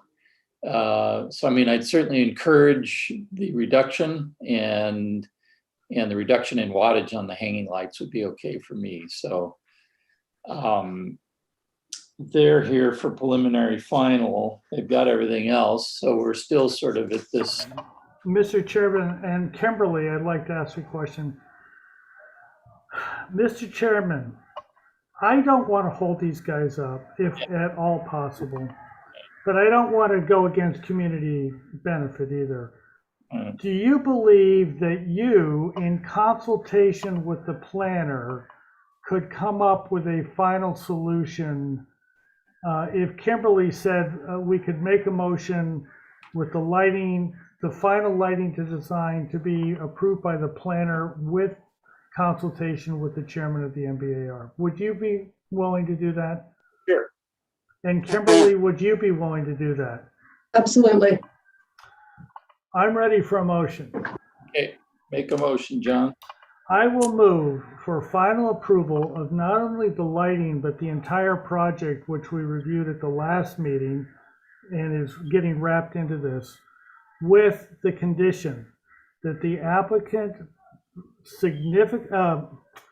provide important reductions in both the pathway and the hanging lights to be reviewed and approved by the planner in direct consultation with the chairman of the MBAR. I will second that. All right, now, do I need to put it to public, up to the public? Well, we need public comment at some point.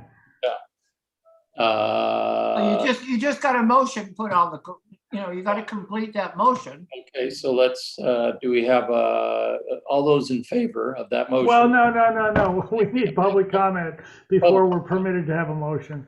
I see what, okay. I see what you're saying. So let's see if there's anyone in the audience that'd like to speak to this item number 8. Nobody. Okay, thank you, Sharon. All right. So we have a motion on the floor. Second. By Dawn. All those in favor? Aye. Aye. Okay, motion. Bill, I don't want to volunteer your time, but if Bob called you and had a little one-on-one, would you be available for that? That'd be fine. Well, also, I was just going to volunteer that I would be happy to come in and meet with the applicant and the chairman and whatever, working out which of these lights need to be reduced. And the motion is for the chairman. He is certainly welcome to have anybody in consultation he wants, as long as it is sub-quorum of the whole body. I would encourage that, Claire, absolutely. And Bob, I would say if you can give us cut sheets of the light fixtures you're proposing, that would be really, really, helpful. So we'll do that. All right. Thank you, Bob. Thank you all very much. All right. Okay, let's bye. Item 9, our last item, 890 Jalinda Drive. They're here for final approval. Let's see the minutes from the last meeting.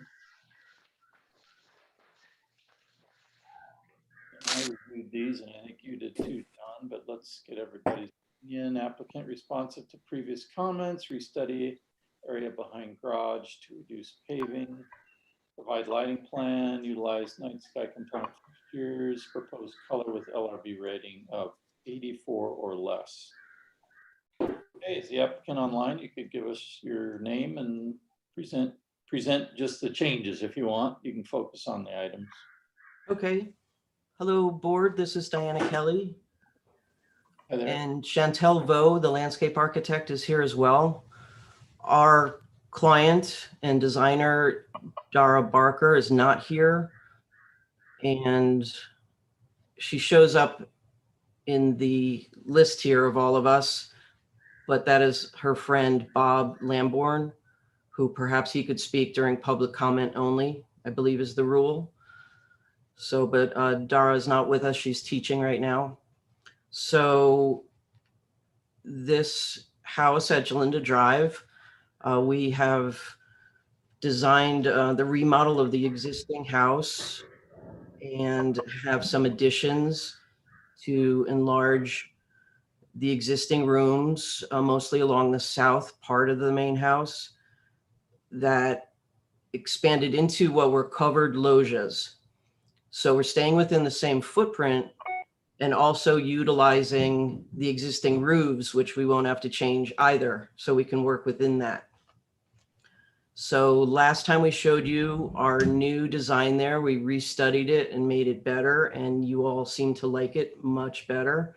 So we pressed ahead with that.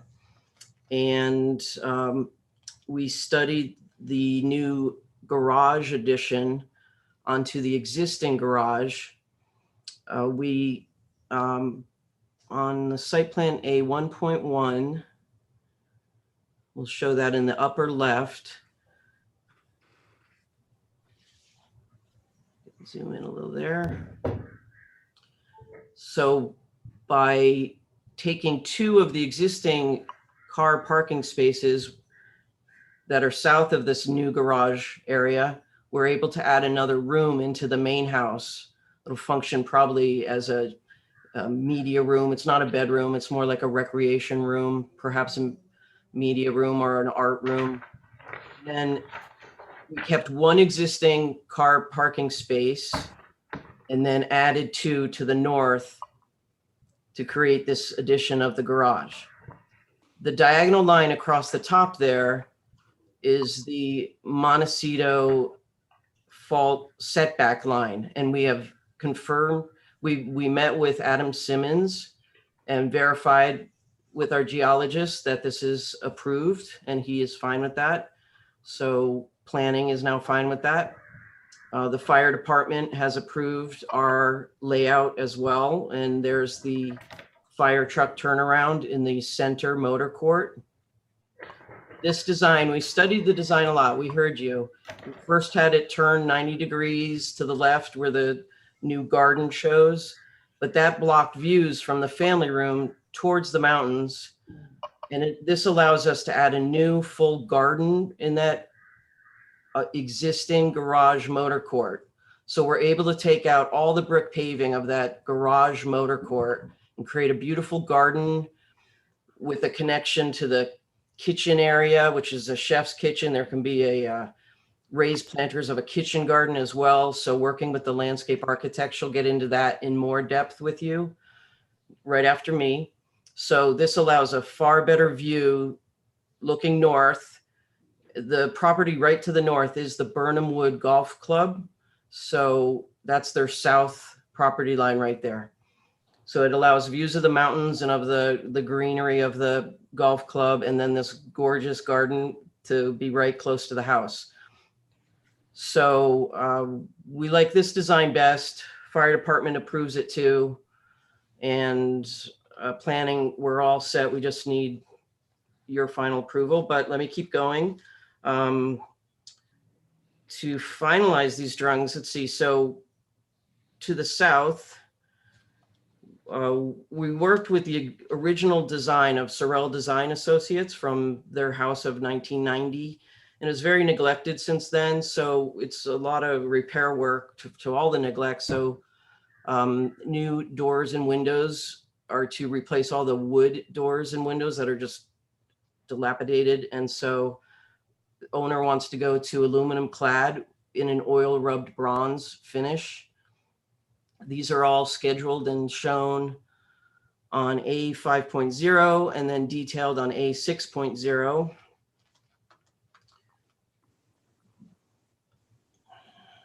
Do you know the PDF page? Well, this is good. Let's stay right here. So here's, I did the elevations with existing on top and then they're proposed side by, right over, right under the existing. So you can see the change. All right, so we're staying within the Palladian Villa origins that Sorel was honoring, and we appreciate that too and want to enhance that and make it more beautiful and repair all the damaged plaster. The roof will be repaired as well, but we're able to work with the existing roof lines, and it has a very tight roof cornice. Nothing very ornate. The whole front entry with the architrave there, that stays, but will be power washed because it's pretty cruddy looking right now. And then the next sheet, a 3.12, please. There's our south elevation with the changes. With the balance of symmetry and everything on axis, the east and west wings are now more symmetrical for those additions that happened there. And then a covered loggias just set within those exterior ends. The one on the west side creates an outdoor dining area where the existing Tuscan order columns will be reused with a new entablature on the top. And I kept the profile very simple to work with the cornice detail as well. And I've detailed that on A6.0. You know the PDF page? On the left thumbnails, I think it's in order there. A down, A6.0 should be the last. Okay. There you go. One more, right there. There you go. Big detail right in the middle of the page. So we'll clean up the existing columns, and then the entablature is not ornate, just pretty basic in that Tuscan order. And these are parapets, so it forms a flat roof beyond it inside. You'll see that on the site plan again where the roof plan shows. So definitely looked at all the drainage involved with that flat roof, and there are my parapet waterproofing and drainage details. And let's see, onward. Let's see. There are photos on A0.1 if you need to see again the existing house. Do you have any landscaping, Diana? Yes, we do. I'm almost finished. Then Chantel's taken over to explain all of her 7 sheets. So let's see, the ceilings of the covered loggias, they're going to have decorative rustic wood beams. So it has that old world look with plaster in between those stained beams. Then exterior lighting on the house. If you could go to sheet A0.2, it's about third in the set. So way up to the top and the third from the start. Well, there they are as well, right on the sheet that's showing fixture A, B, C. So existing fixtures are from Steve Handelman's, and they need help. Like fixture A, very rusted. I've been working with Trisha at Steve Handelman's, and we are able to refurbish these. And since we're doing an addition, I have to do the dark sky compliance. So we're gonna rewire them, and so put the socket up top in the top part, and then that glass at the top of the lantern will not be visible, so you won't see the bulb. So, but they are rusted and decrepit, and we need to fix them. But there are about 15 of them around the main house and down at the pool house, and they need help. So we're going to keep with that. The first fixture A, those are at the main entry front door. They're bigger. And then fixture B is the most common around the house. And then like fixture C hangs in the main southern covered loggia. Those will stay as is, just be cleaned up. They're probably in good shape. And then, so they will work with us to do that, confirm that. And then now, if you could go to A0.2, that's the third sheet. Zoom on up right there. No, there. Yep, that one. Okay, down a little bit, please. So you can see a bit of the existing conditions and the sea of brick paving. I know at the garage motor court, we're going to remove about 3,000 square feet of brick paving, and that's where the garden will happen. And then at the main motor court, we're going to remove that brick paving and go to a chip seal hard surface, which the fire department approves. And then the rest of the brick paving will stay existing at the driveway apron and long driveway up into the motor court. And then the hard surface at that rear view with the pool and those stairs up, that's going to be all of French limestone, which now if you go over to the right of this sheet, you'll see the exterior materials. Okay, so there's our color palette at the top. With the door and windows will be an oil rub bronze, aluminum cladding for the doors and windows. The existing roof is a 2-piece clay tile roof to stay, and any addition will match existing. The stucco is a Merlex with the integral color of that number of a white creamy color. In both main house and pool house will have their exterior stucco redone because it's just so bad and needs repair. The lighting will be all oil rub bronze as well. The patina it'll become more oil rub bronze than that patina on that existing light fixture, just since it's repairing and let it age. And then at the garage doors, stain Minwax color of dark brown, like that, and any other wood elements around the house. There's a picture of the column, the existing pennant at the south loggia in the center. I don't like that plate on the top of that column. It just has always been a funky detail I've seen. And I just simplified it in my detail to not have that thin piece between column and stucco. So I want to do that better. And then now Chantal Vaux can speak of all the landscape. Well, I just want to interrupt. Haven't we seen the landscape plan previous? You saw one conceptual plan that I represented because Chantal was unavailable. Oh, so this is it. So And you wanted more. So this is that conceptual planting plan. Okay. Figured out way more and has all the other WELO and details and hopefully provides us a final approval. So you did not see the garden behind the garage before? Got it. No, that's fine. That's fine. Now Chantal can present all of the landscape scope of work. Thank you. That's fine. Hi. So I'll kind of address, I guess, the area that Diana had spoken about first, which is the old garage motor court, which we have converted now into a nice garden. I wanted to kind of play off of the symmetry of the house and create a nice symmetrical parterre garden, which is actually going to be raised veggie and herb beds because it's right next to the Sioux kitchen as well as the main kitchen. So it's a nice access to pick veggies and herbs when it's needed. The trees, the 4 trees kind of plays off the symmetry of the parterre garden as well. And those are going to be dwarf fruit trees. And then the patio is what Diana had mentioned is going to be a nice French limestone.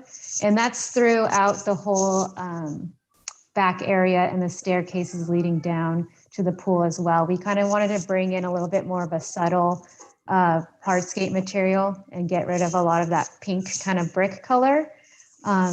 And then I'll speak to kind of the rest of the landscape. We're really just trying to kind of edit and enhance what's already existing and kind of play off of the kind of subtropical Mediterranean feel. So if you kind of go down to the bottom of my plan, I have a little bit of like inspiration imagery. Oh, sorry, yeah. So a lot of the plant palette's going to be on actually the right side of the plan. We have some agaves, lavender, and salvias, as well as some giant bird of paradise and fan palms that are already actually existing in the motor court. And so we kind of want to play off of that and bring in a little bit more to kind of give some height against the architecture. and kind of ground the house a little bit. And we have some old world olive trees down kind of on the back, or leading down towards the pool area, this garden. We have kind of playing off the symmetry of the house again. We have matching old world olive trees, as well as 2 kind of flanking gravel seating areas to kind of enjoy your view down to the pool house and pool. The lawns that are shown here are existing, so we're keeping those right around the pool and kind of right around the master bedroom. But these new gravel walkways that kind of connect with the south end of the house, we have now made into nice gravel walkways. They were existing lawn before, but we wanted to reduce water usage and reduce the line on the property. So we have made them into nice gravel walks that lead you to different areas of the property. And the existing that we have right now is, we're kind of playing off with like the park-like setting. A lot of it's just nice mature oak trees and olive trees that we are leaving and to remain. And that's kind of it for this plan. If you want to go to the next plan, it's just our planting details. And then the 3rd or the 4th page, I should say, this is our WELO calculations. And then our irrigation plan, and then our irrigation details. And and then the lighting plan. This is important. So we kind of wanted to play off of the old world fixtures that already existing that Diana had mentioned. We're bringing in something a little bit subtle with the oil rub bronze, and it's pretty minimal. We're just lighting for safety and kind of wayfinding around the, I guess I can say it's a culinary garden, and then right as the staircase comes down to the pool. So it's pretty minimal lighting. We're going to use a lot of the lights that exist are kind of to remain, but we're just focusing on these areas for the new lighting. All right, very good, thank you. Let's go to questions of the board. Claire, did you have any questions? No. Okay, John, questions? No. Dave? No questions, Bill, thanks. Yep, anything? No. No, none for Don, no for Tip. You're muted, Tip. None for me. Okay, let's see if there's any public comment. Anybody in the audience that'd like to speak to this item 9890 Jalinda Drive? I don't have anybody, but Diana did mention Mr. Lamborn maybe wants to speak. I don't know. Did he? Who's Mr. Lamborn? Neighbor. Well, Bob Lamborn is a friend of our client of Dara's, and he is taking Dara's name right there. If that's allowed, I just read the cover of your agenda, and I think there's a different process you'd rather do, but if Bob wants to speak, he's there under Dara's name on the side here with all of us. Bob, I was just brought in case there was any disputes. Dara and I have done quite a few projects together, and I don't see anything. I didn't hear any objections, so you guys are doing I just do have this one thing, because I've been watching most of your things. You've been doing an amazing job, and I realize you get a lot of flack because it does take a lot of time, but the devil is in the details, and especially John, I just want to thank you for all the work that you do on these projects. Other than that, I think the project's ready to go. All right, thank you.